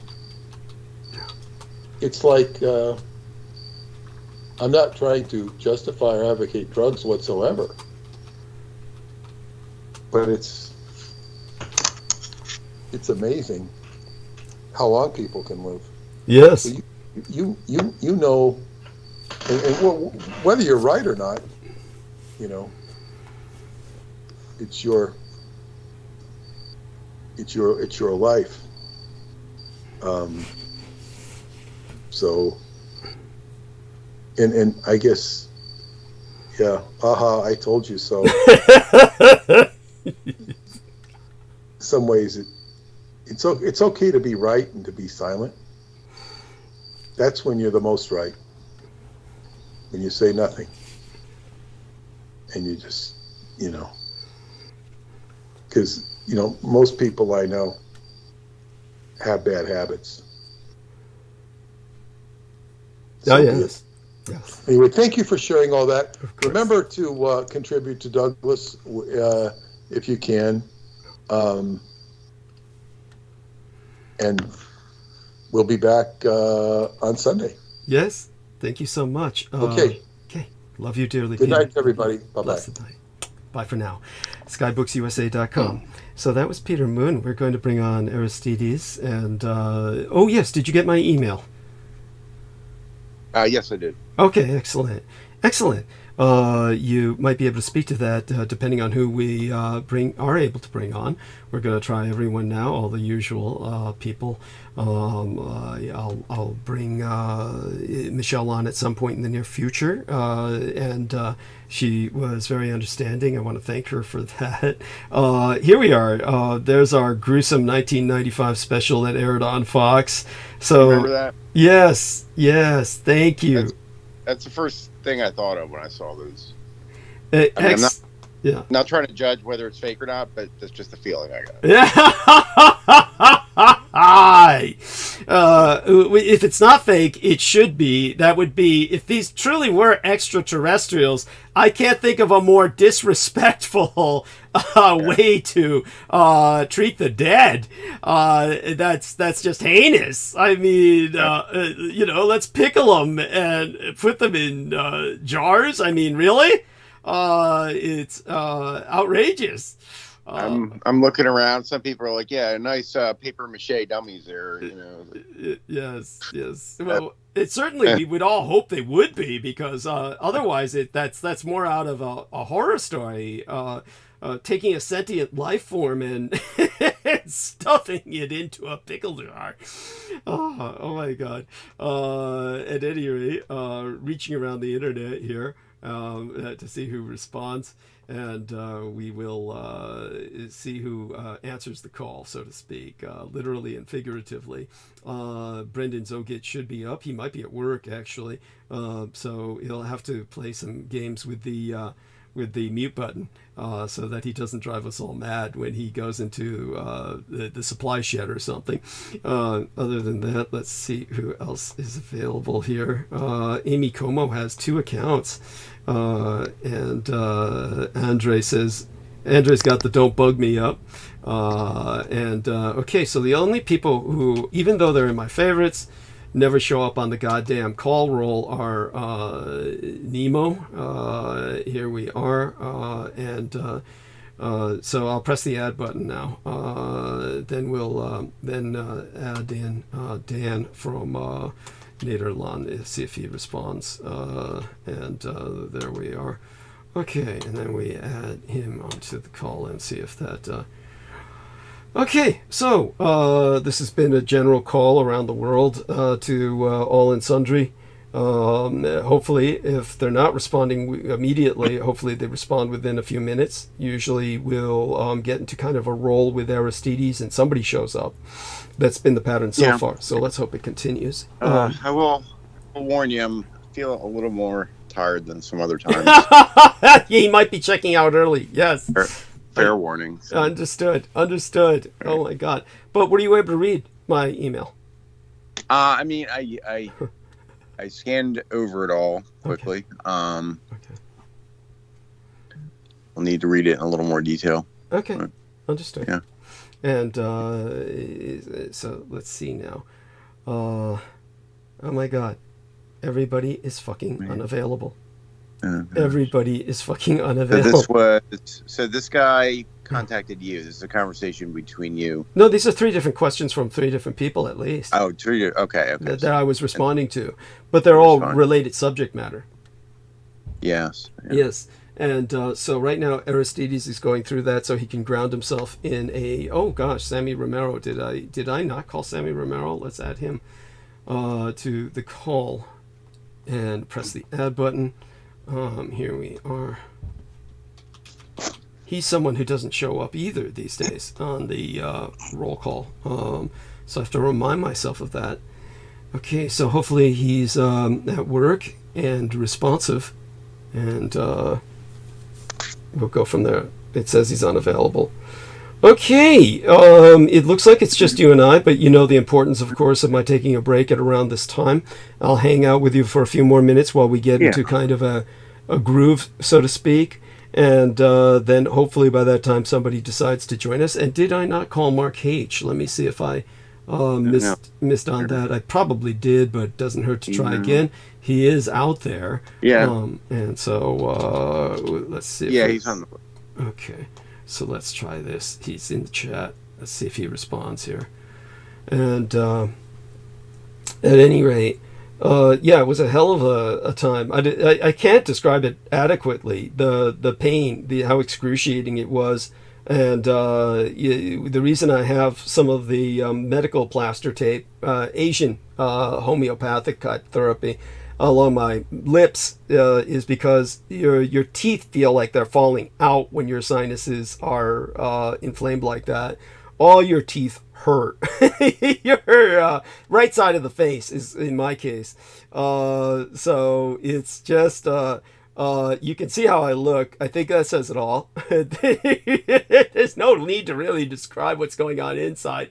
Before I made my series of calls to the doctor, and it's unbelievable the number of calls I had to make. Not because the system is bad at Kaiser, rather just a number of things I was catching up on, prescription refills and the like for, the nose sprays, the codeine, all the rest of that. Okay, so Mark said unavailable too. So I will hope and pray somebody will join us in the next few minutes. Till then, I'll hang with you for a few minutes to kind of get you into the swing of things. Even though you're tired, then you can swing out sooner than later, as soon as other all people. This medical stuff, this just happened in the last couple of days. Yeah. Oh, yeah. It was just the last couple of days. Actually, what had happened was, even though this is kind of like, I'm not quite sure how this will play with the audience, whether anyone will find this interesting or not, but most people strangely do. They tend to like little personal details like this. So what had happened was the opening weekend of this month was a big weekend. There was an Armenian holiday, Armenian Knowledge and Literature Day. Of course, people knowing of my son know his majority Armenian heritage, and why, of course, I stand for Armenia and their history, which is unknown in the West in general. And there's reasons for this, and this brings us back into what many people would deem Judeophobia, because the state of Israel disavows and denies the fact that there was an Armenian Holocaust because they want a monopoly on Holocaust suffrage, and that's just beyond disgusting. It is just it's there's no words. There's no words to do that justice. So and because they have a great dominance in American media, all that is they work on behalf of their allies, the Turks, who they have allied with quite formally. Even if it's unofficially, they've allied so openly and so brazenly, so gormlessly that they're effectively an axis of evil. So you have these kinds of alliances that take place that can be discussed another time. But I had to go to the estates and tutor the blood boys. Of course, that's how I earn my blood. And for people who don't know, I also earn my escorts and my drugs, and that's the barter system that we use rather than my being paid, because that way nothing is put on the books. I get a lot of what I would spend money on anyway, so it's really the only sensible exchange. With that, I'm also doing something constructive, teaching a younger generation of lads to go out in the world with a greater sense of context of what they're entering into. And all that being said, I was on the way home. It was for the Sunday night show. It was, or was it then, or was it? It might have been then, or it might have been then. So it might have been that day that when I came home, I just grabbed before the show a bunch of mung bean sprouts that were essentially past their expiration date, and I actually suffered food poisoning. So that was the night that I said I felt like I was going to puke, and that was the night Maria was with us. So that was probably that Labor Day night. I mean, I can look at my live streaming history here and take a look at the night Maria was with us, and that was so let's see, 6 days ago. So that was 6 days ago. So and of course her show was very popular and very well received. And that was dated September 6th, the 23rd. So that's when that happened. Looking at my calendar again, September 6th. So it was on, okay, so that makes more sense. So it was on, basically, it was Wednesday that I got the food sickness. So that makes sense. It wouldn't be just right after the holiday, because I would have been pretty well fed. I would have been gorged enough on blood where I wouldn't have done something so stupid. So what had happened was by Wednesday, grabbing calories before the show. And it goes to show really that for me and for many people, we have to take this on a case-by-case basis. Vegetables are not really all that great. But for me, they can be downright deadly. So at any rate, so I got really sick. I had to puke that night. As a matter of fact, I did puke during the break that I took. And then they knocked me off with a DDoS, a dedicated denial of service attack. And so that was that show ended at about 7 to 8 hours worth of programming, which is fine by me. And unlike other times, I didn't get back on. So it was after that time, it took me a few days to really normalize. And yet I began to still feel bad. So then when Brooke Gibson was supposed to be taking her firearms concealed weapons permit course on Saturday the 9th, that was essentially a day that I was, already feeling kind of off. I was feeling tired. Not like a normal amount of energy. And by the way, normally I would have seen V at around that time. So I usually see V by around the second week of the month and get my treatment. So what was going on was my body was reacting to the fact that I had not received acupressure in the sinuses, which is the highlight of what she does to me, really. So then what had happened by Sunday night, having not received that sinus treatment, the facial steaming and the acupressure, then I began to, basically it was after the program, which was Sunday night through Monday morning, I felt a headache. And then by the time I went to sleep, I was feeling pretty bad. When I woke up, the headache was blinding. It just literally hurt to look at things. It was so at that point I just tried to soldier through the day.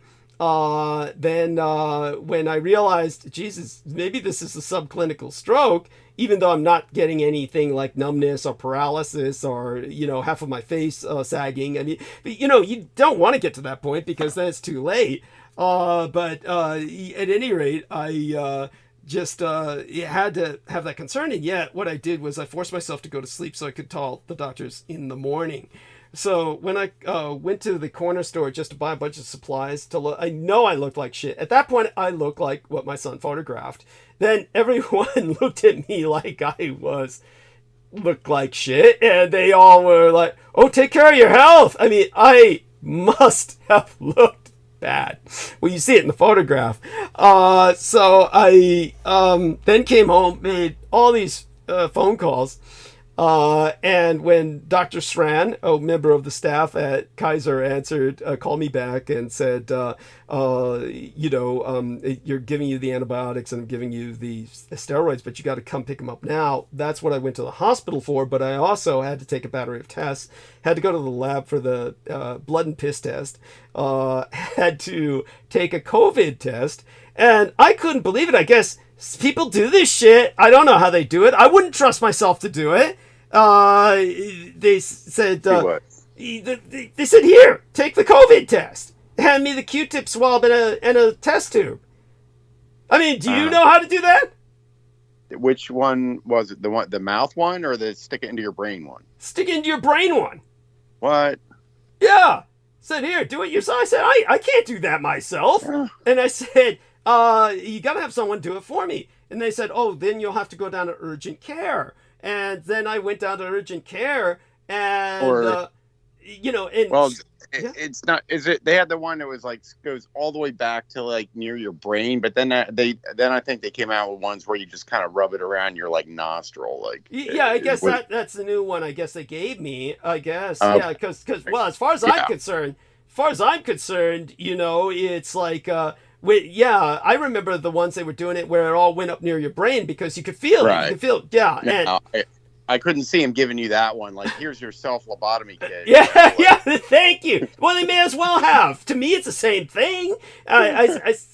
So when I said, I'm not going to do this myself because that's what I thought it was. So they said, well, go down to urgent care. And when I went down to urgent care, I signed in, and they replaced their entire... They used to have member services down there. But I guess what happened during COVID, at some point, they just made all member services stay home to work from home, and they turned it into an urgent care clinic. And so when I went in there, I said, wow, is this where I can come in 24 hours a day if I feel like shit? And they said, no, we're only open till 7. And I was like, wow, there you go, right? I mean, but anyhow... I got, the nurse calls me and she's like, actually, I couldn't believe, I wasn't offended in any way. I thought it was interesting, but first off, she's bitching like hell about, they aren't supposed to do this. We're not supposed to do this. They should have someone up there teach you how to do this. And I'm like saying, well, if they have someone sit down and teach me, you might as well just do it. What's the point of, it's like, but I guess a lot of people have become used to this because they do these stupid tests at home. But that blows my mind because how can you trust people doing it at home? I mean, right. That's bullshit anyway. So at any rate, she said, I'll do it just this once. And I'm like thinking, whoa, that's big of you, bitch. I mean, but then she was asking me questions. I couldn't understand what provoked it. Maybe because I look like shit. And she says something about, what do you do for a living? I forgot. He came out with like, first off, like, how is it you never learned how to do this? I guess it was that because so many people learn. And so I said, yeah, well, I don't go out much. It's like I'm either at home or the estates, and the tests they got up there. There's a nurse on the estate, but that does all that shit. But when I It's just something that I said I'm not exposed to much. The estates are pretty sterile, hygienic, and either that or I'm at home in the hoarder's crypt. Otherwise I'm not really interacting with people all that much. And she said, "What do you do?" And I said, "Oh, I do this show, twice a week, and basically up for 2 days, sleep for 2 days." And she was like, "Oh yeah, that works." And he says, "Well, helps pay the rent. I mean, listener support and all that." And she then she jammed the shit up my nose and swabbed me and stuck it in the test tube. And they told me to bring it back upstairs and turn it in like I would a piss test. But she said, "No, I have to turn it in here. That's why I'm so angry." And I'm like, "Oh wow, geez, sorry for ruining your life." And so anyhow, after that, I got out and went home. And believe me, you have no idea. All the while that I went to get the prescriptions. And of course, even though the doctor called it in, takes them a while to fill it up. Basically, they really didn't start the process till it came to pick it up, which was all right by me because that gave me time to take all the tests. And then I went down and got the prescriptions finally, picked them up. And, it was just, another journey through a weird-ass bureaucracy that killed a day. But nevertheless, it did what it did what it had to do. But I the whole time was in agony. And then finally came home and took the steroids, and when they kicked in, you have no idea, just all that pain going away. It's just incredible. I mean, really, it's like a true miracle. You just want to take steroids every day of your goddamn life. Right. And what, antibiotics? Yeah, the antibiotics. Well, that's not going to do shit. That can't kick in for a while. I mean, if that were, I'm not. The doctor, like I said, is being precautious because she said that there's this head COVID going around. But nevertheless, it's like, that, or she's concerned it might be a sinus infection. So that would take care of probably the sinus infection thing, because I don't think they got anything to treat COVID, do they? Amoxicillin? That's not COVID. Yeah, they're not going to hand you much to treat it. I mean, they don't hand out antivirals. I mean, but they do give out antibiotics pretty freely, and that creates problems, and antibiotic resistant bacteria, and and then I don't know, wrecks your gut bacteria. So I don't know if you have special gut bacteria for blood. Well, I take probiotics, and that helps. Yeah. So Brandon Young has joined us. Brandon Young is aboard. God bless you, Brandon Young. We love you. How are you? How's Kelsey? Hello, can you hear me? Yes. Hey guys, what's going on? We're so glad to have you. Good to be on. Thank you. How about I deal with so many people. You have been introduced to Aristides formally, right? Once before, yep. Excellent. I have a stepfather of the same name, Yeah. Oh, really? Yeah. Did you know that, Aristides? What's that? He has a stepfather by your same name.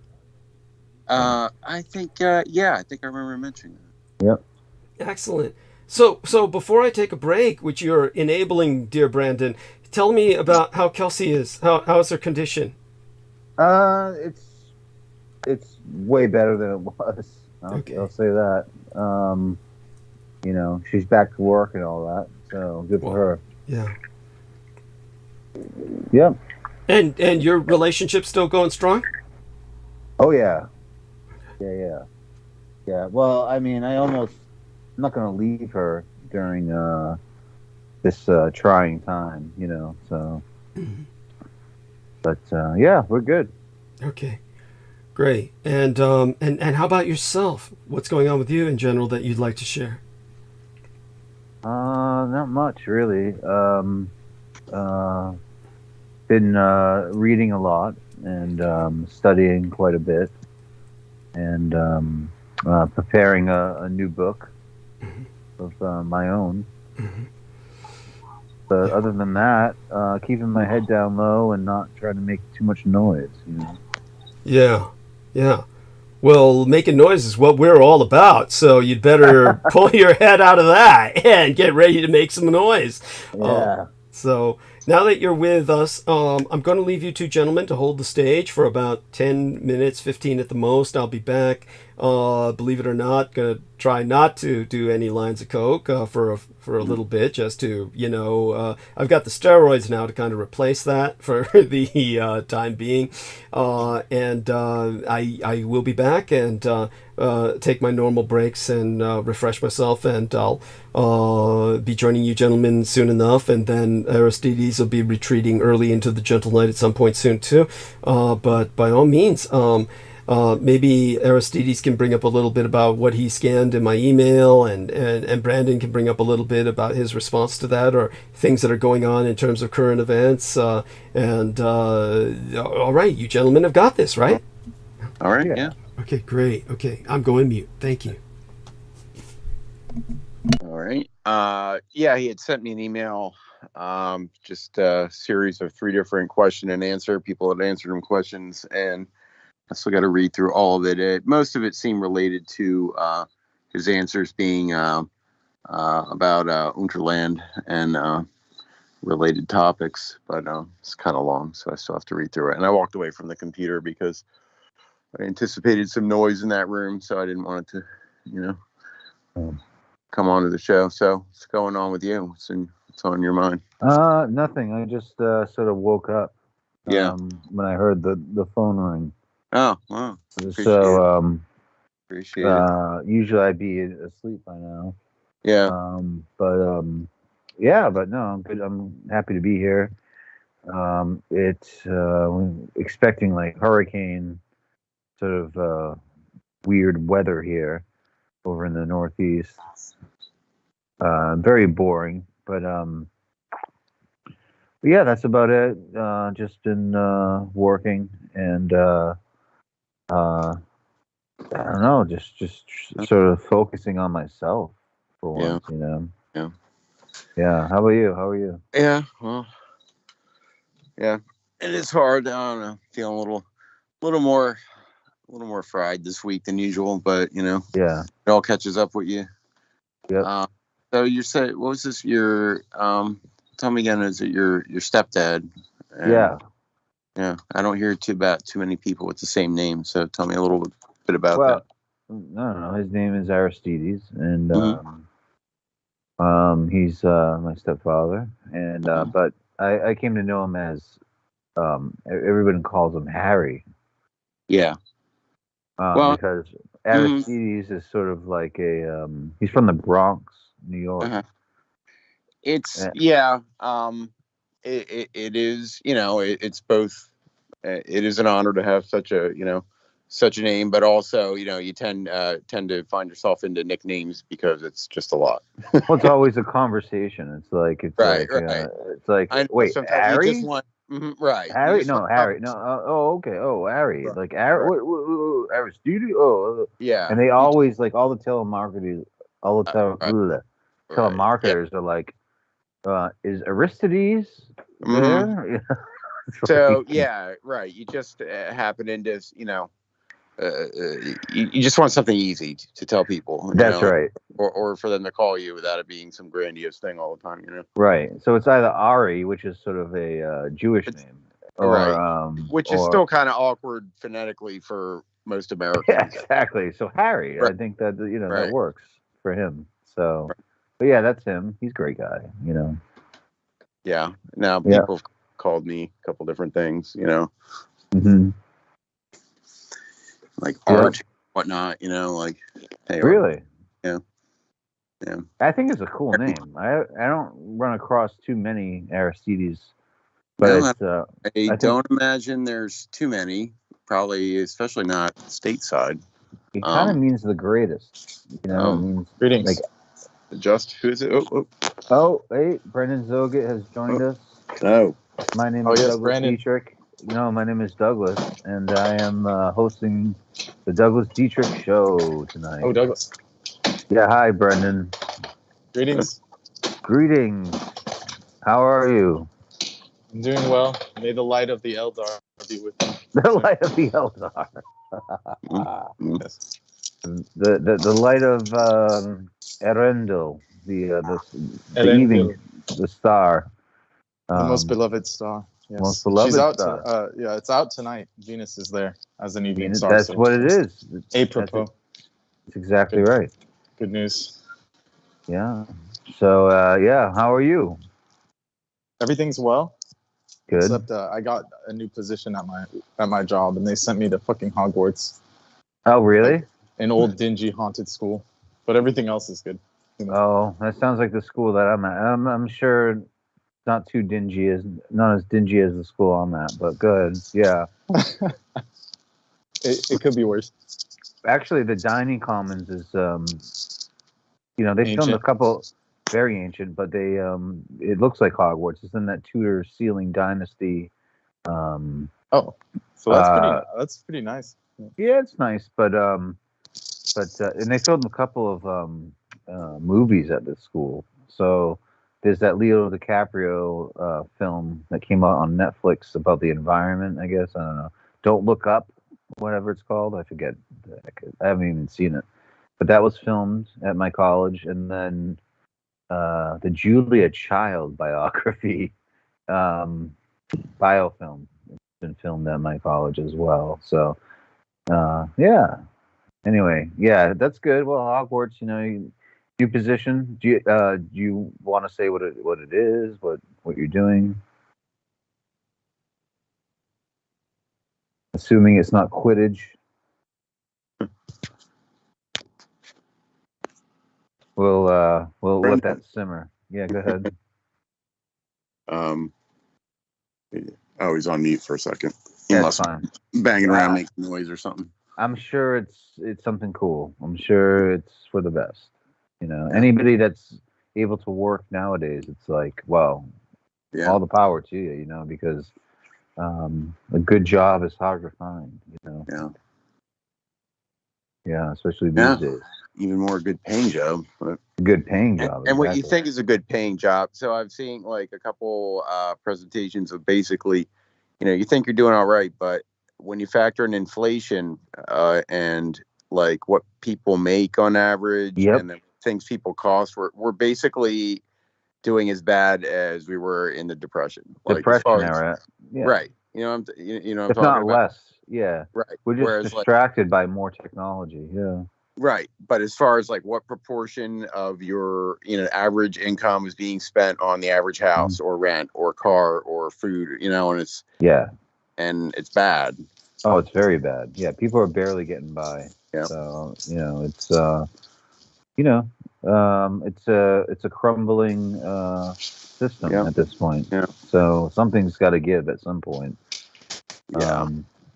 And you know, there are different ideas how to build back the infrastructure, economic infrastructure of the world, but they're not being followed. People want to see it collapse, you know? Yeah. Yeah. So that's the deal with that. Yeah. I mean, even the controllers are folding the game. Like, they know the game needs to be folded. Like, you know? Yeah. So that's fine. I mean, that's fine. Well, you got to throw the pigeon some breadcrumbs every now and then. Yes. Right? You know, but we can't as people, we can't be locked into the system. So, you know, as we all know, you know, our you have to, one thing they can't touch or mess with is your soul or your spirit and your mind. And so you know, that's what things like you have to hold on to, you know, is within. So you can't, you know, anybody that relies on money or the this and the that, even though they're necessary evils, you're gonna lose them. You're gonna, you know, things come and go very quickly. Yeah. I was saying the other day that it's always been like this, but the real wealth is actually land. And the ancients always mention this, you know. That's exactly a productive right. land is worth more than any kingdom, like, Absolutely. or any kind of item. Yeah. And God's not making more of it, you know. So there's only a finite amount of land, and like I mean, it can be made like by rishis and higher beings, but it's like the beings here have to show, you know, some kind of steps forward instead of what's going on. You know? Right. Well, now everyone's looking towards Mars and whatnot, right? So but I mean, but there's no more land on Earth. You can't even sort stuff here. Like what's Mars? What do you like? Say we like. I mean, you can't even step on foot there. But even if you could, it's like, if you can't sort the mess here, there's no hope like anywhere else. Like, exactly. Well, they think for the very elite that they're gonna do everything right, you know. I mean, but I see George Knight has joined us. George, how are you? Mr. Young, how you doing? Great. Good to see you. How are you? Yes, very well, thank you. I've just woken up. So ditto. Yeah, wonderful to be with you, gentlemen. Well, grab a tea and join us, will you? Yes, absolutely. I've just got a fresh brew next to me. Yes. Oh, great. Yes. Now I know there's different. There used to be just English tea, but now there's all kinds of different teas. There's green tea. There's your Earl Grey. You got your rooibos tea from Africa. Yeah. What kind of tea do you drink? There's all these new infusions on right. Yes, they just infuse all these different types of of anything they can find to conjure up. They can just mix together. So I'm a coffee drinker, so I'm drinking just black coffee. Fantastic! Nothing added to it. Yeah, it's just straight black coffee. Wow! Yes. Wow! Yeah, that's exactly right. Yes, thank you. So I assume Douglas has gone for just a quick break, just for the moment. Yeah, he's gone to for a little break, a breather after speaking to Peter Moon, and enduring him for 2 hours. So I'm sure he needs a break. And so we're just holding court for 10 to tell us what's been going on with you. Yeah, no. Oh, it's just the same old. It's just family and work and the like and such. So no, not a lot to report back. It's just so what has been discussed? What has been? I have not been tuned in at all until I've just joined you guys. So is there anything? No, everything's really just a general chit chat. Yeah, same here. I mean, I was asleep as well, and I heard the phone call, and got up and basically just called back, So we're just talking about whatever, What were we talking about just now? The land and how land prices. Land is essentially wealth, right? If you own the land, even Adam Smith and Karl Marx talked about this, and in their books, The Wealth of Nations and Das Kapital. They associate essentially that land is wealth, because if you own the land, you own the houses that are on it, right? I mean, it makes sense intuitively, but it's a very much a Western invention. Is this this stratification of land and ownership of land and property and so on and so forth. So that's all we're talking about, I think. Yes. But it was the same with my previous employment when I worked at the hotel in my town that I live in. The guy who owned the property bought the land behind the hotel, which there was about between the hotel grounds itself had 4 acres of land, but the land behind that, it was another. It comprised of another several acres of land. And what he did was he saw a plot of land that he could buy. He bought the land, and then he developed on it. So he was a property developer. And then he saw the hotel was up for sale, and he wanted to own the property of that hotel because it had extra grounds to it. And so that's the reason why he bought it. And then he started his own independent business based around starting off as a builder. Then he started working on buying plots of land, and then he was developing on top of it. So that's how he started, and that's how he became a millionaire. Yeah, there you go. So just to just add a lot of interesting. Well, and another thing is I read. I mean, back in the day when I was studying economics and all this, is McDonald's. The fast food place. They are the #1 real estate owner in the world. And they buy the land wherever their franchises are, right? Their little fast food places.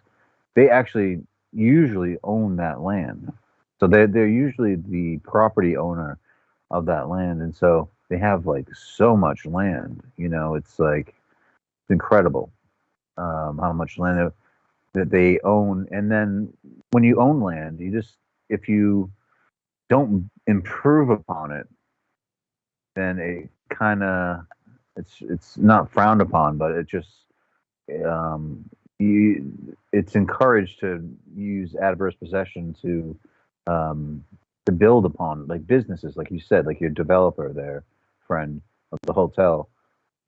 You know, it's the same thing. It's same sort of principle where you have to, you know, build houses or farms or put the land to use. Absolutely. I think it's actually especially in the UK, that's what it is now. It's people trying to buy as much land as they can and develop on top of it to sell houses, and that seems to be just the go towards to making money. It just seems to be the interesting. Yeah, well, it's interesting because a lot of the beautiful parts about that make some land really nice is that it's not developed on, you know, like the what is it, the Dover cliffs of Dover, you know? Yeah, the White Cliffs of Dover. Yeah. Can you imagine, you know, just like a bunch of like tenement houses on the cliffs of Dover? You know, I mean, no, you got to preserve some of it. You know what I mean? Yes, no, absolutely, and sadly that's the way it's going, and especially with the UK. With not having, you know, a great amount of land, it's very limited, and of course it will run out eventually. It's gonna, if you look at it from an aerial point of view, you're just gonna see, it's just gonna look like what it looks like in London. So if you look at a map of the UK and the southeast of the UK, you'll see London, and you'll see you can see it's developed on. You can see it's very congested, and then if you look more west, it's more rural. And certainly, the more northern you go, it looks more. It's just green, but eventually, in the future, that's not going to be the case because it's just always developing. Yeah, the small town I live in, it's just growing in numbers, and the population is growing, it's increasing, but there's no infrastructure to facilitate that number that's growing. Unfortunately, so that's one of the issues. Okay, so I just got back. I just returned, and and 180 now is asking, do you ever experience the superpowers of vampires we hear about? Well, that's a confusing issue because of my nanoplasma transfusion, which I was an involuntary recipient of, and this full-bodied blood transfusion, or nanoplasma, it's not blood, of course. It was something that obviously impacted my physiological ability to basically endure grievous injuries. I have most certainly recovered from threats to my life in terms of physical insult and injury that no human being has any right to survive. And this has happened multiple times in my life. So it's not the kind of dramatic power you would see in a film, in that it's visually something to watch. But it's far more important, and that's what I can say about that. I could go into detail some other time. Right now, of course, I do want to welcome George Knight aboard and thank him for joining us. As usual, I'll ask you, how much time are we gifted with you, George, tonight? Yes, thank you so much for having me on, Douglas. I'm so happy to be here. It's wonderful to be here, and thank you. And I've got about a good hour, I believe. I've got a good hour, so that's enough time. Excellent. Let's make some use of that. I'm sorry? Yeah, to cover anything that we want to. Yeah, so thank you. And I do apologise if mine's quite glitchy. Oh, okay. Yeah, do check your message box in Facebook. I gave you an important article, important in the sense that they're talking about shooting down UFOs over Canada, Gary Trudeau, and these are, of course, it bleeds into everything we've said about invasion of airspace by unconventional aircraft, and of course it traces all the way back to the years of the ̔CHUỷNGGYUÁNJIÉ, the disc war. Yes. So by all means, do review that when you get the chance. I don't know if you had a chance to review the email that I sent you, but I sent the same email to our dear friend Aristides. So, of course, we'd appreciate your review of that for our listeners. Yes, absolutely. No, thank you very much, Douglas. And I scanned over it. So I skimmed over it. I'll probably, the next time I come on, I'll probably then go over, my impressions, reviews about it, any input that I can add to that. But yeah, no, absolutely. It's just perpetual and it's continuous all the time. Even I've just seen last night, just reviewing what was going out on the web, browsing the web, they're talking about Mexico did a hearing and they've revealed these non-human entities or non-human bodies. Yeah. I don't know if anyone's seen that. Yeah. It's just perpetual. It's continuous. It's just it's just completely it's obscuring and obfuscating everything at the moment. They should have revealed it on a Taco Bell. That's what they should it's the new burrito crunch alien. It's so stupid. I mean, it's obviously a fake. You know what I mean? It's like, in my opinion. But there are people. Mick West put up a video debunking it. A couple people have already gone into how terrible the hoaxes in South America and Latin America have been. With the Atacama mummy was one of them, which the Nazca mummy. Yes. And so on and so forth, which Jay Widener flew down there and said, this is going to blow everything out of the water. And turned out to be a human being. Of course. So. Of course. Yes. Why should we expect anything else, Yeah, no, it's profoundly offensive, and aside from which, Peter Moon had brought it up himself, and we're glad that he introduced the topic. Aristides, you had some observations on this. Don't. I mean, on which topic? The Mexican mummy, the Mexican reveal of the alien body. Oh, yes. Yeah. I mean, I'm like, my first impression is, well, we've kind of seen stuff like this before. Of course, the timing is no accident right now, but I posted in the chat there the thing. I recall box. You add it to the text box. Yeah, the text box from like the 90s. It was like that alien autopsy thing. I remember Yes. And I was like, it just had these I don't want to make a judgment, but kind of these, well, this could be fake, vibes. And I think that's, a lot of people are doubting it out there too. I'm seeing, different posts and like people like, oh, look, cute little, I don't know, what are they, paper mache dummies or something? What the heck is that? Yeah. Right. I don't know. People are skeptical. And that's good. Yes, and Aristides, that in 1995, that was when that Roswell autopsy video was released, and that was in response to the William Jefferson Clinton's sanctions imposed on Japan. Yeah. And so all of that, it was because of all these World War II era, these were discrepant war criminals who were hiding the atrocities committed against the Japanese prisoners of war at Roswell. They, after the announcement of this opening of this ̔HOkwissi Memorial Museum to be opened up in Ahoi City in Japan, that was the response to that. So that's why they did this very, very grainy, very non-looking authentic video of this. It was a dummy alien. It was a dummy. It wasn't a real authentic alien. And that was released in 1995. And I remember that so vividly. I remember when it was released in the tabloids, in the newspaper articles in the UK. My dad actually, I have them somewhere in the attic. I've laminated them just to preserve them. But it was such a big thing back then, but it was obviously a response. The timing was no accident.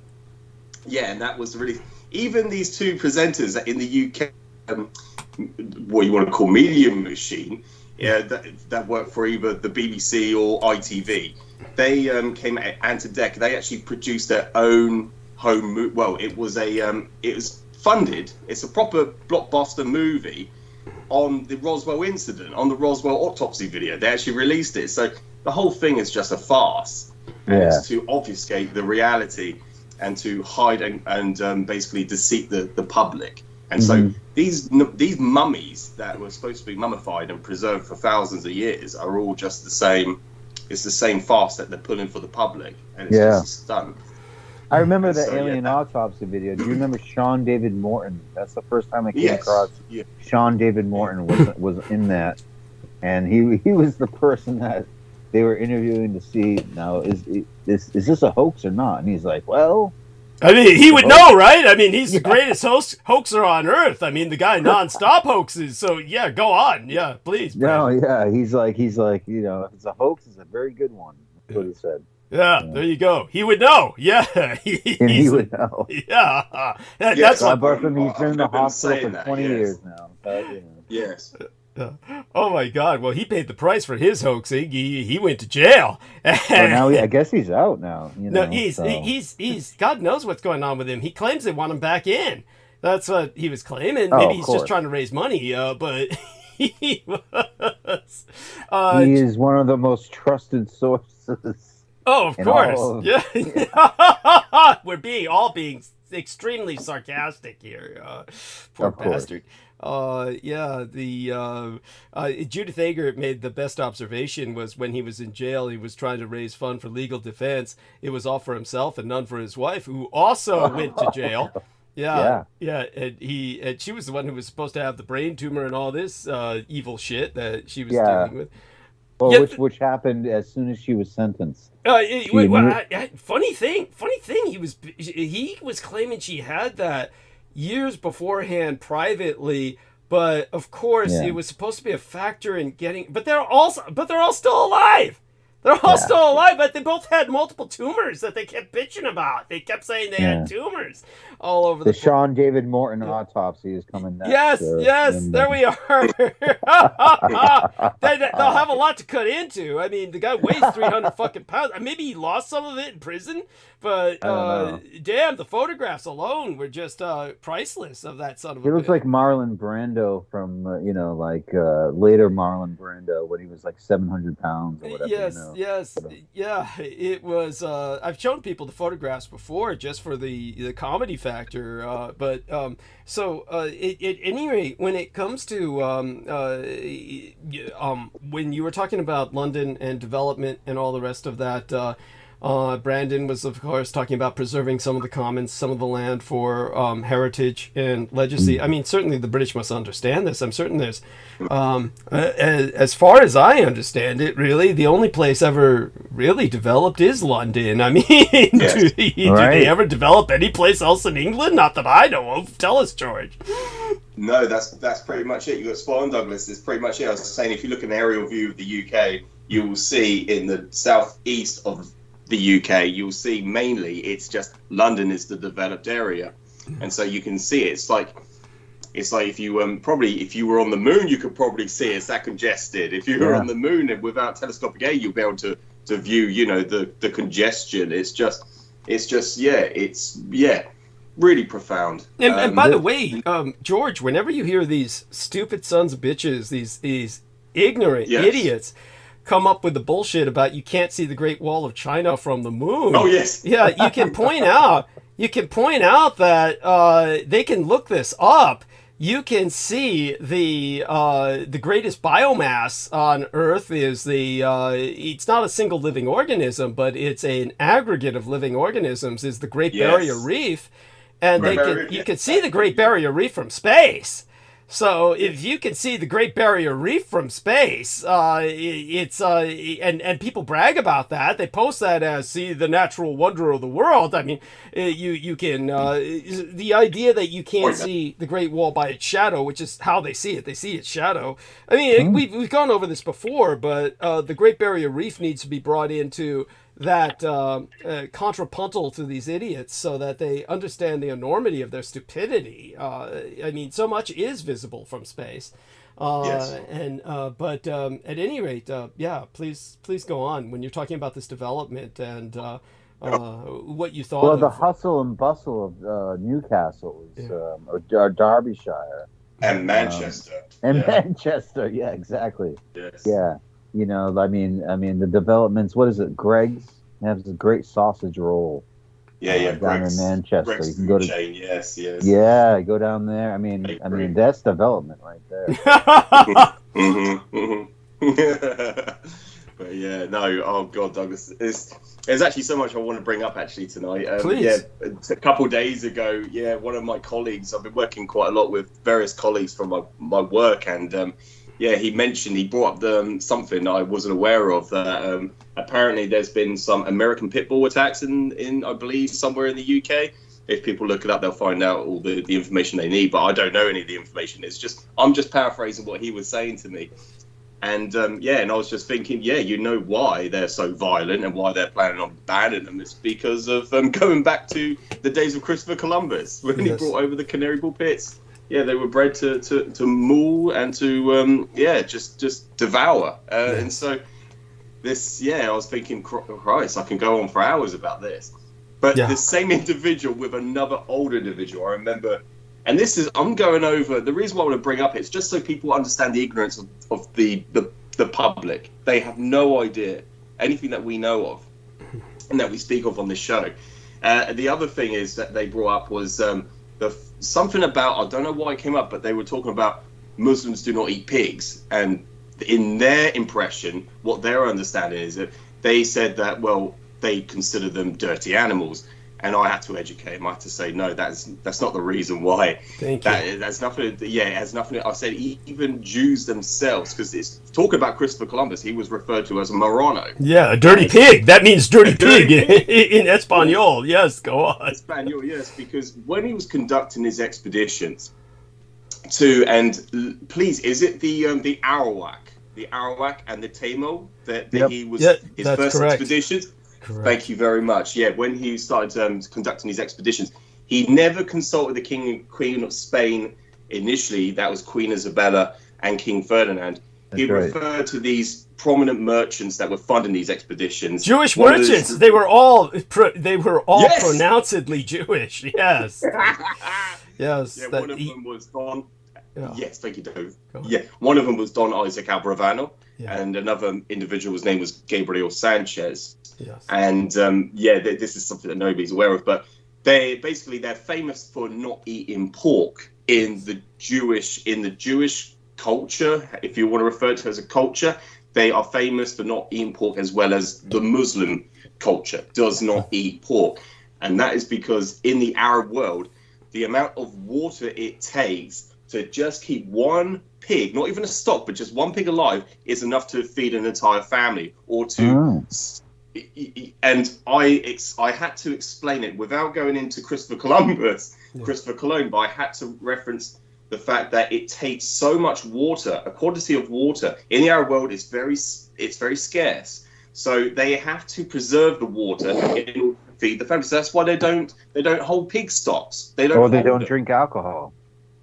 It's because it takes amount of water. Well, they can't drink the alcohol because you dehydrate in the desert. and the pigs, Saudi Arabia. Yes. And as for the pigs, they don't sweat. So the important thing is the pigs don't sweat. Yeah. And because of that, they need to be hydrated all the time externally to keep them alive in the desert. And you basically, you keep a stable of pigs. You're basically, or a stock. I don't know what they call a group of pigs that they're raising. Sty. It's sty. Well, I guess. Is that what it's called? A group? I mean, I know they live in a pig sty, but so if you're okay, so if you're maintaining, is called Project Camelot. Yeah. Yeah, that's cute. Yes. But if you're maintaining a sty of pigs, yes, you're depriving an entire village of water. So you're basically, you're damning all the people, and you're maintaining, some bacon for yourself and various other delicacies. So people were raising them. Kings and the lords of the area were raising them until Muhammad said to put a stop to that in this in egalitarian interest. So you could see why he did that, and it of course rearranged the economy of his world. Then what happened was that the outsiders, the Westerners, always just try to misperceive everything. They just say, because it's dirty, But anyhow, back to yes, I know it's ridiculous. It's religion is within them. Yes, that's Christians would think like that. Well, they do. Yeah, that's why some of them don't eat pork. Yeah. You know, which tastes like human flesh, I'm told. But Yeah. seriously. Yeah, no, it does. Right. That's what people who have eaten human flesh say, that pork is the closest to human flesh. But that makes perfect sense because Yes. you can use pig parts to replace human parts. Oh, right. Yeah, like That's the a good porcine point. valve is used to replace a human valve. So it's that we are so compatible that transfusions were made in the Middle Ages between pigs and human beings. So that's it's there you have it. It's Brendan Zoget has a pig's penis. I'm told right now. He just messaged me. Joking, Brendan. Well, proportionately, yes, proportionately. Proportionately, yeah, exactly. No, but you know, there's that, and but the other thing with pigs is that if you let one wild they will go feral immediately. Yeah. Like they're not these little pink little Charlotte Webb's orvals that run around. They will grow a beard and they will bite you, you know, and they actually eat human beings. Like there's been many murderer who you know, if you want to get rid of a body, you just throw it in the pigsty. Yes. You know? Yes. Yeah. And so that's of course that's so they eat us. I don't understand why people are so afraid of eating them. Yeah. So all that being said, yes. So George, you were speaking about development in England, etc. And do you what else were you going to bring up aside from that? Other things that come to mind that you feel it's important, of course, to cover. Oh yeah, no, thank you. No, we actually, yeah, because when I came on the show, I asked Brendan, what's been the topic of discussion? And you were talking about land, and because you studied economics, so you went on to speak about McDonald's owning a large amount of property or several, large consistence of land or large numbers of land to build and develop on. And then that's when I gave my just input on with my previous profession, my former employer.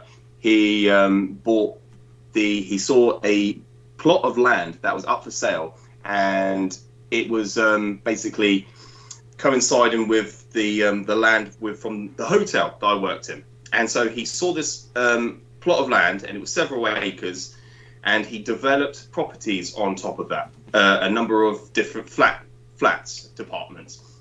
And then the previous owner of that hotel, his name was Ray Duckett, he put the hotel up for sale, and the owner decided to buy it because in between the gap between the flats that he developed and the hotel, there is 4 acres of land additional. And he saw that, right, there's a swimming pool, outdoor swimming pool. He was going to get rid of it and then develop more properties on that. And it never pulled through because you have to get special permission from the council. And at this moment in time, I can't recall what it's called, but it was declined several times. You have to put it for like planning permission. You have to get special permission to actually develop on that land. And it just fell through. It didn't go ahead. It didn't actually go. It didn't progress any further or escalate any further. So that was the intent of that. And I just said that the majority of the land now are being bought by either companies or individuals buying and developing on that land. And that was the topic of discussion, Douglas. It was just how the UK, it has a limited number of space. There's not much land to it, but yet it's just always growing. The population is growing, but there's no infrastructure, which is the downfall to it. And so, that's the issues and what's going on. That's what's happening. And the town I live in is growing all the time. It's just house and development everywhere. And if you go away for 10 years and come back now, you will not recognize the town and people that walk it because they're all just, the population is growing. Mm-hmm. Yeah, and tell us. Yeah, go on. Yeah, and that was just basically what I was. That was what I was just basically articulating for Brandon and anyone who's Tell us about your recent work at Sandhurst and the security clearance. Oh yes, thank you for reminding me. Yes, so I had an installation at Sandhurst Military Academy for one of the for one of the personnel. And there are different, I think, because it's a training center, as well as a college and academy for training the sheiks, as well as anyone with British nationality. But I noticed they were quite segregated. So you had these different regiments or different groups training at different points. So when I was just driving through, I noted that they are, and then that's developing, and that's actually, they're trying to refurbish the whole academy itself, the whole campus, the whole complex. And but yeah, and the area I worked in this time compared to last time, the last time was very derelict and run down, but this one was quite developed. So it was a nice area, and it's all, you know, compartmentalized, different sections, different areas, given apropos names to the streets that they live in, and these are the accommodation centers for the people that live there.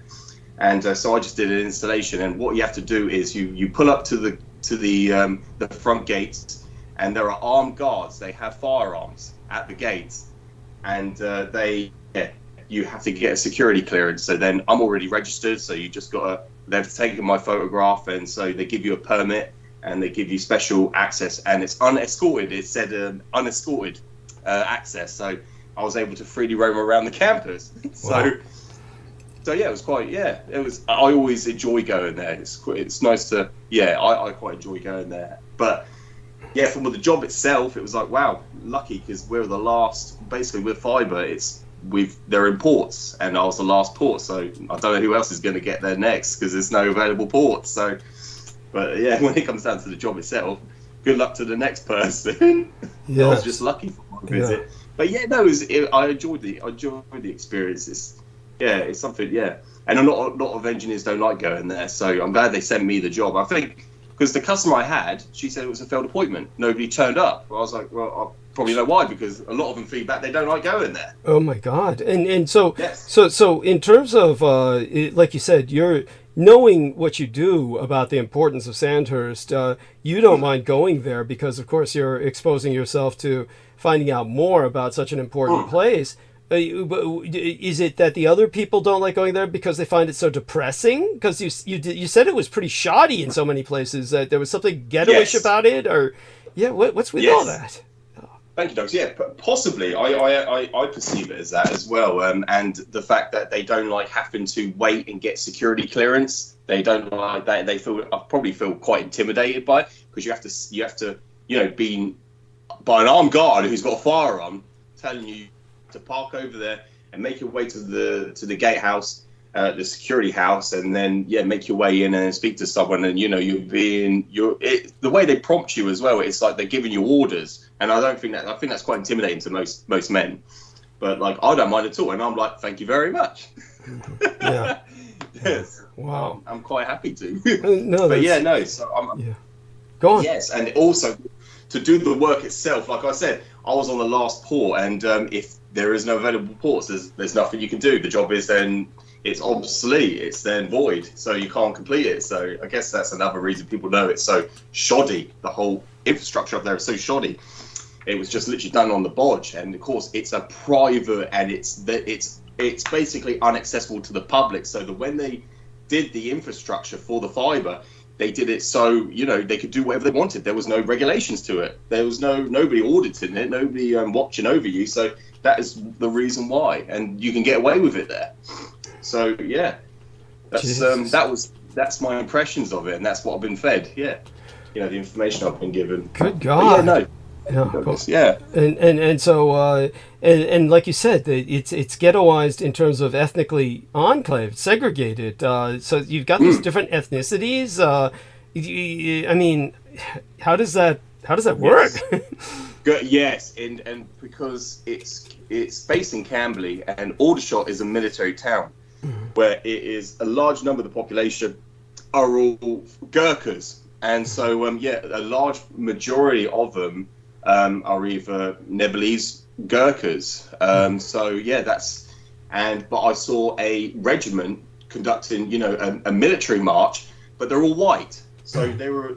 I didn't see anyone of any other ethnicity. They're all white. So I noted they were segregated. Wow. And so they probably do. But yeah, they get around. The Gurkhas will get around on bicycles. They would get around on bicycles. There was nobody had cars or anything because you could just cycle to each section of the campus. Yeah, it was because it is a large campus, but they rather, they're conducting exercise all the time, so they rather cycle. So yeah, that was just from an objective perspective, just from an outside perspective looking in. I couldn't get any information from anyone. It was all very, everyone was reserved and they're secluded. So nobody wants to, nobody would tell you anything. So there's no point me asking. Right. I was there to do my job and then I left. Right. I was there for about 3 hours in total. Yeah. Amazing. And like you said, a copper delivery or something, right? I mean, were you supposed to be, I thought you were stripping all the copper and or was this like replacing the copper or stripping it? Yes, I actually replaced it, so I chopped it down. I actually cut it down it was actually fed, the feed was overhead, so I had to climb this quite tall pole, it was about 11-meter pole, and I chopped it down, I cut it down, and so I just removed it. And so, yeah, what they want to do, because there's a shortage of copper, and copper is one of the materials that go into producing cars, there's a shortage of it in the world, so they want to melt it down and sell it on, so because it's got commodity. So that's one of the objectives, one of the goals for the company I work for, is to then retrieve and melt down and to redistribute the copper. Yeah, because otherwise thieves are going in and stealing it. Oh my God! Yeah, so incredible, and so Brendan Zogit has joined us, and so Brendan Zogit, welcome aboard. Thank you very much for joining us. How's work going for you tonight? Let's see if he's able to speak. He's on mute, so there we are. Can you hear me? Yes. Everything going well at work? Well with myself. Yeah. Yeah.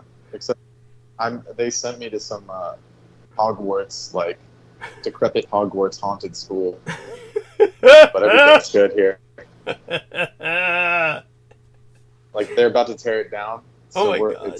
It's really something else. It's like the foundations are from the 50s or before. It's very sketchy. Like there's definitely like ghosts and shit in here. Like you can hear them walking around. Cool. But I'm doing my best. Okay. So. Yeah, and your what time is your shift over? Pretty soon here. Okay. Just waiting on some time. Yeah, but definitely glad you checked in with us. And so how about with what you're hearing from all the talk about England tonight, what does it remind you of? What can you share with some of your insights and your experience the few weeks you were there? Does it remind you of anything? Well, I didn't hear much. I just tuned in. I was like kind of on. I was trying to stay on mute, but something happened. Understood. Sorry if I interrupted. Okay. Oh, no worries. No, there was no interruption at all. I was on way earlier with Brandon. Oh, okay. Briefly, so. Okay, great. While you were I wasn't doing lines of coke tonight. It was irrigating your nose. Yes, there we are. Lines of Pepsi, sir. Some people are Coke guys, some people are Pepsi guys. I don't know. Yeah. Douglas is like a character from Pulp Fiction. A character from Pulp Fiction. Nice. Yes. I've met Quentin. Yeah. Yeah. And nice. God, I hope you didn't like him. No, he's actually said hi to me. He was nice. Yeah, God. Yeah, it's all. And I went home with him. He drugged me and then stepped on my feet.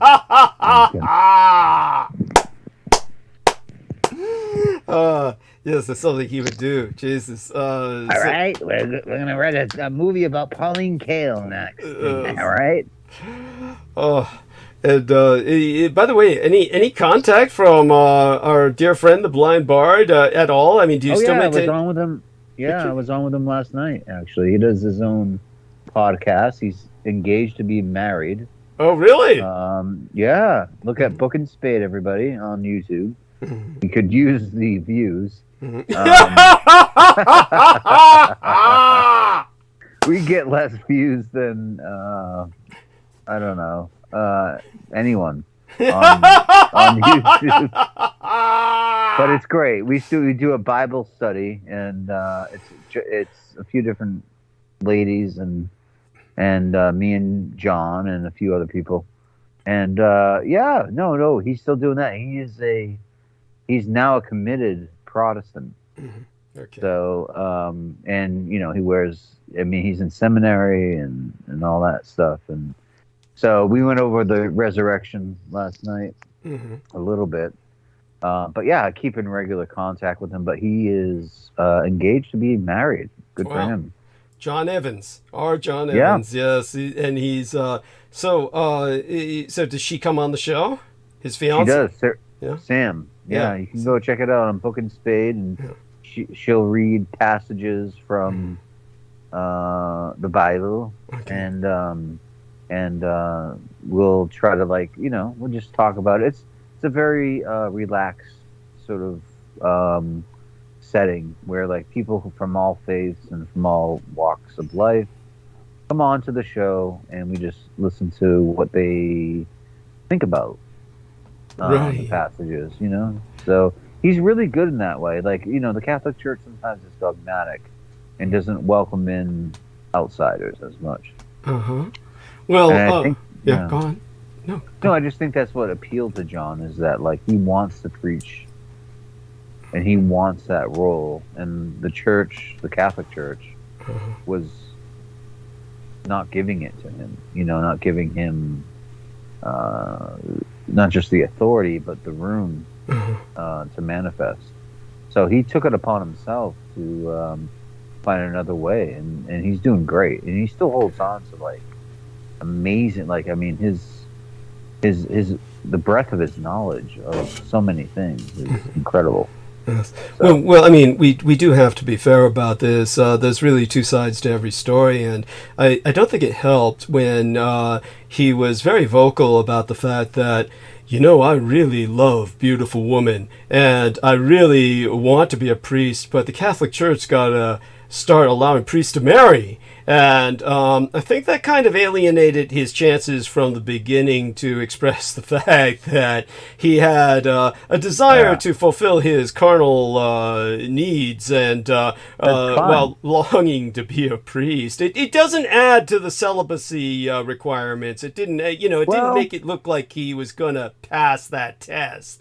And so, what happened, what you're telling me, is that to fulfill his sexual desires, he joined a Christian dating club and became a Protestant, found a young lady, and, good for him. But this is basically what happened, was the guy wanted to be religious but have sex. So it's kind of like he found out he could do that with the Protestants, even though he had originally been very attracted to the Vatican swag. I'll just say this, that the priests in the Catholic Church used to get married, and they still can be married in the Orthodox Church, and it doesn't make sense in a lot of ways, but it's possible. It could have happened, but he felt not just the sexual thing, but he felt like in the area of just even preaching, or just talking to or having a dialogue with the outside world. The Catholics are very much enclosed, whereas the Protestant churches are more open to dialogue with the outside world. So I think he found that more also appealing, as well as getting his dick wet. Well, there you go. But I do think the dowsing rod was the guiding factor here. He was following the dowsing rod, and it took him where it did. And George Knight. Oh God, I've got to talk to you private. Hopefully that will happen into this weekend. Thursday, Friday, Saturday zone. We'll be talking into this weekend, George. So that means today's Thursday for you. So for you, it would be Friday, Saturday, Sunday zone, really, that you and I would be talking privately. So I'll try and call you. And, of course, what are the best times of day to call you? London time, England time. What are the best times of day to call you? Skype. I will even try. Yeah, I'll even try Douglas after the show very quickly. If Okay. I don't know. I don't know if anyone else will be there in a private call. I don't know if because sometimes either Brooke or Pia Moon will come on to at the end to speak to you privately. So I don't know, mate, possibly because I think in the UK time, Friday, Saturdays probably I couldn't do it over that period. Unfortunately. Okay. So yeah, do try and call me Sunday, after the show then. Yeah. Yeah, we'll have to do it at some point. Yeah, we will. Yeah, well, I mean, you can call me after today's transmission. Yes, thank you, Douglas. Yeah, no, that'd be wonderful. Yeah, yes, and hopefully that works out. Yeah, yes. If it doesn't work out, we'll make it work out soon. But hopefully it works out. Yeah. Other than that, of course, by all means. George, go on with some of the what else comes to your mind about what needs to be brought up. Yeah, no, thank you, Douglas. And so what was expressed earlier is the naivete and the ignorance of the general public. And even these my colleagues, I class them all in the UK as they are. It's just the general nuance of it. They have a own perception of their world around them. And I did actually speak to 3 other individuals yesterday, very briefly, because they kept asking me, "What's the title of your book?" They kept asking me, "What's the title of your book?" And they're asking me, when is it going to be published, and how's it going and stuff. So they're asking me questions without knowing the content of it. So I actually started to speak very briefly, and it only lasted it was a very brief moment, because as soon as I mentioned it, they didn't want to listen anymore. So that was the response I got. Really? It was and it's very important to know, because what I went into was the unlimited state of emergency. So these wartime emergency statutes that's still in effect to this day. And I told them, because one of the individuals said, "Oh, you're going to be like the conspiracy man goes around," like he was talking about some show. He didn't mention the name. And I said, no, what I speak of is very factual. It's all based on fact. You can verify it to be true. And it's from the government's perspective. And I started talking about these wartime emergency statutes. When I was talking about daylight saving time as an example, then they started to listen. And this is I'll tell you what their response to it all was, because then I went and mentioned about these wartime taxes that are still appearing on our phone bills, from our mobile or cell phone or landline bills. We are still paying a regulated tax on our phone bills for the privileges of being in World War II or being in a legal state of war. And I mentioned that these are excise war taxes. These are emergency wartime taxes. I mentioned about the telephone operators, when they used to jack into a phone booth circuit system. They would literally jack in a phone line to connect calls. And I said, because of millions of calls being made simultaneously at the same time, to prevent the women that were these telephone operators from being overwhelmed and overburdened in time of war, Franklin Delano Roosevelt instituted a Federal Reserve phone tax to discourage the population from making unnecessary phone calls during wartime. And I went into that, I summarized it in the briefest I could, so they could try and understand. And the bloke said to me, he said the same thing as my good former colleague who's left now. He said, "Aren't the government just somehow making money from that? Do they keep it continuous?" Because that's what my former colleague said. He goes, "No, didn't they just keep it going because they're making money from it?" And I said, that is the misconception, the misconsensus. Thank you. That people believe that they are monopolizing, often taxing the public. I said it doesn't make any sense. I said you can read the Revenue Act of 1941, 1942, 1943, and it states in that Revenue Act, which is legislation, which is in effect, and it says, the credence to that is emphasized in the Presidential Proclamation 2714, when Harry S. Truman announced a presidential proclamation on December 31st, 1946. He said at 12 o'clock noon, a number of wartime emergency statutes will be ceased ineffective upon the issuance upon this proclamation. And he said a further 33 others will be still in effect 6 months after the war after this proclamation has been subsided. So as soon as it's been initiated, 6 months after, it will be basically Congress will then have a hearing and they will review the emergency wartime statutes. When Congress had that hearing, they kept it going indefinitely. And the term is indefinitely, meaning it's perpetual. And it's still in effect to this day because you're still legally in a state of war. And that is the reality of it. But the nuance of it, people are completely conflated. And like the naivete of the ignorance of it is that people think that, the government are profiting. They're monopolizing often the taxpayer. People paying their taxations and they're doing it just because they can make money from it. That is just pure just you cannot get even more. That's profound. It's completely offensive. And it's just that, and that is and the other comment I got was when I mentioned about the last Führer on the surface world was not Adolphus Jacob Hitler.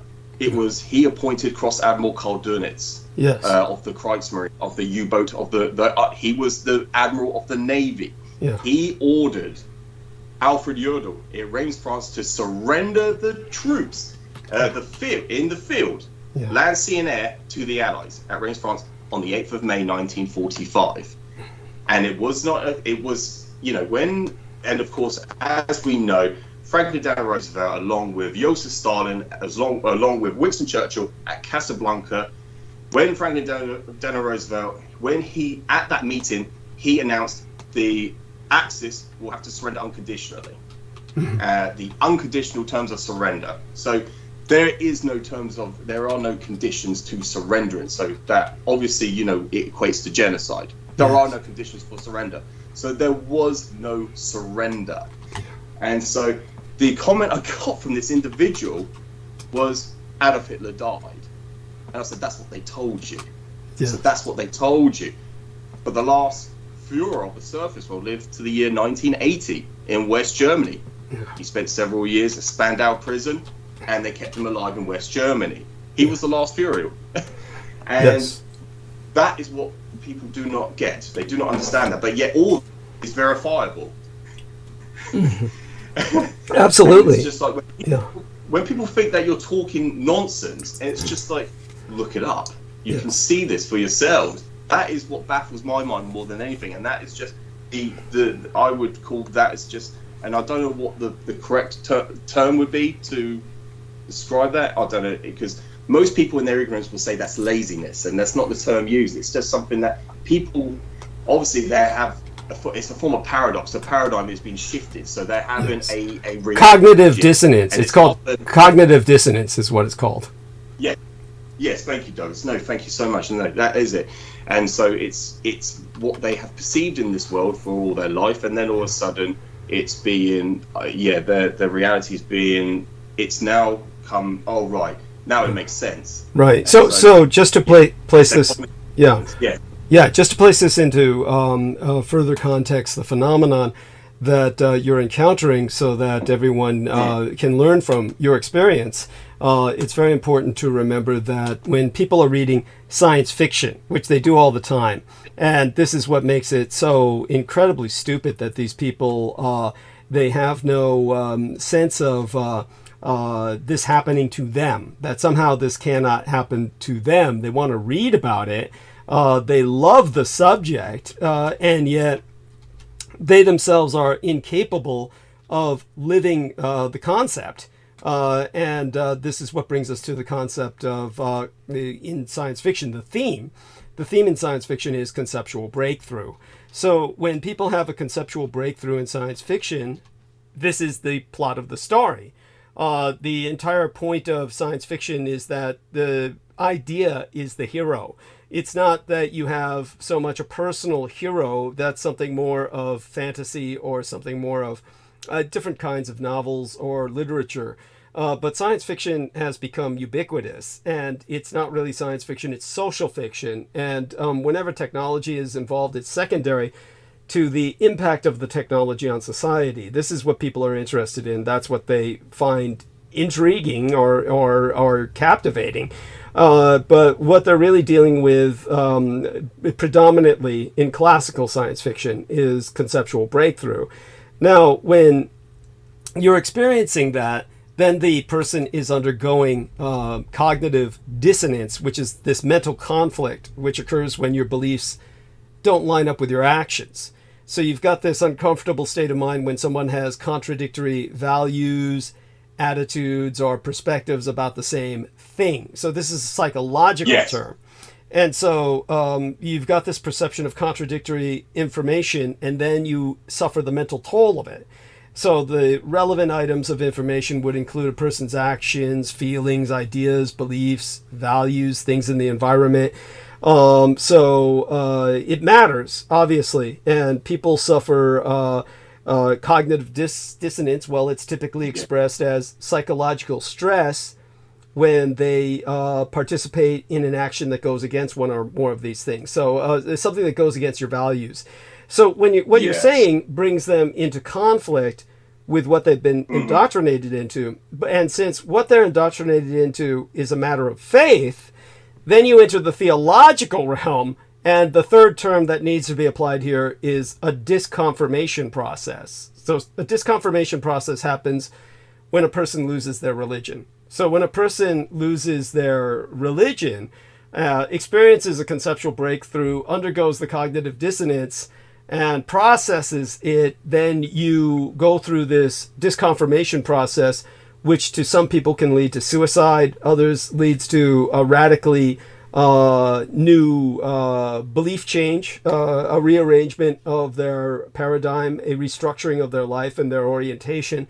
So all of this is extremely important. We brought up, of course, when one society basically tries to re-socialize another people into their paradigm, then what's instituted is called an axiom wash. So I brought that up as well. And but that's a social engineering term. So that's a social engineering term. And so when people when their society essentially is obliterated and another set of norms established, like when the conquistadors overran the Aztecs and all of Latin America became Roman Catholicized, then you had an axiom wash where the former gods that they worshipped were then replaced with another cosmology. All of this, of course, is to be worked with. And so with that, I turn it back to George with the time he has remaining. I'll take a short break. I'll be back in just a few minutes. But in the interim, I do want to know something before I go. Brendan, if you're there, if you could unmute Brendan, did you have a chance to read the email that I sent you? The emails? Yes, Douglas. I reviewed your email. Oh, great. So it was well done, but it's something you'd spoken about before, so it's kind of like a recap. Yeah, yes. So I was answering 3 different questions from 3 different people. Because so do me a favor, and maybe you could share a summarization of that, and that'll bring up further conversation from George. And because he obviously is familiar with the topic, so please, if you could do that, I'd appreciate it. Yeah, I would. Once I get home, I can bring it back up. Oh, okay. So you can I'm do driving. that. You're driving. I don't want to Got it. So that basically the neighborhood I live in is like Mad Max, and this street is like dangerous as can be. Got it. So especially at this time of night, so I need to kind of focus a bit. Got it. I will when I get home. I'll bring it out. Yeah. Thank you. Yeah. Definitely appreciate it.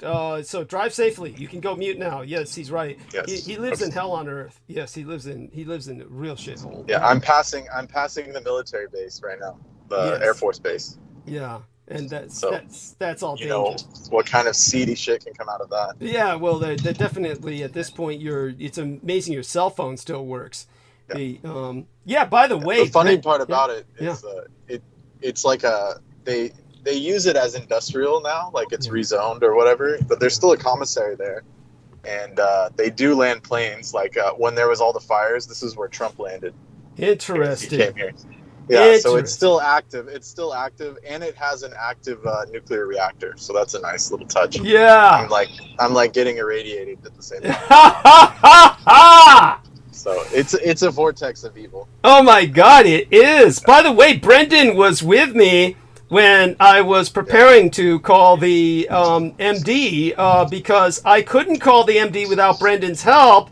because, and he knows this because he helped me get it off of airplane mode. My cell phone, by the way, it takes a process to get it on airplane mode. It's not something that can be done accidentally. I have to actually go to the menu, click on the menu, go to settings. I have to go to settings. Right. Yeah, and then go search for airplane mode. Unless you were like blackout drunk, it was most likely sabotage. Yeah, definitely. In other words. It definitely wasn't that, because when I go to the estates, I check it into a PO box, and we have several of them, one for each of the estates, a different PO box to check it into. And then when I come back out and get it from the PO box, I almost never touch it. And so definitely the reason we check it into a PO box is because it definitively has a tracer in it. We know that for a fact. All cell phones have tracers. They're basically are tracers, but this one is worse. Especially those free ones are just like Chinese spyware. Thank you. Yeah, this is a free cell phone. Definitely don't want to do that. Yeah, thank you. It's a free cell phone, and therefore, but they've got more shit in here. And the Chi-Coms don't like you because you're Taiwanese. That's right. No, it's true. It's true. And so they'll cooperate with the Americans to shut me down. And so all the while that I was suffering that extraordinary pain and thought I might call the ambulance in case I felt it was a stroke, in case I started feeling numbness or anything like that, double vision or anything, I could not have called the ambulance because it was on airplane mode. And so I didn't find that out until I started trying to call the doctors. And then it said you can't call out because you're on airplane mode. And there was no way to unset it. And so, and none of the videos on YouTube fucking help. They may have a failsafe for 911, but once again, it's a free phone. And dude, there was no fucking failsafe for 911. They're supposed to, like, theoretically, a cell phone, if it has power, it can call out to emergency services in any circumstance. Yeah, I was pressing. There was it's not on this phone. So it's those free ones are definitely like they give them to homeless people and they hope they OD and then have no hope of it's clicking on them. No, it's true. I mean, the old cell phone I had when I was calling 911, I had to like shut it down and restart it to call 911 with the other one. And this time restarting it didn't even take it off airplane mode. So it's like, this thing is a tool of the devil and shit. Yeah, it's like completely under the control of the deep state. Yeah. Just so people know, but I called Brendan and someone in the comments, sorry to distract from the topic, but someone in the comments was asking, what is wrong with Douglas's laugh? And I was like, I obviously don't know your backstory. They haven't even heard the evil nature my laugh can assume. Yeah. I don't know. Maybe it has something to do with your biosire or your crazy experiences with a bunch of warlocks or being possessed by military. Yes. Like, thank you. Like, there's so many factors. You might as well be a bomb.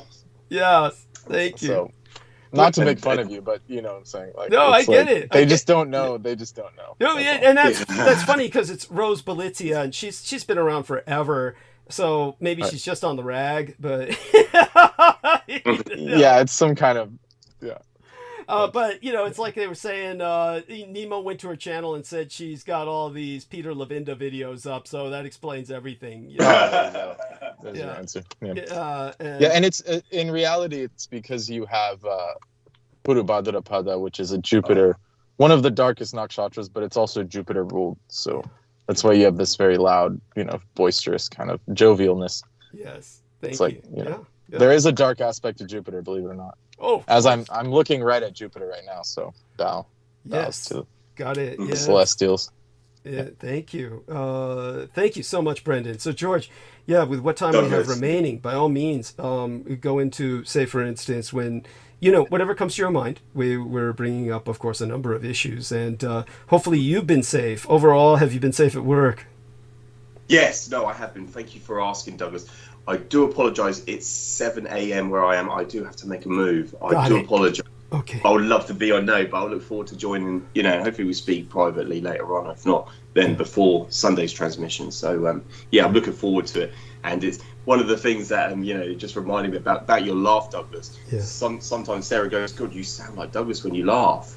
Oh, you that's sound funny. like his laugh." And it's very, and it's like. I try to explain to her that sometimes, when I'm retaining this information, I can almost hear Douglas's voice in my head speaking, and that's how I'm able to remember it, because I'm wording it word for word, or trying to emulating. So that's probably where it got it from. I don't know if the term is contagious, but it's like I emulate it, certainly. But that's how I'm able to remember. That's how I'm able to remember, because it's in memory. That's how I'm able to regurgitate what I've heard, what I've learned. Well, thank God for it. I mean, thank God. And believe me, say for instance, like when you went over the Jewish financiers of Columbus, who he reported to before he reported to the King and Queen of Spain. He would write to them before he wrote to the King and Queen of Spain. They were his primary sponsors. The King and Queen of Spain just gave him official permit, but he was sponsored by all of these Jewish crypto Jewish financiers. And so he, you knew their names, which of course I would have to like look through my notes to remember, but you remembered them. So, details like that. This is why you truly are my heir apparent. So bless you. We love you for it. Thank you for what you do. No, thank you very much, Douglas. But yeah, just to explain, I can hear you saying it. That's how I can remember that. And then it's like second nature. Then I can just say it without even thinking. It's just second nature to me. But yeah, thank you very much, Douglas. Thank you for having me on. And certainly it was. I will bring up probably next time, but it's the same with your experience with Aquino. It's like, there is that impact or influence that, from working with him for so many years, it is still, it's still proceeding today. It's still, with certain things, and we've mentioned that, and it's very relevant. It just brings credence and brings credibility to everything, and so it's undeniable. It's completely undeniable. Well, just before you go, one of the things that was in one of the summary that had provided for the last show before tonight's, which included a little micro bio on Aquino. That really freaked out Brooke Gibson, who actually looked at one of the links, led to the article on Aquino where they said Aquino has not died, he has remanifested. And they were saying how he's living on in continuity. But it brings up the fact that we'll talk about it later. Absolutely, yes. Several things about that. Yeah. And, we love you dearly. Take care of yourself, and see if you can call in from work for a few minutes when you get there. All right, take care. It's the Horcrux, obviously. Thank you. Thank you, Brendan. That's the Horcrux, yes. And we exposed that before they did. Yes, that's right. Or probably around the same time. That's a link to an older article that was around. They had to come out and officially say it or something. Yeah, that's right. And they said, we don't know when he died. As a matter of fact, it's on all you need to do is go to the episode before tonight's episode. And that has the Aquino microbiome with the link. So you just click on that link and it'll take you to that article and you'll see the date and everything. But that really freaked Brooke out. But, just along the side, just so people know. I don't need to read it. Jambo the Reese Monkey has been calling all kinds of people, seducing them to the dark side. And what he's been doing is showing off. Apparently, he's been working out again. But as Brendan pointed out, all the rhabdomyolysis is disentangling his muscles from the bone. The muscles attached to the bone. So he may still look or gotten himself buffed up again or cut again, ripped to a degree with some weightlifting, but he's in excruciating pain all the time, which he himself admits to. So, I mean, he can't be long for this world. It apparently dissolves the skeletal muscles and the muscles that hold together the organs. So that's why it's extremely painful. It's like dissolving the ligaments and things. So that sounds pleasant. So he's going through that while building up surface muscles. Isn't that so he must be using steroids as well? What do you think? Yes, suspicion on that, Douglas. Absolutely, it could be absolutely plausible. It's just I wanted to say, just before I go, Douglas, as well. There's a lot of articles on Zealandia, the lost continent. They started mentioning that it was first discovered in 2017. I'm like, I'm sure Douglas has been speaking about that for years. Thank you. Thank you. No. Yes, I mean, it can't be that recent. Come thank on, you. because Douglas has been talking about this for years. Thank you. And Moo. Yes, thank you. Now, before you go, the reason I brought up the Jambo the Reese Monkey was because the fucker was he's trying to seduce people on Skype camera, stripping in front of them, and these are men and women who have related this that he's stripping in front of. So he's obviously appealing in a bisexual sense to these people, but he was bragging he would make the dead float up from under my home. That he was going to flood my home and make the dead float up from under my home. But of course, when he conducted his spell, he's high out of his fucking mind, and I guess the needle in the marker went off, and that's the sinkhole that was near my home, but not under my residence. So close, but no cigar. Just so that you know, that was the story behind it. Yes, very good point. Very good point. Yeah. Very good point. Okay, well, George Knight, stay safe at work. Thank you. We're going to make certain... His accuracy is off by like a few hundred yards. Yeah! Yes. I won't give him the He exact tried, he address. Yes. Yes, he tried. Yes, he broke a water main. Yes, he did. He almost flooded. But Yeah. it's like the abnormal muscle tissue. It's not necessarily physiological. It could also be like jinn related. That's what Jinn that's can unconvinced. Oh yeah, those things. yeah, it's the jinn are possessing him and just making they're recarving his body. They're resculpting it. They resculpted his body. Yeah, exactly. Yes. Like it's like you ask them to do that, but then they get something back, later after you're gone. Yes. Yes, it's true. It's true. He'll be cannibalized quite thoroughly. It's there you go. And they didn't even Take care, everyone. Yes, take care. Sorry, You take care. Take care, Brendan. Thank you. Yeah, and so see you, George. Take care. Yes, and so Brandon Young and Aristides. Until Brendan gets home safely, I'll be counting on the two of you to hold the stage. Let's see if Aristides is still with us or whether he's faded into the gentle night already. How are you, Aristides?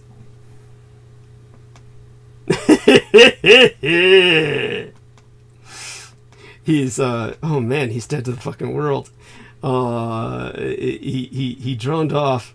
But we'll see. I'll stick with you till Brendan gets home safely, which is an important point, and then hopefully the both of you can hold the stage together for a little bit. In the meantime, Brandon, tell us about, like I said, Rose Belizzi has been around forever, but of course she's a big fan of Peter Levinda, and he was someone who tried to have you killed. Bring up whatever memories you have of that, or how Kelsey feels about that. Does Kelsey feel that perhaps her what she suffered from might be because of the kind of attacks you've had against yourself in the past? That this might be part of a pattern of a kind of an occult siege? Has she? No. Okay. Yeah. No, not really. Okay. That was so long ago. Does she know much about your past at all? I mean, concerning... Not really. No, not at all. Okay. A little bit. She knows I talk, and she bought your book. Oh, excellent!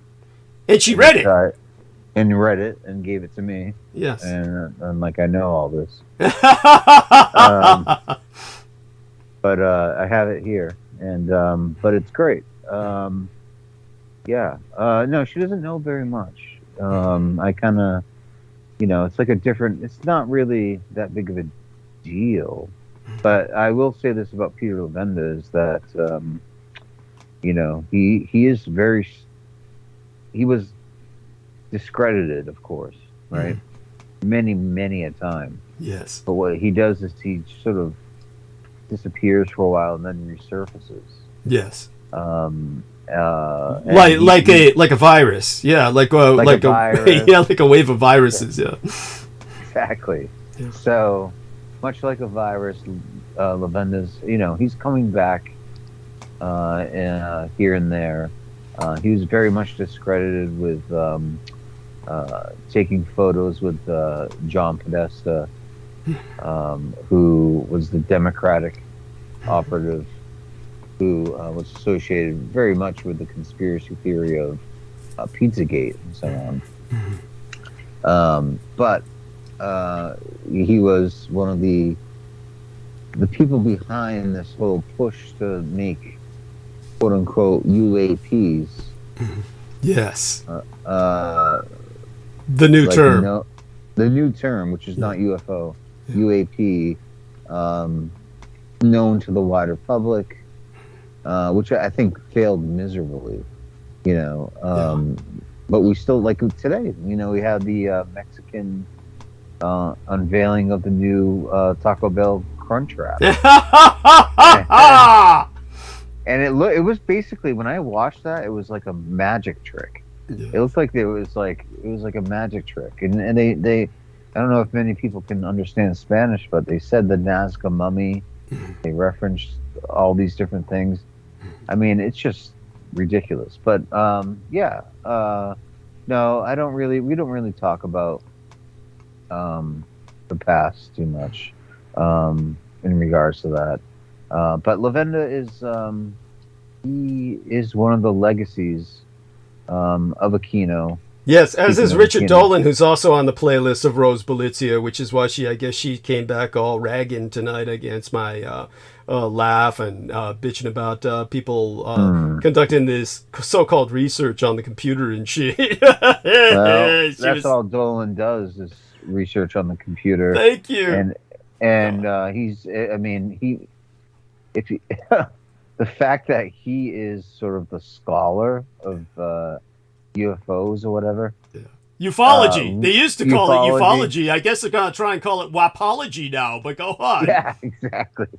So it's waspology. Yes. And but he, I mean, it's just the standards are so low for any kind of discipline. It's not even a discipline. So the fact that he's considered to be like a sound voice or a reasonable person who's actually has no interest except for scholarly interest in the field of research or whatever, the national security state and the deep state, whatever you want to call it. It's just a farce. I mean, I don't think anyone should take that guy seriously anymore at all. Over and over again. I mean, he's fully supported the what was the guy named Jaime Maussan down in Mexico. Yeah, something like that. I vaguely remember that. Yes. Yeah, and they also had a thing in Mexico a few years ago, where they unveiled some kind of UFO crash retrieval bodies. This is not a new thing. This has happened over and over and over again. So he was 100% behind that. He was 100% behind so many lies, and he's just one of these people that just makes a bunch of, he makes a career out of going to conferences and pretending that he knows something and wearing a tie. Yes. And having this air of pomposity that he really doesn't deserve, just because he's written a book, Yes. Anyway. No, definitely. Thank you. I appreciate, as always, the insights that you have through hard experience. With that, of course, Brendan Zoget dropped for a while, but definitely we'll try to bring some other people on. Going to do a re-series of calls to have somebody to bounce off of you for a few moments so I can take a short break again and just finalize, kind of like refreshing myself for the rest of the night. Let's see what we can do with this in the time we have remaining. Let's try Nemo again and some of the other people who never show up in the regulars.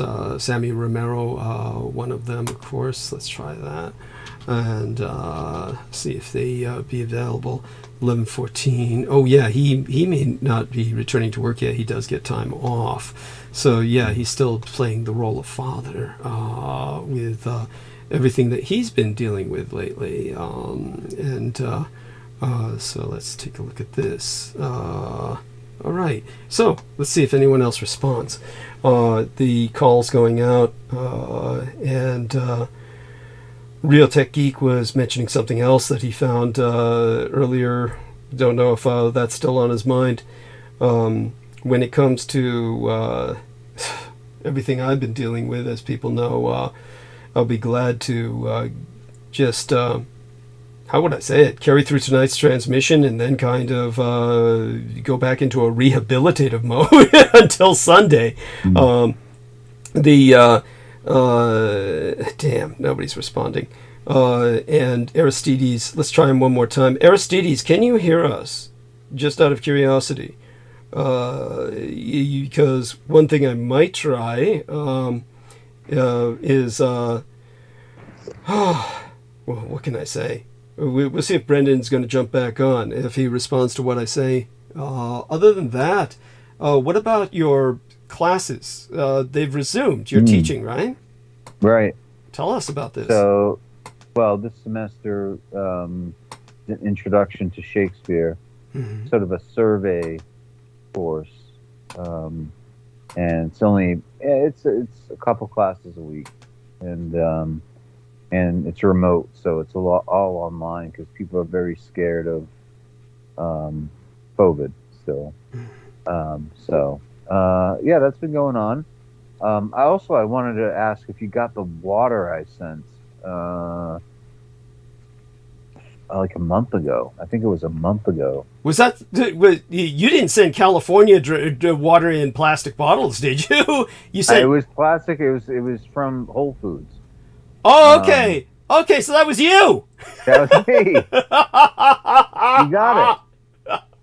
That was you. The little plastic bottles of California spring water.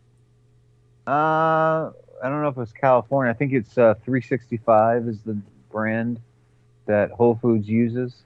But I didn't get that. I got little plastic bottles of California spring water. No, I never got 365 brand.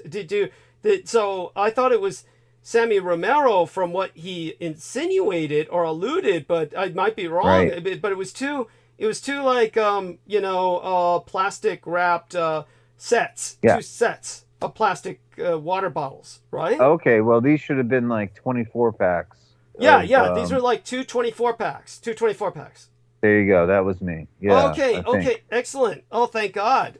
Thank you. At least something got there because I was having such a tough time trying to send this stupid water. Oh my God. I mean, should be really easy. No, it was life-saving. It was life-saving and very refreshing. Very refreshing. Ironically, I thought it was half a practical joke, but I was glad for it because you had been talking with, I forget who it was, but you and somebody else were agreeing, yeah, don't drink California water. It's all the piss in the snow from, the runoff, the snow runoff. Sierra Nevada. Yeah. People are pissing in it and shit. And then I got these 2 24 packs. And of course I was talking about plastic bottles. When they're shipped, they melt, especially the soft plastic bottles, you're drinking half melted plastic. Right. And then I got sent 2 24 packs of these soft plastic bottle California spring water.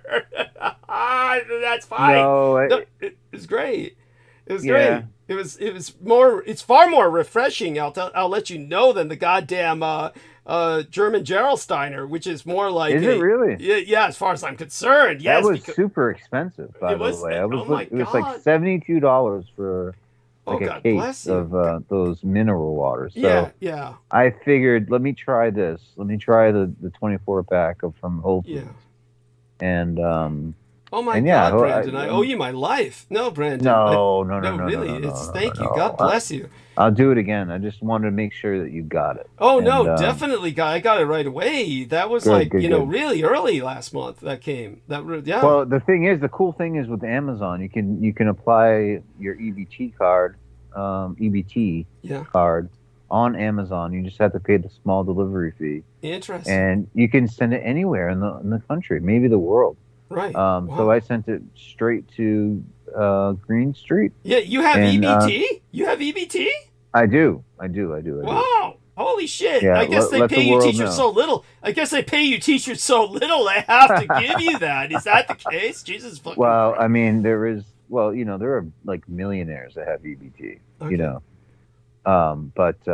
I have I do get it once in a while, every month. Wow. But it's worth it. Why not? Yeah, of course. I pay the taxes.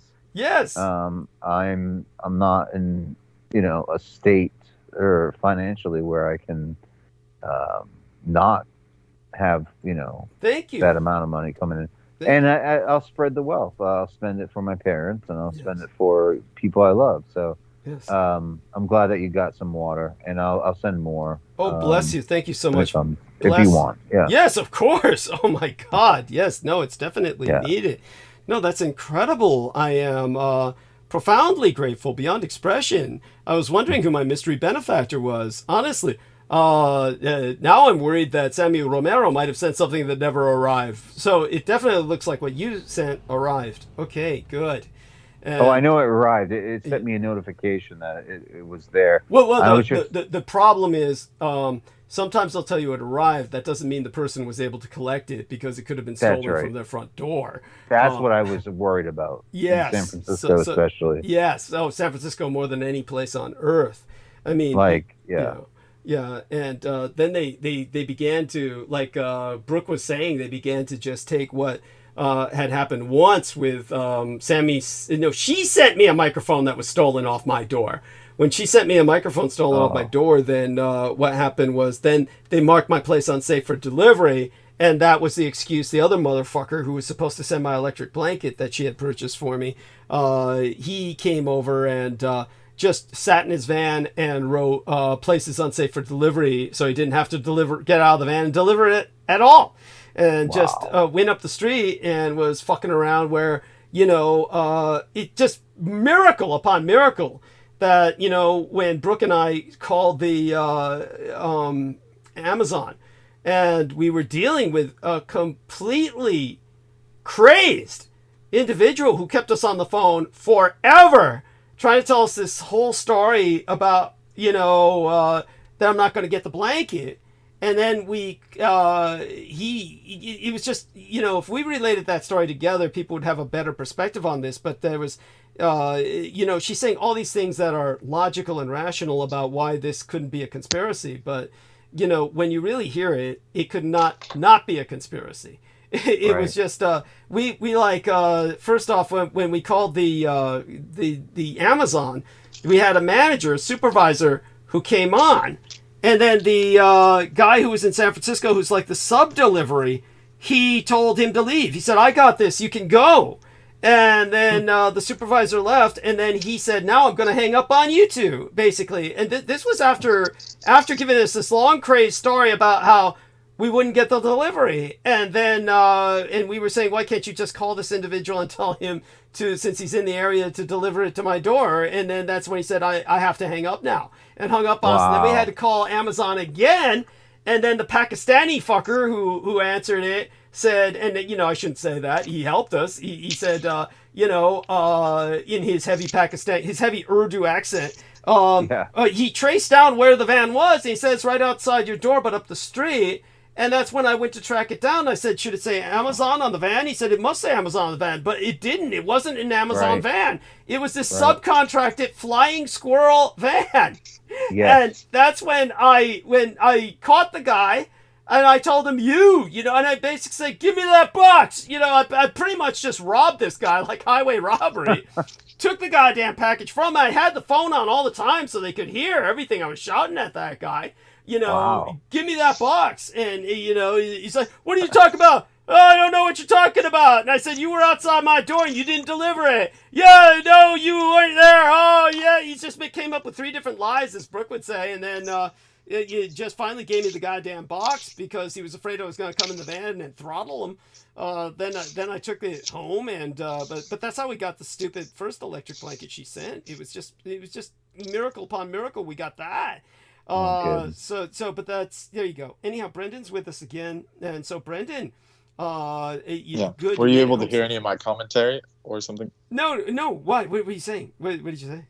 Oh no, it doesn't matter. It's fine. Yeah. I was just making snarky comments. It's probably for the best. My headphone wasn't working. No, the snarky comments are always welcome. I mean, generally speaking.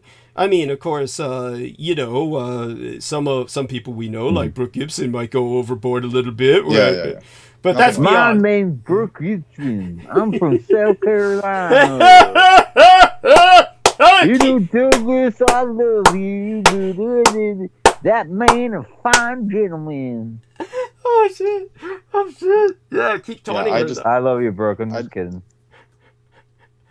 What were you gonna say, Brendan? Yeah. I had to wash off the ectoplasmic residuals, and then now I'm fumigating myself with olbanum and other sacred resins to shield from any kind of. Well, that's because you were in that haunted. That's because you were in the Howl's Moving Castle and shit. He was Howl's Moving Castle. That would be like a nice upgrade. That would be an upgrade. Upgrade. Yeah, he said it was. What did you say it was again? The Harry Potter shit. What was it called? It was like it's like a janky Hogwarts, basically, but like nothing magical about it. It's just haunted. Yeah. Oh man. So I'm gonna take a short break. I'll be right back in a few minutes. It's gonna be Brendan and Brandon because Aristides he's unconscious. He he droned off, poor guy, and I think it's the heroin. That's right. No, no, he's an engineer. He does his thing. It's late for him. Yeah. I think it's funny. It's actually funny when every time he talks, it's like you there, Aristides, and it's like he's coming out of a deep sleep every time he talks. Oh, what are you talking about? Awakening Cthulhu from the deep. Oh, well, there you have it. It's up without the sense of majesty. Sense of majesty. Yes. No sense of ominous majesty there. Terror. Yeah. There you go. Yes, Brendan, it's all yours. I'll go mute. I'll be back in a few minutes. Right. And at least you guys know everything. So that both of you have been here forever. So you guys know everything there is to cover. There you have it. Being the superior intellect. No. Oh. Well, you're too modest. Yes, you are modest. You are modest, but Brandon, he's talking to John Evans again. I thought that they had severed, but I read that part. That's good news. Is he still interested in Tolkien, even though he went to that thing, Protestantism? Oh yeah. He did. Yeah, he's not forgotten any of that. That's good news. Yeah. No, that never leaves you, you know. Yeah, of course. In fact, next spring, the spring semester, I'll be doing a class on Tolkien and science fiction. Very good. So it goes into if you ever read The Lost Road, Tolkien has a time travel story. Yes, that's right. And stuff like that. So we're gonna go into sort of foundations of science fiction and so on. But anyway, it's all good. But so anything you want to talk about? I mean, we could talk about Tolkien and what's been going on with him? They just released a Tolkien coin, the Royal Mint. Oh yes, I saw this one. Yes. Yeah, and I tried to order it. But it's sold out now. Is it? Last I checked, or maybe it's not released yet. It's just released. I think a lot of my friends got it. Yeah, the 2 pound. Let's see here. Yep, exactly. Well, it's a silver standard, but then there's the uncirculated one. I actually saw an advert for it when I was in England, surprisingly. Oh, really? You were in England? Yeah. Yeah, recently. Cool. I was in London. London. Nice. Mm-hmm. That's a good part to be if you're going to go to England. Oh, yeah, this one's nice. Not all those who wander are lost. That's on the edge of it, yeah. Mm-hmm. That's very nice. So, no, it's very nice. So the Tolkien estate has sent these to various scholars and people that they like or whatever. 80 pounds. But it is made of silver, so I mean that's then there's the uncirculated one that you can get for like $13, you know. Oh yeah, here it is, yeah. 12. Yep. Yeah. 12 pounds. 12 pounds. 12 pounds. Right. So it's like approximately 15. 15, right, exactly. Yep. But I might get that. Okay. I was thinking about getting that. Yeah, I like the what they did with it. It's very nice. Kind of cool. Yeah. Comes with a little booklet with the I don't. Yeah, it comes with the booklet, but I thought it would be Tolkien's image on the back, but it's King George on the back. You know, Oh, it's Charles. Charles. My bad. Yeah, Fuckers. Charles, King Charles. I wish it was King George. Yeah, that'd be even. Because even when I was there, I mean, they really literally did not acknowledge that he was even valid. Like it was strange. Everything still had the Queen's image on it. Like I bought stamps when I was there. Everything was still Queen Elizabeth. Yeah. Which I know it was recent, but I mean, it's like they were, you know, they're very conservative people. So I think they just don't want to admit, you know, it's hard for them to move on in that way. Well, she was the longest living monarch that we know of recent times, you know, and post-Atlantean times or post like Ramses II. Right. Pretty much. Well, as far as we know, you know, and as far as we know, you know, yeah. So that's pretty cool. So you got to wander around the UK, did you? Oh yes, I went out to like the sacred areas near like the Wiltshire area, like out in the countryside. Beautiful. Where the ley lines meet, and there's like white horses on the hills there. Oh yeah, very high energy levels. I mean, and the ground itself, like we explored a lot of crop designs and various things. So the ground itself is like it's made out of limestone, like it's charged, it's crystalline and charged. It's a very beautiful region.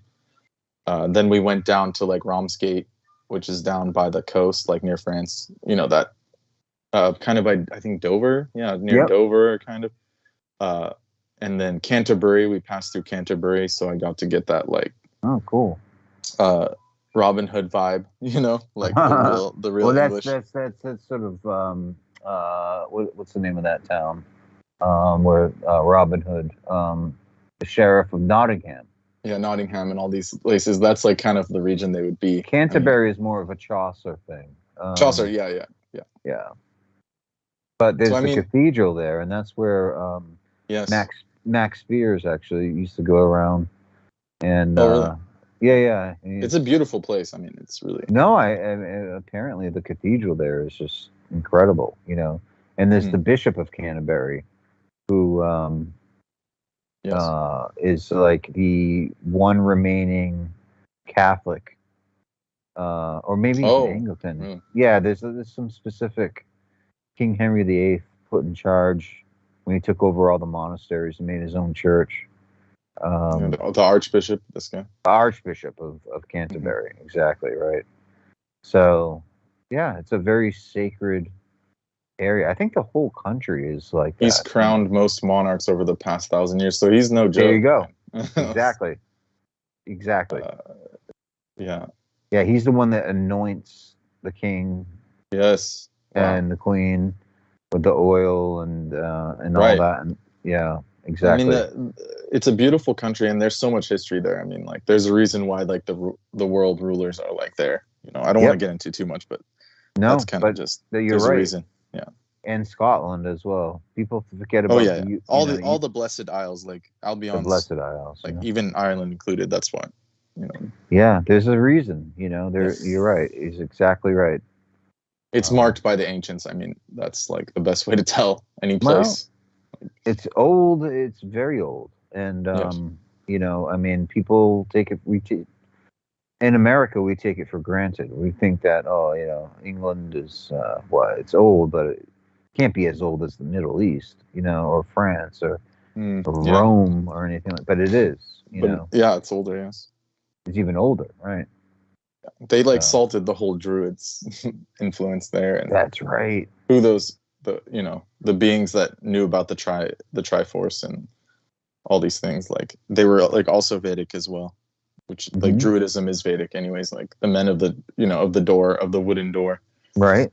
You know, it's the same concept as like the so-called Vedic, like you know, not Hindu, but Vedic, like the more ancient thing. Even today, when we say knock on wood, that's what the Druids would do. Yes, would knock on wood. Yes, to for good luck or not for good luck, but for it would call upon the wood spirits. You know, like No, the Druids. it does mean door as well, right? And door is where you get Dumbledore. Yes. Which and anything with door and the word philologically connects to the Druids essentially, and it means like a hinge opening, so a door opening. And there's even a Sanskrit word called dawarka. You've heard this word, dawarka? Mm-hmm. Yeah, so it's the same they're hitting at the same concept. Dawarka means ka means charge. So ka is the first letter of the Sanskrit, ka. Interesting. All right. So it means charge. So it's the doorway to charge. And that's they live their lives. The ancient peoples, like especially the Druids, the Egyptians, the Vedic, it's all the same culture, but they had the idea that you live life in order to charge up for the afterlife, so that way your spirit can leave and go to higher realms and go past the stars into the heavenly, more pleasurable realms. Right. They all knew this. They all knew this concept, and that's why they, and even in Tolkien's, he knew that. That's why he had like the Western lands, like Aman, the Undying Lands and such. Like that's what he was saying in those things. It's like the heavenly realms and beyond. Valinor and so on. Yes.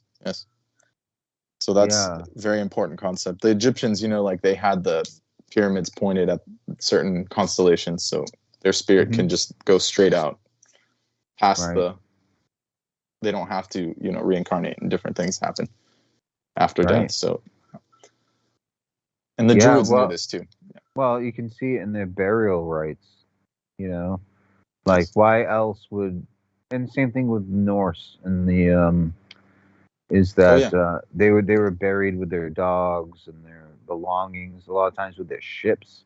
Now, why would an archaeologist today would say, "Whoa, they were buried with their ships because they were worth a lot of money or whatever." It's not just that; it's because it's the in ship the afterlife. That's the ship that they would take to the heavens, whatever. So it's interesting. Yeah. The ship of the spirit, like the. Okay, just returned. So, of the ship of the spirit, which culture, or are we speaking of which cosmology? Oh, the North. It would be all of them. It would be all of them, really. Yeah, like even the Egyptians, there were giant ships found near the pyramids. The Druids had this concept. Even the Viking like they had that concept where their ship was even fashioned as like the Holy Mother or a dragon, to take them, past this realm. Some of them were buried. Some of the big kings were actually buried with their boats, just like the Egyptians. So these ancient cultures knew of this passage after death, and that's what has been taken from us. Actually, is that no one spends time here getting prepared for that journey. So that's why everyone's stuck in this kind of cycle. So I'll just leave it at that. No. Well, you can't leave it at that. You need to elucidate on the fact that what can people do to prepare for that journey, since people don't even have a concept that you can prepare for that journey anymore. It's like very simple, actually. It's just one thing is just you start with what's called like the Ganesh principle, right? It's like the principle of I don't know anything, like you become more innocent, more childlike, as Christ says, is like only become as you become as children to enter thy kingdom of heaven, right? So you have to know that you don't know, as Plato would say. Like you have to have that question, like how do I get out? How do I do this? What's the right thing? What are the right behaviors? What are the right actions in this life? Then the universe will give it to you, those answers, slowly. And then you can work from there, and more discipline's required. But the first step is that, I don't know. You put the ego down in a way, that type of ego. I don't know what to do. And then the universe will give you the answer over time, Or you can say simple things like, I want well-being. Like, you can just start with that. Say like, I am a being. I'm inside something. And this thing has laws, because you're clearly like, you go outside, like we're all inside of a construct. So, and then you ask yourself, or you ask divine, like, what are these laws? You know, you can be even very simple, or just say, I want well-being. I am a being, and I want well-being. I mean, you could say it thousands of times, and then doors will open. Speaking of doors, doors will open to you that you never thought possible. So, wow. that's what I'll say about that. Incredible. Thank you for sharing that. And, well, Brandon, you tell us about during the time that you were, when you realized you had been in a coma, did these sorts of questions arise? Obviously, you had, in a very real sense, been dead. Did you ever get the feeling you had been blessed with any other sights of the other side? No. I never experienced that. It went by really quickly. It was like a dream, you know. And but I do agree with Brendan, and what he's saying, like, you know, Socratic wisdom, knowing that you don't know. That's why you are the wisest person. It's because you know that you do not know, and that's the beginning and foundation of all knowledge. Actually, is the skepticism, you know. But no, I didn't realize any of that when I had my accident. But it wasn't an accident when you survived your assassination attempt. Thank you. I always misstate that, and but it was, you know, it was. I did recover quite quickly, which was kind of unheard of. But I think it just will and determination. I didn't have any really insights at that point. And I didn't feel like I, you know, crossed the river Tartarus or whatever, you know, and paid the ferryman to take me across. But that's why you didn't cross. You were too cheap to pay him, and he left you stranded here. Exactly. Yeah, I said, can I send a case of water via Amazon? And so no Virgil to guide me either. But no, anyway, I didn't know, and there was no sort of realization of that. I do believe in an afterlife or different planes and realms that we should prepare for. And I do believe that this life, you know, you can like Brendan was saying, like, once you humble yourself, then sort of the universe will open up doors to different opportunities to seize upon. Okay. Yeah. Yeah, and response there, Brendan. Good morning. Yeah. Greetings. Greetings. We are joined by someone. I heard a voice. It is our friend from Nederland, Dan the Man Vandermeulen. Welcome aboard. I would love to comment on this. Please, topic. yes, by all means. I really loved the show with Maria, by the way. Oh, thank you. Yes, many people did. Yes. Which Maria? Maria is, of course, this wonderful lady who is from Hungary and considers herself a shaman because the Hungarians are a kind of an indigenous peoples that basically became stranded in Central Europe by losing the Battle of Avar, I believe, when a major battle which basically was the birth of their nation in Europe because they were stuck. And then, I'll have to go back and review. Yeah. Yes. Or your guys' thing. Yeah, yeah. Because every time I hear Maria, I get, like, you know. Like, who the hell is Maria? Yeah, this is a new character in the story. My head goes to something else. Yes. But let me... Yeah, so go on, Van. Dan. Yes, go on. All right, this is something I usually do not talk about. But it's important. I've been clairvoyant since as long as I know. Wow. I can remember a lot of my other lives. It was really funny in the other show, like last show, that Maria said most people, when they do a reading or they want to go back to, like, different lives, they always say or want to be somebody important, but no. Yeah, it's like the you know, Uh, the Theosophical Society. There's like Yeah. 100 Queen Victorias, and they all introduce each other as like, I'm Napoleon, I'm Queen Victoria. Like, But one of my other lives that really made me curious about Second World War is because I remember being dead in a forest, but the Germans and Americans all together, and everybody's dead, but there was no fighting. Right. Hmm. And Go on. that was really connected to the Philadelphia experiment. But Ah, by the way, go on. that was not my point. Okay. Because I also have some remote viewing skills, Okay. and I'm able to travel between planes. And the thing is, at least for me, the most important thing is there's always somebody or something telling you what to do. Mm-hmm. So that's the main point. Just do whatever you want to do, because that will give you the power to steer you in your own direction. Like the planes, they also have like numbers.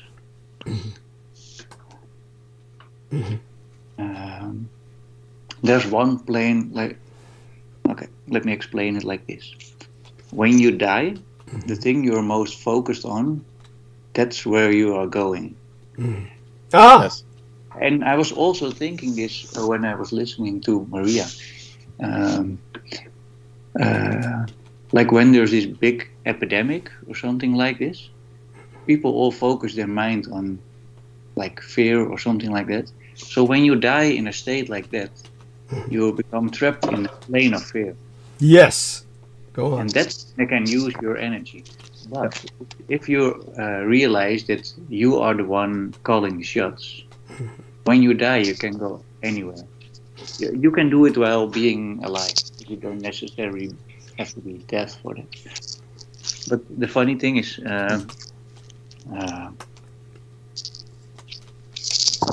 I've been to planes where, like, if you're really into like the church, you will go to a reality where the life you imagine will be there. Like, you'll be with people that are same-minded. But Yes. after some time, the people there are going to ask questions like, "Is this it?" You're not really. You're still like doing not what you want to do, but what you think you must do, or like somebody gives you an order to do something. And this is what I really took away from Peter's book, The Seven Seals, with the jinn. Okay. When you go through one of those boundaries, when you can, because it's all about letting go of things.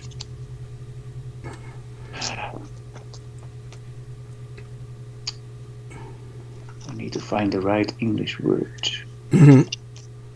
Yeah. When You you're, can say it in Dutch. I mean, yeah, try and translate. our man can translate for you. So say it in Dutch. Perhaps, maybe. Yeah. Opdracht. Orthodox? One more time. Did you say orthodox? No, opdracht. Oh, okay. Opdracht. It's like an assignment. Yeah, that's the word. Yes.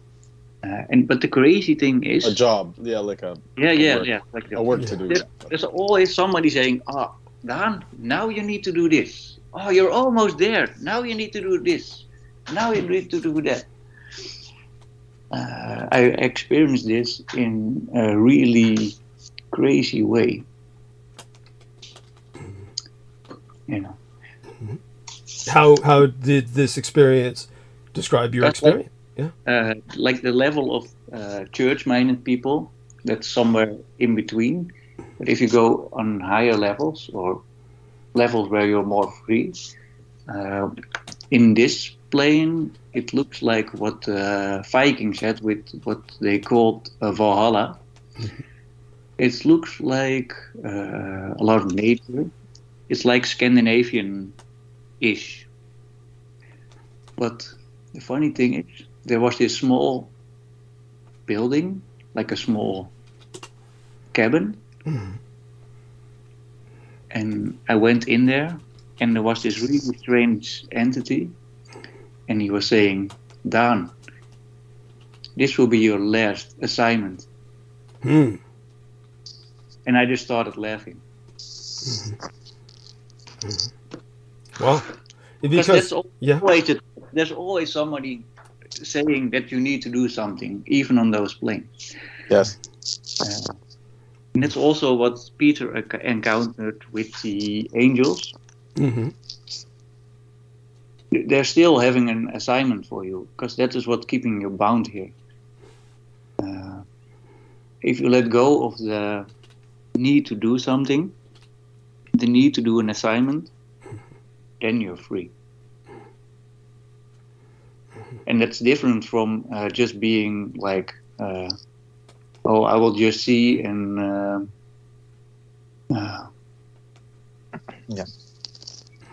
Yeah, there are pitfalls in this as well. Like, they could be benevolent, or they could be entities from the other side that don't have your best interests. So that's something to, only you can know this, but like, have that. That's why you have to cultivate. That's why the ancients were saying you have to cultivate in this life the right actions and the right powers and the right activities to be able to discern. Then on any plane you could break through, whether it's that thing or something proper or something actually higher. You have to learn that here, and then you can, because there are beings that you should listen to, like rishis, or what are called sages, or like like the devas, the elementals, the positive elementals, like the devas, which are like the 5 elements, devatas they're called, or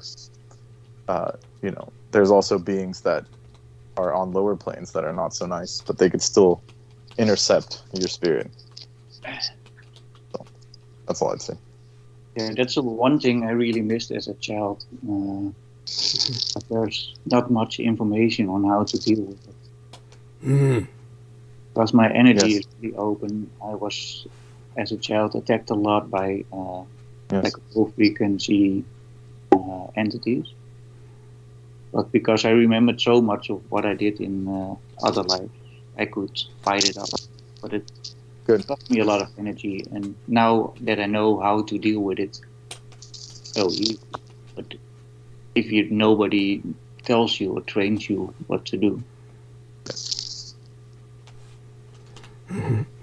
Yeah. And so go on. I mean, this is fascinating. Have you experienced then? Apparently, you've had a sort of near-death experience. How did you? Was that the case, or if so, how did you die? Just curious.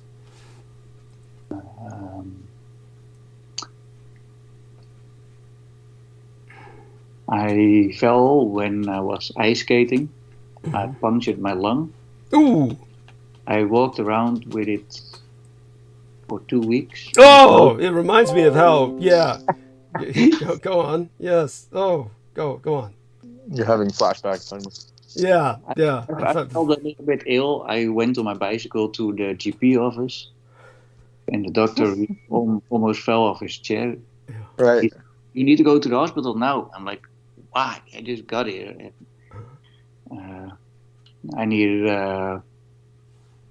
to be operated on really quickly, but they did not do it that well. So shit, that reminds me of my experience too. Go on, yes. Go on. Oh my God. What did they do wrong? What did they do wrong?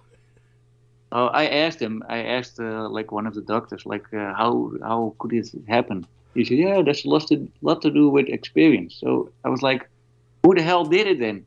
Oh yeah, it was an intern. Holy shit! Well, he gained some experience from you. I hope you're happy with that. Yeah, that's how they learn. Yeah, fucking people over for so what happened? Oh my fucking god! What happened when he fucked you up? No, I needed to go back like a couple of days later because my lung was again punctured. But I felt it during the evening, and I was, I'm not going to the hospital in the evening. No fucking way. Oh my god! So I just went to bed, and then the next day I could not walk anymore. Yeah. And you're turning blue. You're turning shade of sea. Yeah, go on. Yes. I did take a shower, and then my dad, he brought me to the hospital. Yeah, that's what I took before. When my lungs started collapsing, I took a shower hoping that would make me feel better, and I just, it's just, you're in denial. And yeah, I was dying. Yeah, and so awful. Oh, it's just people. Also, it's really, you feel it, but it's also like, it gives you some tranquility or something. Yeah, I don't know about that. Yeah, it's you're just finally in denial. You're in denial. Go on. Yes. So my dad brought me to the hospital, to the ER, and the doctor said, "Oh, your other lung is also collapsing." Oh my God! You had both lungs collapse. That's what happened with mine. Oh fucking shit! So the guy who did the surgery on you fucked you up so bad he collapsed the other lung. He punctured the other lung, right? And, yes, and so they needed to be so quickly that they just ripped off my shirt. They put me down on a table, and the doctor said, "I'm just going to make a cut now. No anesthesia, or you will die." So Holy the guy shit! took a knife and he kept it into my chest, but. The release of adrenaline was enough to not make me feel it much. Oh my God! Yeah, it's so similar to my story. Sounds like a horror story. That was not the worst. Yeah. When I got back to a room, in the room next to me was a guy same age, really funny guy, and he had the same problem, but he was telling his lung collapsed spontaneously, and he was laying in bed. And he thought, "Fuck, I'm dying." Yeah. And he was a really heavy smoker, so his last thought was, "I will just have another cigarette and then I'm gone." So he smoked his cigarette, but then he was not there. So he called an ambulance and got taken to the hospital. But they told me that I need surgery on my lung. They put stuff between your lungs are in this sac. Like, yeah. I'm sorry. You. In other words, they put things between your lungs to. No. This is. It's like a shopping bag, and then there's fluid, and there's another shopping bag. So between those bags, there's normally fluid so that your lungs can move. Yeah. They put some stuff between there, and then it will scar, so your lungs will be stuck. Okay.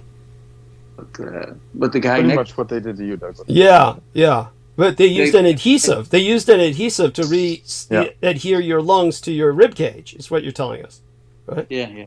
Go on.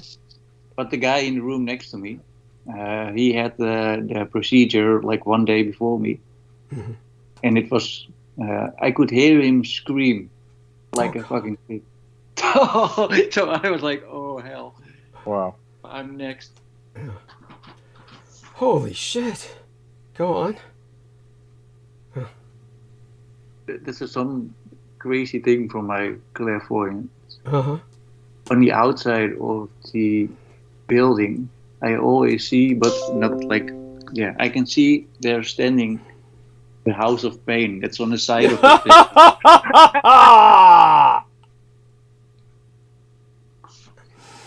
Of course, yes. And what was that? I missed that. He said with his clairvoyance, while this other man is screaming like a stuck pig in the other room, and he's thinking, "Oh my God, I'm next," he had this like psychic, shall we say, 180-degree vision where he saw outside the building, Like he kind of had his body like he like abandoned his body for a few minutes for an outside perspective. And while he was hovering around the building, he saw while he was hovering around the building, he saw a big sign on the side of the building saying, "This is the House of Pain," or the House of Pain, very similar to the island of Dr. Moreau, where that was what they called where they brought the animals for surgery and punishment to make them more human, and they called it the House of Pain. Bring them to the House of Pain. Well, that's a hospital, basically. Yeah. And then the next day I had the procedure, and that went horribly wrong. I had this epidural, this like with a needle they put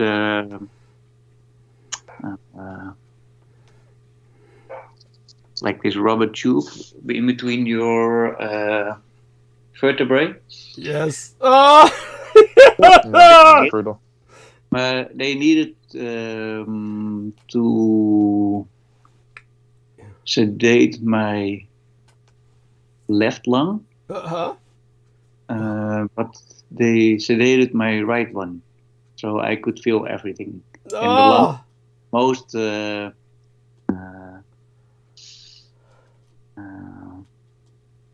pain receptors, because there are a lot of nerves there. Wow. So when they were doing the procedure, I could feel everything, and then I just left my body because it was not. I was not blaming you. The funny thing is, like I know those states. Mm-hmm. But the fun thing is, then I saw I God, and it was Krishna from the Hindu tradition. Okay. And Krishna. Yeah. All I could do again was laugh. Yes. And this laughter, what was the feeling behind it? What was the affect?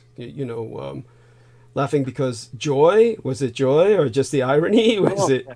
I was without pain. Okay. But I just think it's so funny that like it's such a big trap. Yeah, like you're so vulnerable, and there are just these entities that want to make use of that. But Krishna is cool because what he says is like God is everywhere, God is nothing, and God is in your heart, like you're God. Yes. I didn't become a Hindu after that. Why not? Why not?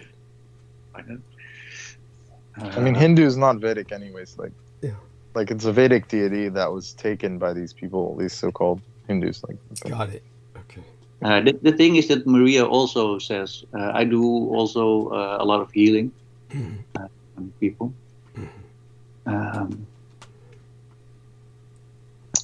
You also perform healings on people. Is this at the Senior Rest Center? Sorry? Oh, when Maria says, I also do healings on people, were you saying that you also do healings on people? Like at the rest home? Yeah. And this also changed a lot. I lost my dad like 12 years ago. Uh-huh. And normally what I would do and how my clairvoyance would use or how it would work, I would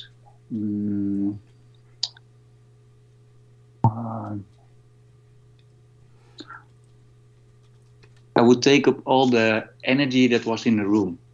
Okay. And normally that would leave things really cold, and it was really exhausting because it was using me as like a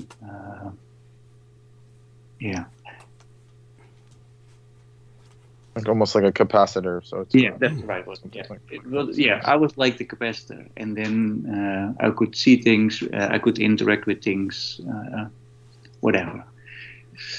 But after my dad died, I was able to reach him. Oh, and that was the thing. Normally, I would just stay here and see things, but somehow I was able to connect with him and go there. So I would just raise my level and just be there. And it also has something to do with how the energy flows. Most people, they just want things, so they grab something and pull it towards them. How this works is from your heart center, you go out. And it's like when you give, you receive more than you give. But if you just take, you take, but there's no exchange in those energy. So, and that's also what happens when most people, they start, you need to clear your mind. So people start meditating. And if you meditate for a really long time and your thoughts are still, you're just there alone in a void. And that's not the end of it. That's just the start of things. What you need to do after that is connect with everything. And on that plane, that's also on like this heart vibration plane, you can connect to a source, or even in this universe, it's there's this black hole in the center of the galaxy. That's what it's referring to on a physical plane. Yes, ̔CHUŁİNGGYUÁNJIÉ, the black sun, the enormous black hole that keeps all of the galaxies together, generally in the shape of the swastika, the Hakenkreuz. Go on, yes. Yeah, but on like a energy plane, it's like the background layer, and everything and everyone is connected. But that's also really hard, and that's also the thing. Like my personal jinn experience, it shows you the good and the bad. I had a lot of lives where I was I'm a bit of a worrier, so I have ended a lot of lives, and that was something I had to deal with.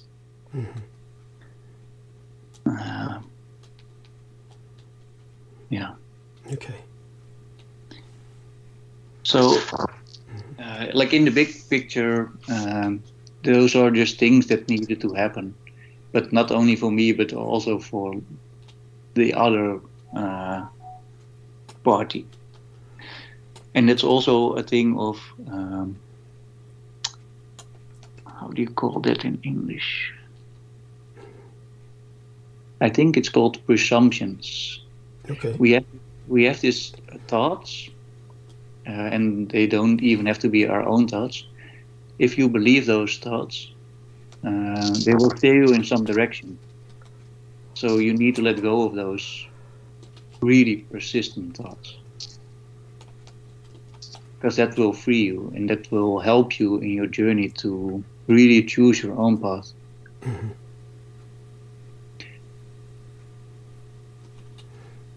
Okay. And go on. Yeah, so what I do in my healings, I also connect with like a prime source.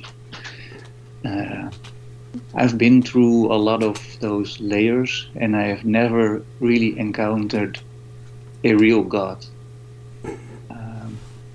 And it's also, it was so beautiful what Maria said, like people with real talent, they don't need to boast about it. And what you see, all those entities that are saying that they're a god, they're boasting about it. Like, oh, look at me. But then you know it's fake. You know it's nothing.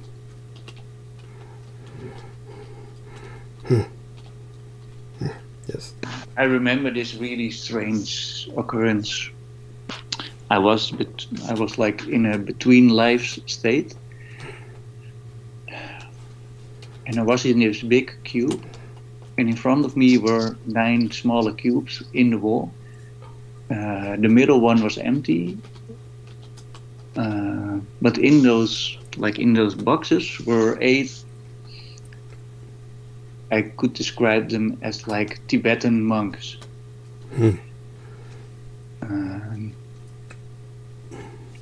I don't know how I got caught up in that situation. They were ruling over me. They gave me a chore that I didn't want to do. But then I fell down and I got stuck like in the birthing cycle. Okay. Yeah, that's like Yamraj and the Yamdutas and stuff, like those beings. Like they're like beings that, like, you know, they put you back. Yes. Like, sounds like you got off pretty easy from that time. This being here on Earth is a really tough experience. Yes. Which is why the ancients always wanted to get past this. So I didn't really take it lightly that they forced me. Even in this life, I'm always a bit of a rebel and kicking up things. Okay. And go also, on. When I do the healings, there are a lot of times I can feel the connection to like other planets, especially. Because that's also how you get here. You come from like the center of the universe, and then you go down different planes, but also like through different star systems. Yes. Realms, like different realms, like regions. And the Earth is just everything that is in the universe is compressed here on Earth. Yes. And I'm also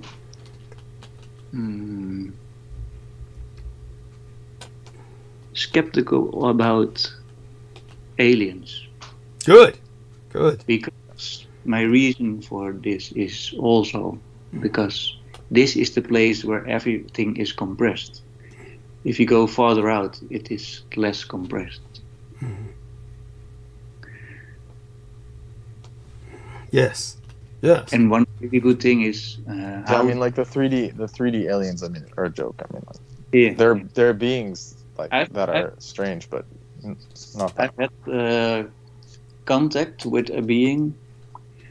My best friend, he can confirm, because one time he was there. The first experience, I was still on primary school. I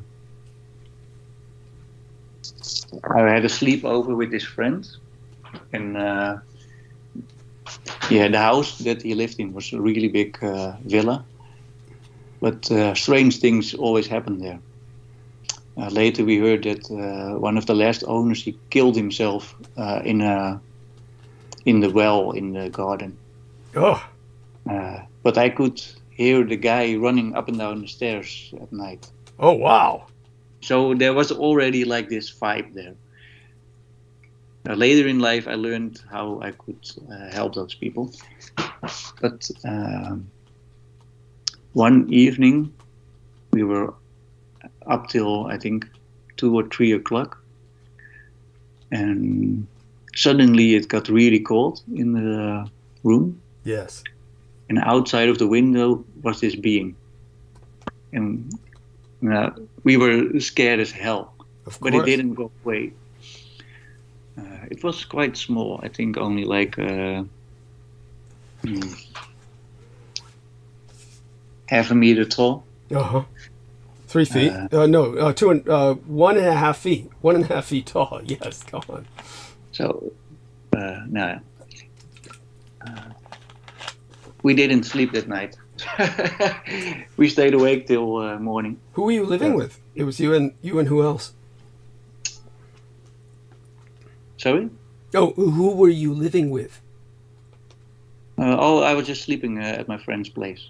Okay. But after some time, the being went away. Mm-hmm.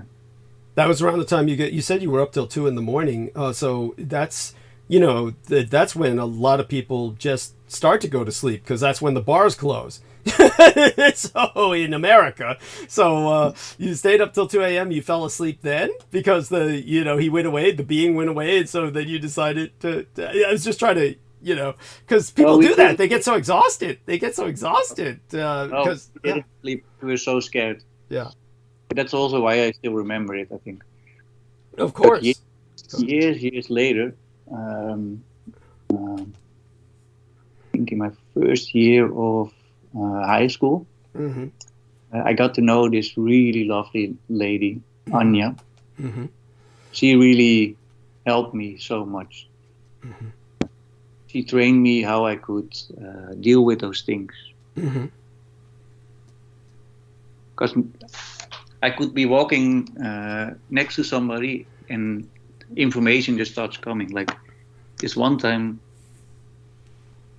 this girl was next to me and I'm like, wow, she's so sad on the inside. It has to do with her mom. So I was asking, what's wrong with your mom? And she started crying. She told me like, oh, she just died. And I was like, what do I have to do with this information? And it was just overwhelming, because in high school there are so much people together, and if you get all that information, it's just too much. So Anya, she really helped me so much. Really nice lady, and she had this like greenish, dark green energy around her. Really, really lovely. But after some time, she got ill, and eventually she died. Oh. So I think I knew her from like 13 till 18, I think. But the connection is still there. The crazy thing is, after she died, I went to visit a friend of her who is also clairvoyant. And Anya said, oh, you really need to connect up with this other lady. So I did. I went there, and all of a sudden, Anya, my friend, she was also there. We could see her standing there, and she was with 2 other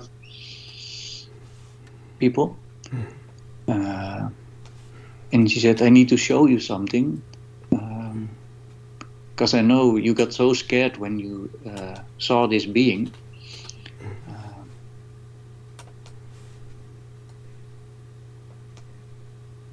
And that was not what was supposed to happen. So this being came in. It was really lovely. He showed me where he was from. But the funny thing is, now he was like in an energetic state.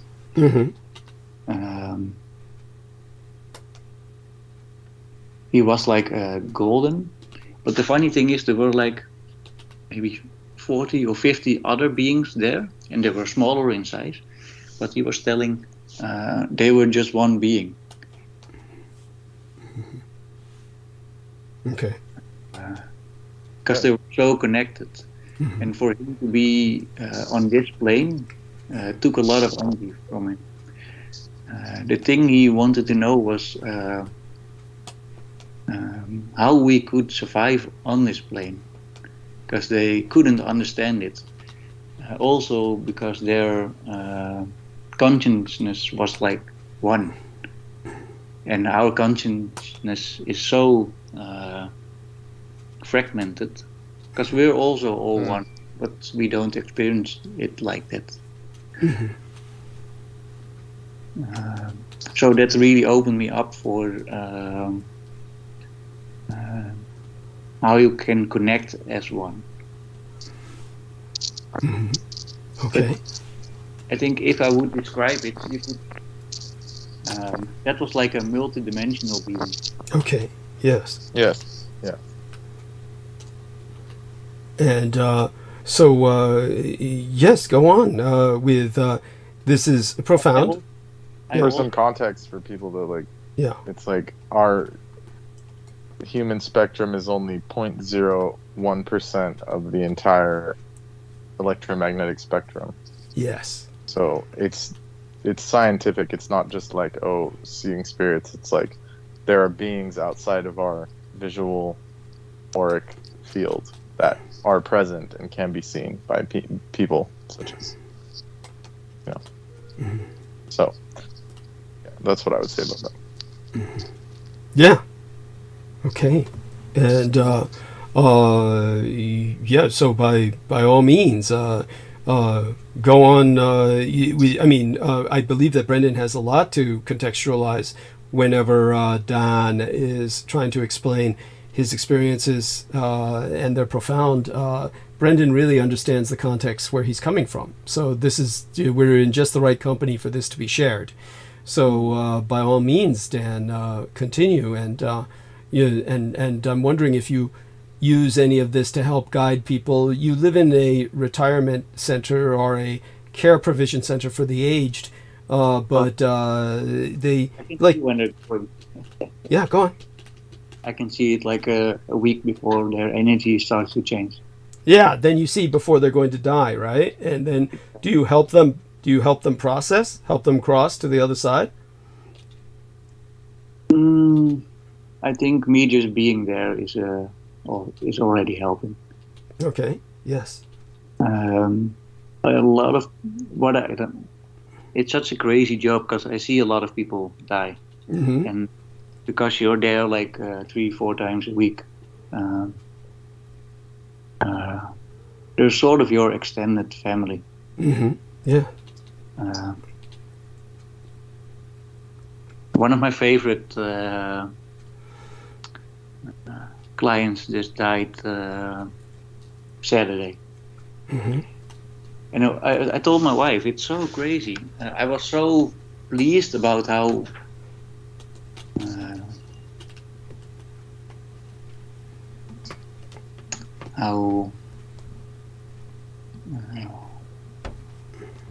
she had certain wishes, how she would like to end her life. And yeah, we could fulfill all those wishes. So I was so happy for her. It was just, yeah, she was finally pain-free, and yeah. But it's so strange because normally when it's a real relative, you're only sorry for yourself. That's what it's about. You're sorry for yourself. You're not crying for the one who died. People need to feel that. You're crying, it's just your ego crying.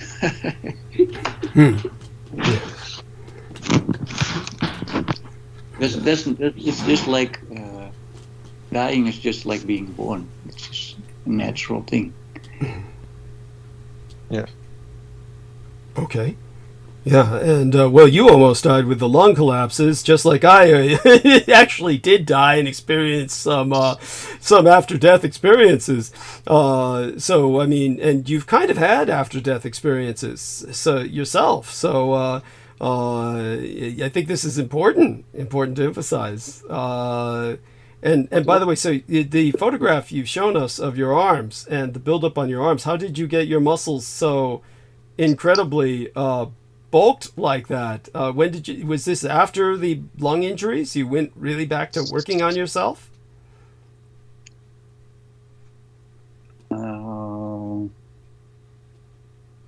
Yeah, I always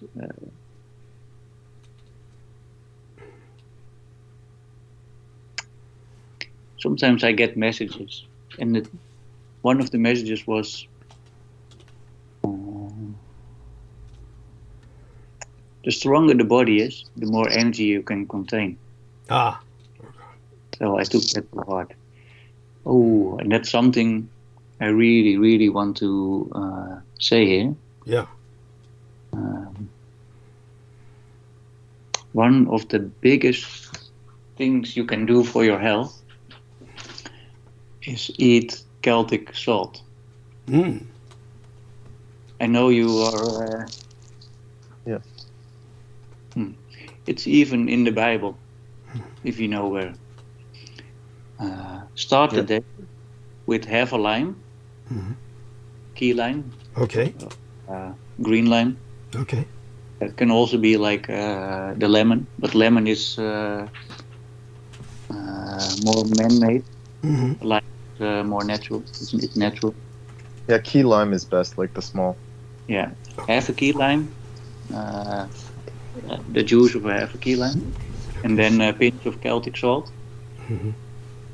When you wake up, a little bit of water, and then just not eat until 10. Okay. What this does for your energy, our energy is like a torus field, Okay. and when you take the salt, it helps generate the field. Do it for just a week and tell me what you've noticed. Sounds good. It's crazy. It doesn't cost a lot, and Where do we find Celtic salt? our bodies are electric. Yeah. And Yeah, Celtic grey salt's widely available. It's like any health food shop with Okay. its salt should have it. I love the pun. Yes. the salt really helps with your energetic state. Okay. So Yeah, you can and make the Celtic. you can make batteries out of salt. Just saying. Yes, thank you. Yes, so when you add salt to a lemon, people have shown experiments. I mean, you can look it up online, where the lemon will have enough power to light up like an LED. Wow. Because the ions in the salt and the acid in the lemon create an electrolytic solution, which is electricity. So, and the body is electric. So It's your electric city. yes, Right. thank you. And so key lime. You say that get up in the morning and just add some juice from the key lime onto the salt, a pinch of salt or a half teaspoon. Into like maybe like warm water. Okay, into I it. think like the that. tequila. Was- I press it. I press half a key lime or green lime Yeah. in a shot glass. So I just press all the juice out, put a pinch of Celtic salt in it, and just drink it. Okay. And after that, drink some water. Okay, interesting. Okay, then after that, drink some water, and then don't eat till 10 in the morning. Yeah, so get up around 8. If you're getting up around 8, for instance, is what you're saying, right? 8 in the morning or something. Yeah, because breakfast is a lie. Okay. Nobody eats breakfast. Yeah. Okay. Yes. Yeah. All Interesting. valid points. Yeah. And Celtic salt has 88 minerals out of the approximately 100 that the body needs. So it's like you're already getting, You and could Celtic salt has drink magnesium. but it's not that nice. Yes. Wait, say that again. Say that again. You can also drink seawater, but it's not that nice. Oh, right. Yeah. Yes, true. Very true. That's really cool. Seawater contains the same Yes. percentages of minerals as our body does. Yeah. So that's where the Celtic salt comes in. You can also use sea salt, but Celtic salt is a bit better. Yeah. I think in the USA there's also some salt they get from like it's really old, from like an old sea. Yeah. There's it's called Redmond's. Yeah, that one. It Yeah. comes from a mine in Utah, which is an ancient seabed. And Wow. that's the most pure salt in the world as far as plastic pollution. It has no adulterants in it. And the Celtic salt is remarkably pure for being a sea salt. So that's why it's so touted. Like there's no plastic residue in it because of the method they use. They use an ancient Celtic Druid method to farm it in Brittany, France. So it's a very ancient technique. Wow. The salt, what it does.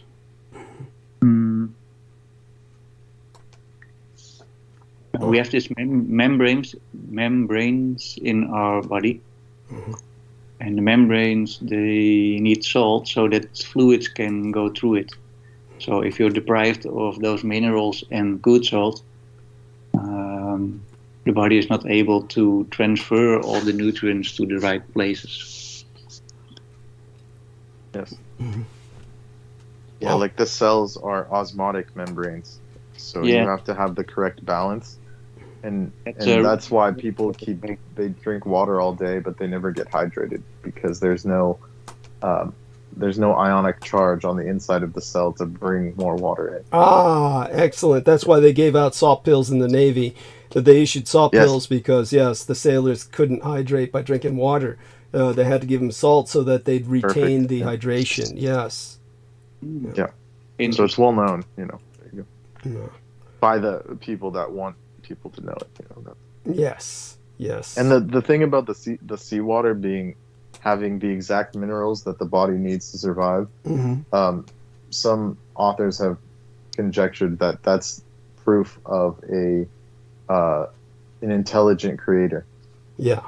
So whoever created the sea also created the human body. I mean, there's no other explanation, right? According to these writers, which I agree with. That it proves the intelligent design. That's also really cool about homeopathy. You can make a remedy from anything. Yes. And the more you dilute it and shake it, the more energetic it will become. And it will have a effect on our body, energy, emotions. But that also tells you that you can resonate with anything in the physical universe. Yeah. Well, and this is very important to know. It's kind of a cliche now, but they say everything is energy, quote unquote. That thing is always floating around the internet, but it's true, in that sense. Yes, thank you. Now that finally makes sense. So go on, gentlemen. I mean, you're both holding so well and giving us all valid points, and very important stuff for our own health. So you say try this salt before breakfast, or rather salt with no breakfast. Salt with no breakfast. Go on. For how many weeks? 2 weeks? Rest of your life. Indefinitely. Yeah, the rest of your life. Cool. Love it. I really don't like the Bible, but it does say salt with every meal. Do you know why the Romans, they got paid, like the soldiers, they got paid in salt and olive oil? Yes. Why do you think that is? That's where the term salary came from. Yeah. They got paid in salt, because salt is what keeps you alive. Yes. So that's how important it is. Yes. And what they did now with the table salt. That's the biggest crime in all of human history. So-called table salt. Yeah, tell us about that. What did they do with the table salt? They deionized it? No, they bleach it and they take out all the minerals, because it's just one mineral. So instead of having 99 minerals or whatever, 88, it has one sodium or two sodium and chloride, NaCl. Yeah. So that's why people are so depleted and have no energy, no life force, no vitality. And then on top of that, they add binders, or not binders. What is it, anti-caking agents, which are toxic. So it's all those, that Morton salt and all this salt that we grew up with, in the U.S. for sure. And fast food salt, it's all just one pure NaCl, which are and the crystals are even not bionic. You look at them under a microscope and they're very cubit and octagonal, which are limiting. It keeps you in the cube, in the matrix. So I mean, it's it's not an organic salt like the so-called table salt. Like real salt's always been sea salt or rock salt. Like, I mean, throughout history, it's only until these beings came in and started giving people this stuff, and you can see where it's gotten. That's where hypertension actually comes from. Why people, you know, how doctors say too much salt is bad for the thing. Yeah, go ahead. If you have hypertension, that means that your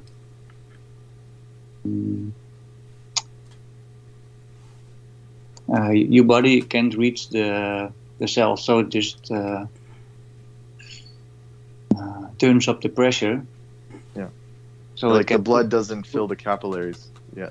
Yeah. Wow. And if you take the sea salt, then it will be able to do it the right way. Yes. Yeah.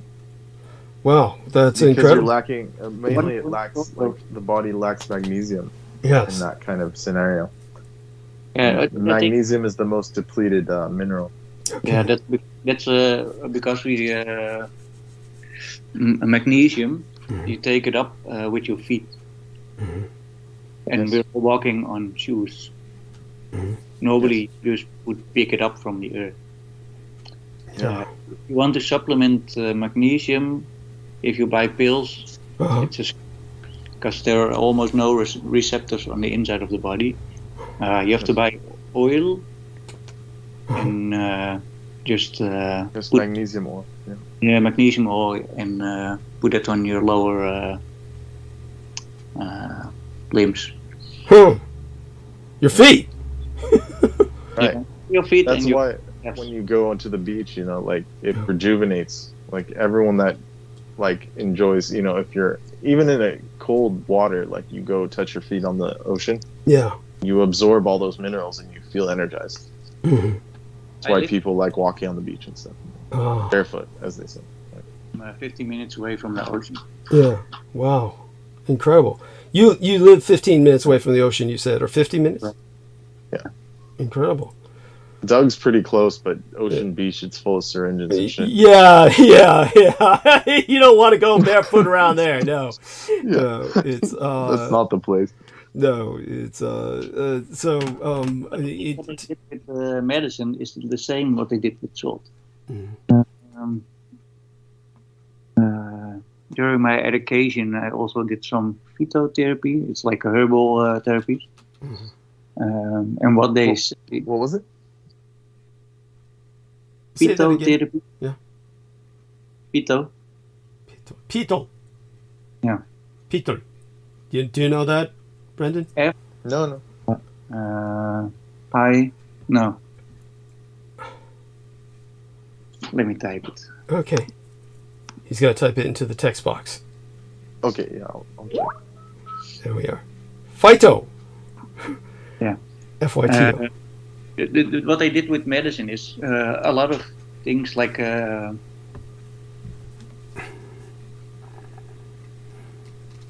paracetamol. Do you know what it is? What is it? Say it like again. when you have a headache, you take. Paracetamol. It's called Tylenol.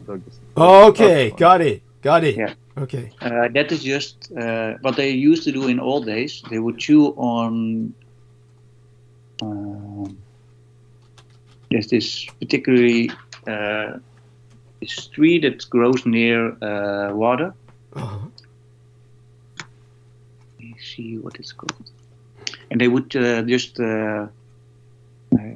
snap off a branch and chew on it, because it's the same as that medicine, but they just took it and copied it and make it like But the thing is, what they say in the phytotherapy, if you take the real source, the plant source, there's like so much more compounds that you're taking. It's phytotherapy, Douglas. And thank you. Got it. And you take in the whole, not just one part. And if you take the whole, that will make your body whole. And if you just take one part, it doesn't make it whole, because it's not complete anymore. Yes. But that's also Very what good point. with food, everything is processed. Like Yes.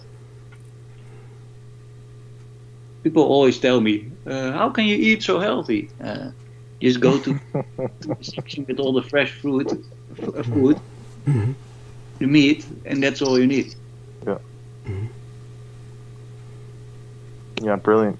I mean, that's such a good point. People are not, they're just, they're not eating for nutrients, they're eating for taste.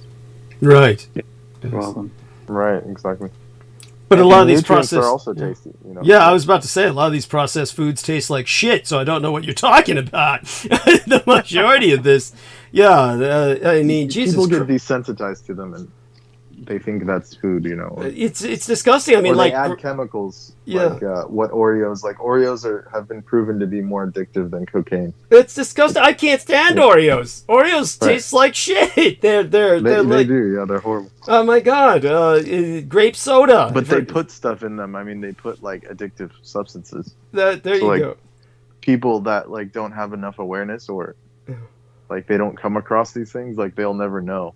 You know, that's the problem with, especially in the American world. Like Europe, it's a little bit easier for, I think, habit. Yeah, I'm just thankful that you both are going over this and continue by all means. Tell us what else we can do to improve the quality of our lives. Yeah, I really appreciate Don for coming and speaking. Well, Don is a nurse. I was trying to. For me, it's now almost 10 o'clock. Okay. Yes. I was trying to get up at 5 to just be at the beginning of the show, but understanding. Yeah. Maybe next time. Probably I stand up at 6, but. So it's right now it's 10 a.m. 10 a.m. in Nederland. Oh. I don't know if you can hear me. Yeah, there's so much that I can tell. Okay. Yeah, so please go on. Salt is key. Yes. Oh, I'll remember that from now on. Wow. Very important. It's nice. If you do it for a week and then look at your nails. You see from out the matrix of your finger, where it grows from, you will see a different type of nail coming. Wow, that's so important. And you can see a lot about your minerals showing on your fingers. Wow, that's the angle I usually use with Douglas, the vanity angle. Yes, that's right. And you call this Celtic gray it's factual. Yeah. Celtic gray salt. Yeah. Okay, great. Correct. Thank you. That's amazing. And key limes. So I'll be buying those regularly from now on. Yes. Well, incredible. And just half the key lime, and then the water. There you go. Some warm water to swallow it down afterwards. Incredible. So aside from that, our man, yes, he's a homeopathic. You have a degree in homeopathy, right, Dan? Yeah. Yes. So tell us a bit about that science. Yeah. But I got in a fight with like the practitioners group because they're all farts. Yes. I can imagine. Yeah. And what was the fight about? Tell us about this. Oh, they were against online consultations. That's stupid, not possible. And then COVID broke out, and they had to close their business, and I was online helping people. And you were still going. Oh my God! Yeah. Well, there you go. So tell us a bit.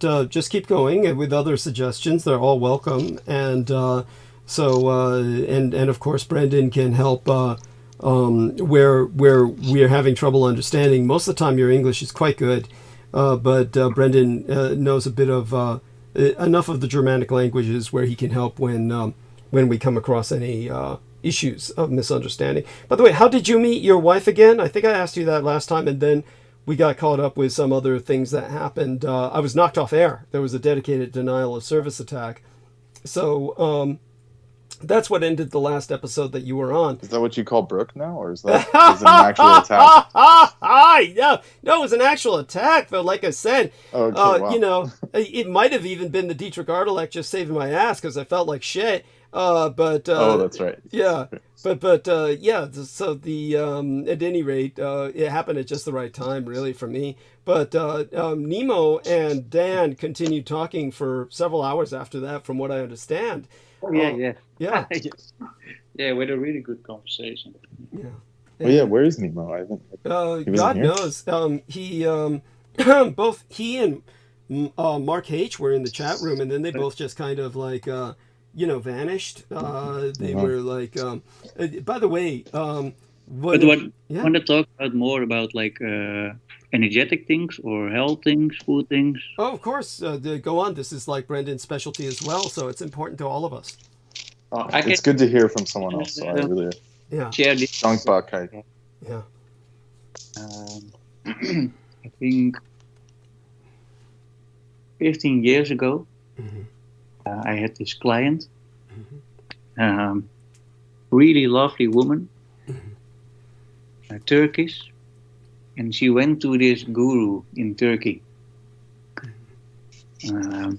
She was a client before, and I did healing with her. And she felt so good that she wanted to go to Turkey to meet this person she was really interested in. So she went there, and she told me, I went in a room where this guru was sitting with a lot of people. She was walking in the room. He looked at her and bam, he was in her energy. And he wouldn't let her go. Wow. She got really, really ill. Ooh! Yeah, that's not a guru. That's like that thing. It's a parasite. Yes. A sheikh. Yeah. Or what are they called? Like a fakir. Yeah. Fakir. Fakir. Yeah. Those kind of beings. Yeah. Benji. From where we get the term faker. Go on. Yes, they're very dangerous beings. They're not people, beings. Interesting. Go on. So like a couple of weeks later, she was back in Holland. She called me and she said, I cannot sleep, I cannot eat, I cannot even drive to your practice. She said, I don't know what happened, but it's wrong. It's very wrong. She did manage to get to me. And when I performed the healing, I was ferociously attacked. It was incredible. Yeah. The things I was seeing were two big snakes coming at me. Wow. But I could raise her energy through just to connect back to the whole. She got better. But the thing is, it were some really heavy healings. But the thing is, now it started attacking me. Okay. Yes. Of course. Which sounds quite funny.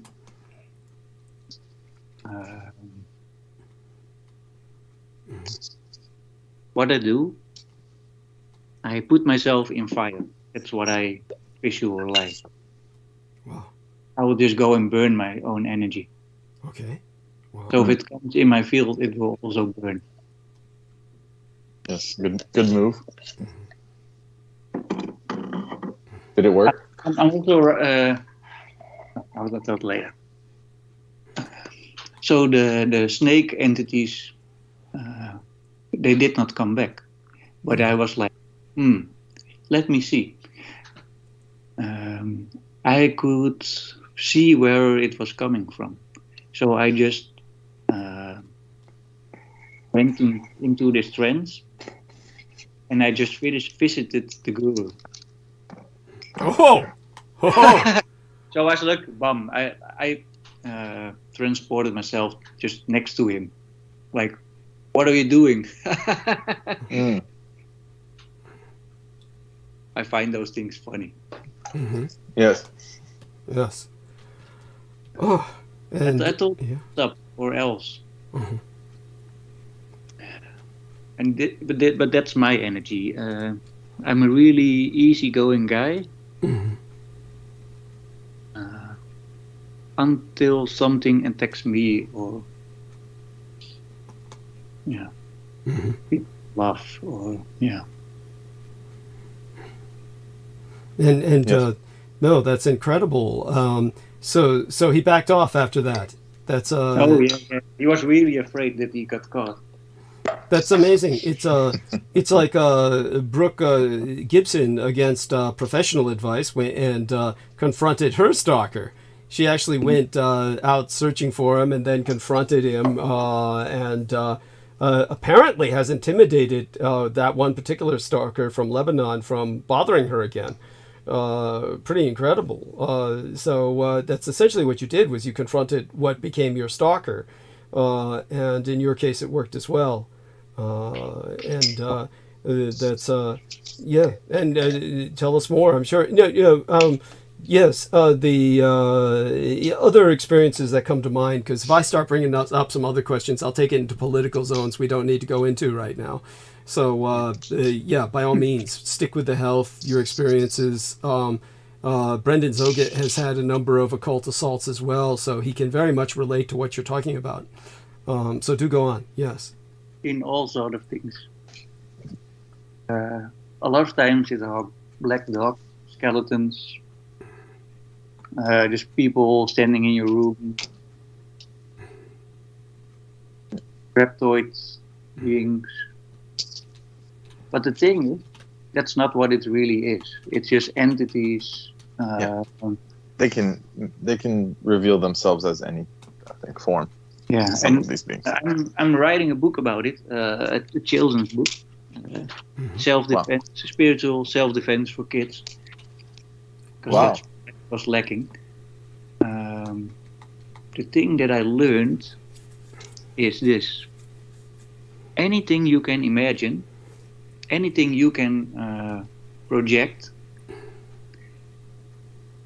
that's also what the entities are seeing. And that's what's so nice about that really connected with me with the books of the Transylvania sunrise. When the Yidam is showing up. Yes. Go on. That's exactly what I did. When I was attacked, I would just attack with my own monster. It was 10 times more ferocious than what the entities could dream up. Yeah. Hey, what kind of monsters would you attack with? Or whatever I could think up. That's right. This is what the ancient Egyptians would call like shadow games. It's like my monster would be like a really dark, evil, big fangs. Yes. Weapon to the teeth. I would rip them apart. Ooh. Yeah. Oh yeah. I'll tell you about what I'm conjuring up in my book. It's going to be called something like fighting or loving. Because the thing, what I learned later on, is that all those entities that were presenting themselves in such a horrible manner, the thing they really needed was love, or recognition, or help.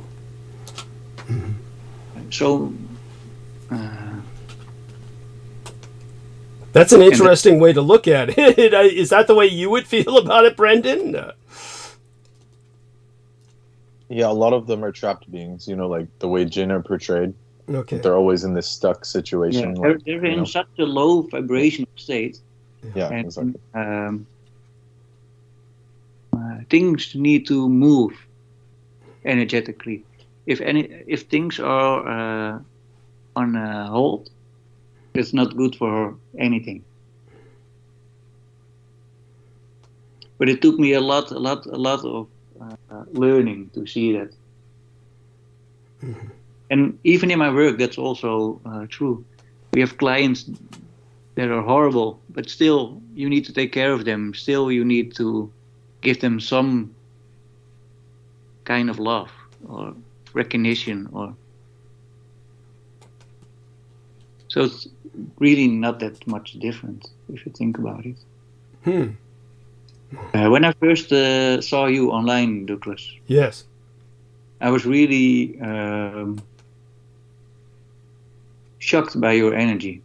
Oh. I was not at all attracted to your energy. Oh, understandable. But Yeah. that was really interesting to me. And those are the moments that I think this is something that I have to investigate. Uh-huh. That's wonderful. I'm so glad you did. Because I feel like when I feel that I'm pushed back, or I'm like, whoa, what is this? Yes. That's when I need to delve in. Well, you've been of remarkable help. I mean, I certainly appreciate everything that you've shared with us. I know that Brendan is impressed as well. You've definitely graduated to a high level, and you've retained such an appearance of youth. You're still going to school. Tell us about the school you're going to. Salt is the fountain of youth. Yes. Yes. So every day. Wow. I'll be taking it from this point forward. Yes, thank you. And how many hours a day do you spend working out? You're still working out, but obviously, with the picture that you took, is that how you look now, or was that at a time when you were even more? No. I've been much more muscular than this. Okay. No, this picture is from last week. You're kidding! Holy shit! That's impressive. Oh God, looks like you've got a 16-inch waist. Jesus. No, I'm really small. Okay. If people want to work out, I would recommend Mnth'sEND. Is that herb? Amazing guy. Say that again. It's a trainer from. Yeah, it's a trainer from the 1960s. Okay. And this was testosterone bullshit. Right. Pre-steroids. What was this guy's name? He's writing it down for us. Oh, thank you. Yeah. And he'll enter it in there. And then there we are. Mnth'sEND. Yeah, and it only takes 2 or 3 times a week, 40 minutes. Mm-hmm. Wow. The thing is, what he said is like, he said, I can only write one book, and that's it. Because the body is the body, and the body doesn't change. Mm-hmm. The rules of how your body works, and I will explain it to you. That's all there is. So all those magazines that put out magazines like every month, it's all crap. Yes. So this guy's one of the original Muscle Beach characters that invented the whole bodybuilding sport. So he's like that's right. The original. Yeah. Yeah, that's incredible. And in those days, they were using what they called isometrics. And they had the exercise bars, the stretch bars. Yeah, and they weren't using any of this. This was in the days before, take this pill. Yeah. Right. Only the things he recommends is liver pills, lots of eggs, beef. And what he says, who ever told you that you could eat meat with carbohydrates? Who told you? Right. He has his own style of diet as well. Yeah. Yes. But you can't. If you eat meat, the acid in your stomach needs to be really strong. Mm-hmm. Then, and even then, the salt will help to make the hydrochloric acid in your stomach, so you will digest better. He even tells you can live on just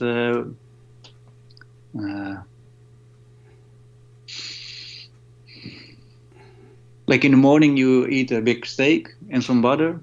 In the afternoon you take a couple of eggs. In the evening another steak. That's all you need. And your body will use the nutrients way better than you just stuffing your face all day. Yes. If you split your protein from your carbs, that will help your body a lot in digestion. And so, I'm sorry, I forgot. Which school are you attending right now? Now I'm on this nursing school. Okay. Yeah. And it's for learning more advanced procedures. Mm-hmm. Okay. Like transferring blood and things like that. Oh, cool. And so when you, like you said, yeah, go on. I had such a laugh. The teacher who was teaching the classes on how to do all the procedures. Yeah. Somebody asked, when are we going to practice on each other? And the woman like, whoa, no, we cannot do that anymore. She said, things are so crazy with all those woke stuff right now. He's not allowed to touch a student anymore. Oh, how shit. the hell are you going to, even if you have to put a band-aid on somebody, she said, I have to ask them, are you okay that I'm touching you? Yes.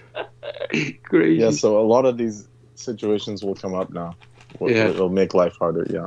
So there's a level to... are all people that are already working like 20 years, so... Yes. Yeah, so tell us... Progress is good up to a point. Like, there's always moderation needs to be placed. Yes. It's so funny. One of my teachers, she teaches pathology. She's also she's schooled in how epidemics work. And I know a bit. I do my research. So I was asking her, can you explain to me how does that work with a virus? Because a virus is not a living thing, right? Yeah, it's not a living thing. So where does it come from? We don't know. We don't know. All right. Okay. Yes. I know it's like a strand of RNA. It's a half of a DNA strand. But effectively what she told me is they don't know anything about it. They don't know how it works. Yeah, they know it goes into your cells and multiplies, but they don't know...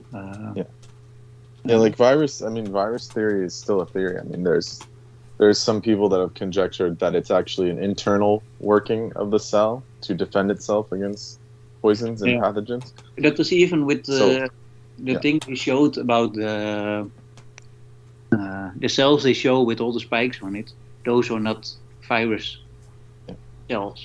That's crap. What they're showing are exomes, and that's like the waste product of the body producing when your body is fighting an invader. Yes. So it's still to be studied, further. This whole situation, I'm just going to leave it at that, just because, that thing. It complicates a lot of things. Yeah, because it gets so controversial. Though, here we are in chat. But I agree with go on. Don. Yeah. Yeah. So, Amor Fadi. Yeah. Yes, there we are. So, Amor Fadi in the chat room says, hello and good night, Mr. Douglas Duane Dietrich, Master of Enlightenment. Hola, Brendan and Don. He says, yes, gentlemen, please speak more of and educate your lovely audience about better quality of life and health and wellness. It is much appreciated. Could you please speak more on causes and solutions? He says, for bipolar, hypertension, mental health, physical health, nutrition, therapies, natural solutions, etc. It's been a while since I heard Team Dietrich talk about health. I remember a while back Peter Moon speaking on the wonders of lion's mane mushroom for brain health. Any other tips for brain health? Oh, yeah. Don't take any statins. All the cholesterol lowering medicine, that's also a scam. Okay. Yes. Your brain is made out of cholesterol. And Yes. That's So where the coconut oil came in, Douglas, what I was telling you about. Oh, yeah, they put me on atorvastatins because they said, oh, we want you to avoid the danger of a stroke, so I better stop. Do you know what they did? What? Like 20 years ago? Uh-huh. They look at those volumes in your blood. Uh-huh. And you only were allowed, like back in the day, it was like 300 something you could have, and now they took it down to 90. So anybody who's like 60 can be put on medication. Just because they changed the values. Right. But once you're on the statins, it's life. It's for life. It's basically like a money printing scheme. Yeah, if you look at all the side effects of it, it's horrible. You get cramps, you get brain fog.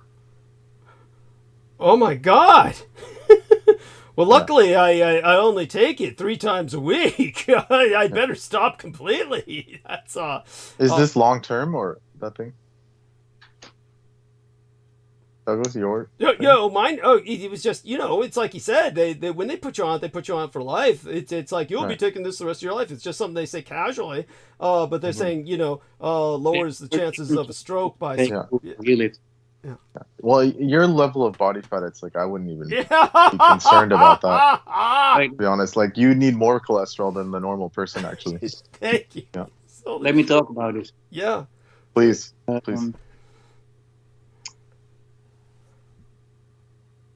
What they did with cholesterol, you have HDL and LDL. HDL is the good one, they say. Yeah. LDL is supposed to be the bad one. But if you look into physiology, if you look up what it does in the body, the LDL is the one who repairs stuff. And they want you to take that stuff to lower your LDL. Ooh. Oh, so they're lowering the good cholesterol. In the body does nothing that's bad. Yeah. Okay. And you also have to take in account if your ancestors survived a hunger or a drought. Yes. Your genes, genes are also a scam, by the way. I can talk about it later. But it's easier to explain it like that. What your ancestors gave you, because it has to do with the methylation of things in your body. So you eat something, you get all the nutrients, but your body has to use enzymes to make the right stuff from it. And if you miss some of those enzymes or other products, then things can go wrong in your body. But that's what you do inherent. They know all the genes, but they cannot fix anything. How is that? Because that's not how it works. It has to do about methylation. So it has to do about how you... and the telomeres and these things. How your body can make its own, produce its own stuff. So you have to find out what's going wrong in that process, and that will really fix your health. Okay. There's this one woman, let me look it up, she's called Barbara. Because I know a lot of good Dutch sources, but it's useless for you. Well, not necessarily, thanks to Brendan being able to read Germanic languages. He could probably take a look at whatever you send that's in the Dutch language and get something out of it, right, Brendan? But yeah, anyway, English is good. Yes, I could assist with that. Yes, no problem. Yeah. I have other sources that they're just speaking English, so that's easier. Yes. When I went to the school for homeopathy, it was 6 years. And I even have a title that I never use, Hom. We got it from Cambridge.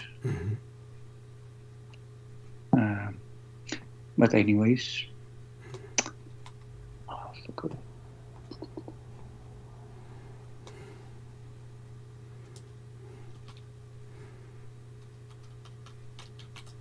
And thank you for looking this up in the meantime.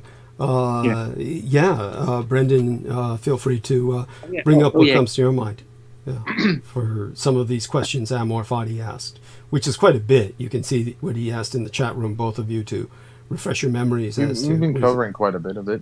Yeah. It starts with salt and electricity. Yes, there we are. The human body is a battery. Yes. Yes. Yeah, every cell has one fault. Every cell. Do you know how much cells is your whole body is made out of? Must be millions, or thousands, or hundreds of thousands. Trillions. Yeah, trillions. Jesus Christ, yes. We're each a universe. 30.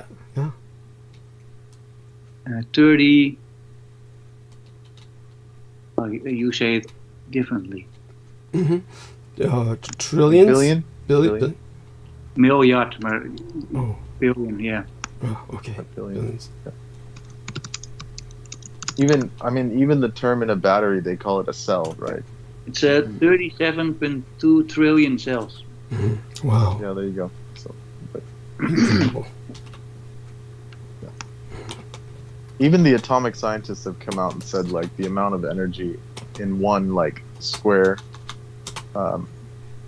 square centimeter of the brain is, like, equivalent of, like, 2 or 3 little boys, So that's just, from an atomic perspective, but that gives you an idea of this kind of inherent potential energy in the body. Bear in mind, you just confused a lot of people. You have to tell them that it's equivalent of 2 or 3 what Americans called little boy bombs, which were the Axis standardized atomic ordnance, the uranium bombs. It's the equivalent of 2 or 3 Axis standardized uranium ordnance bombs that could fit within the fuselage of a medium-sized bomber, but could, of course, devastate a city. But they were meant, of course, as line breakers in a war.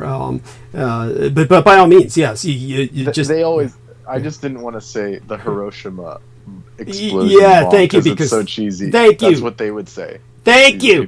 Yeah. Hiroshima bombs. They would say Hiroshima bombs. Yeah. The bomb that we threw on Hiroshima. 3 of those or something. Like, they don't give you like the TNT equivalent or any kind of stats. No, that's right. That's right. Because they're just trying to use a immediate mimetic trigger to brand what they're saying. And that's different than the electric power. That's like the atomic potential. We're talking electric potential, which is different, but it just illustrates that the body has this potential energy that can be unlocked. Yes, and so by all means, both of you continue to talk about health is important, and certainly I'm learning things that are profoundly important to myself. So here we are, Barbara O'Neill. Look her up for great health advice. Thank you. Barbara O'Neill's OG. She's very, she's very clear and no nonsense for people that need that kind of. She's a very good speaker and teacher. She's Australian lady, so also a nurse. Most things online, they talk a lot, but they don't really tell you what to do. And she gives really good information, and she tells you what to do. Yes. She's very concise and direct, but she has a very good eloquence. Like, she'll make it clear for most of English speakers. Yeah. Okay, great. She's the Celtic Salt info. Wonderful! It's basically why it's so popular now, because people took her lecture and then made TikToks and cut it up and put it on YouTube. And so now Celtic Salt's tripled in price at the health food store here in California because of it, which is, I'm not against people getting healthy, but there's always people to come in and make money off of that. But information is still there for helping. So it's good news. Yes. Okay. Yeah, by all means, continue with, I had like 4 different features, Mhm. and it told 4 different stories, so that annoyed me a lot. No worries. No need to get overwhelmed by that. But that's also that people have their own personal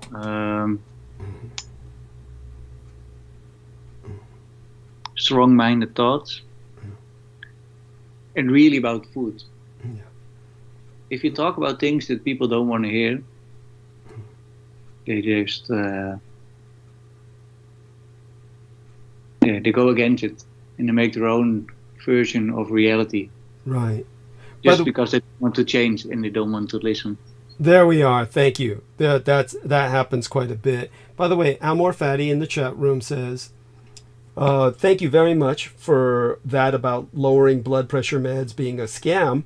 Thank you. Much needed confirmation.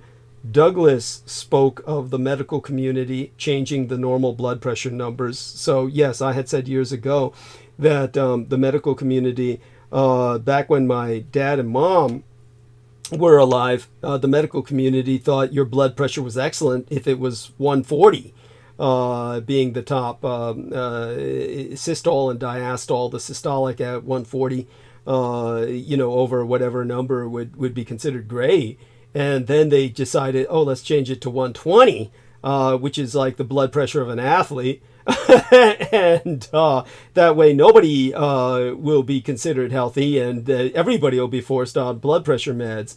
And then he says, and cholesterol is good, of course. And Morfatti goes on to say, what is a good alternative to meds for lowering blood pressure? Well, eat a lot of raw garlic buds. And of course, garlic, yes, and magnesium. Magnesium's like the first line of that thing. Now, what about what our man Dan brought up, that the body has a hard time absorbing magnesium, and obviously not all of us are going to buy magnesium oil and rub it on our feet. Is there an alternative? The Celtic salt. Oh, okay, that will have. It has multi. So the Celtic salt has like a spectrum of magnesium, like magnesium with different chelates on it and different things. The sea has all these in it. Okay. So also the Gerolstein. That's mineral waters. Because the problem is a lot of health issues start from not having enough stomach acid. Mm-hmm. Okay. And that's really necessary for some nutrients to be taken up in the body. That's the same with vitamin B12. If your stomach acid doesn't get strong enough, your body cannot absorb the things it needs to be able to make it. Mm-hmm. And the salt will really help your body with making the right stuff, so you can absorb everything. Mm-hmm. Yes. Excellent. Yeah, that's why leaking out of our system because we're eating crap things. Yes.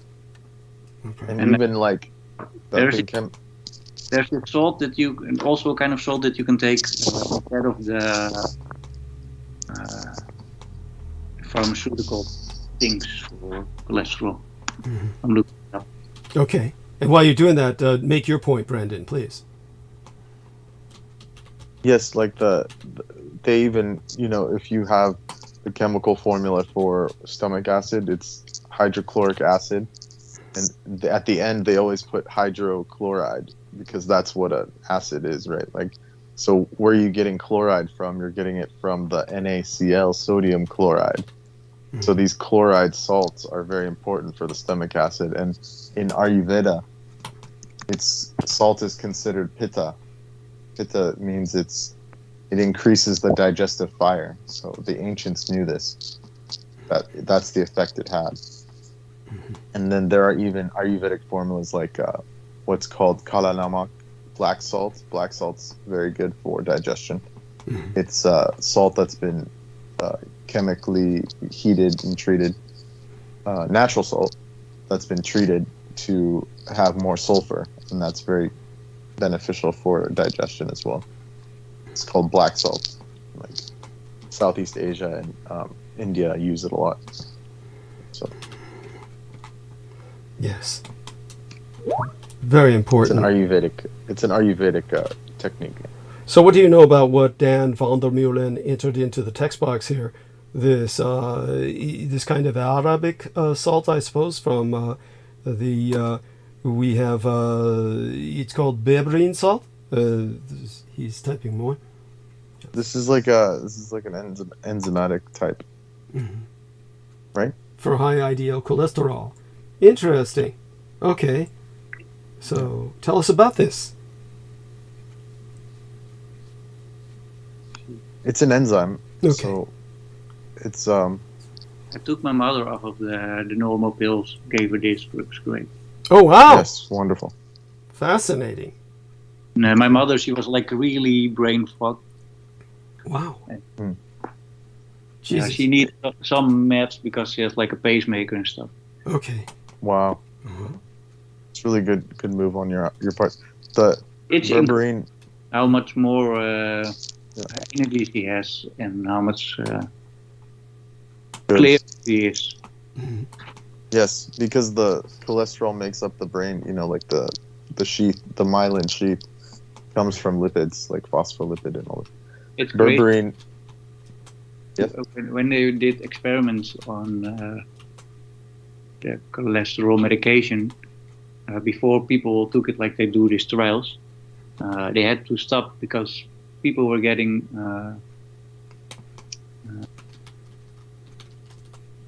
they would have holes in their brains because they used too high of a dosage. Mm-hmm. Wow. Yes. I think even people, yeah, they just were like if you have dementia, it's also really linked to dementia, taking those pills. Yes, very true. It just eat up your brain tissue. Jesus Christ. Are we still talking about the statins? Yes. Oh. Yeah, it leads to cognitive decline because the myelin sheath around the axons and whatever these things are called, Uh-huh. the neurons, Yeah. like that's all made up of that thing, Oh. cholesterol. That's why the full fat coconut oil like is really good because it has all the triglycerides in all their different forms in one. Like coconut's like a gift from divine itself. So again, I should be getting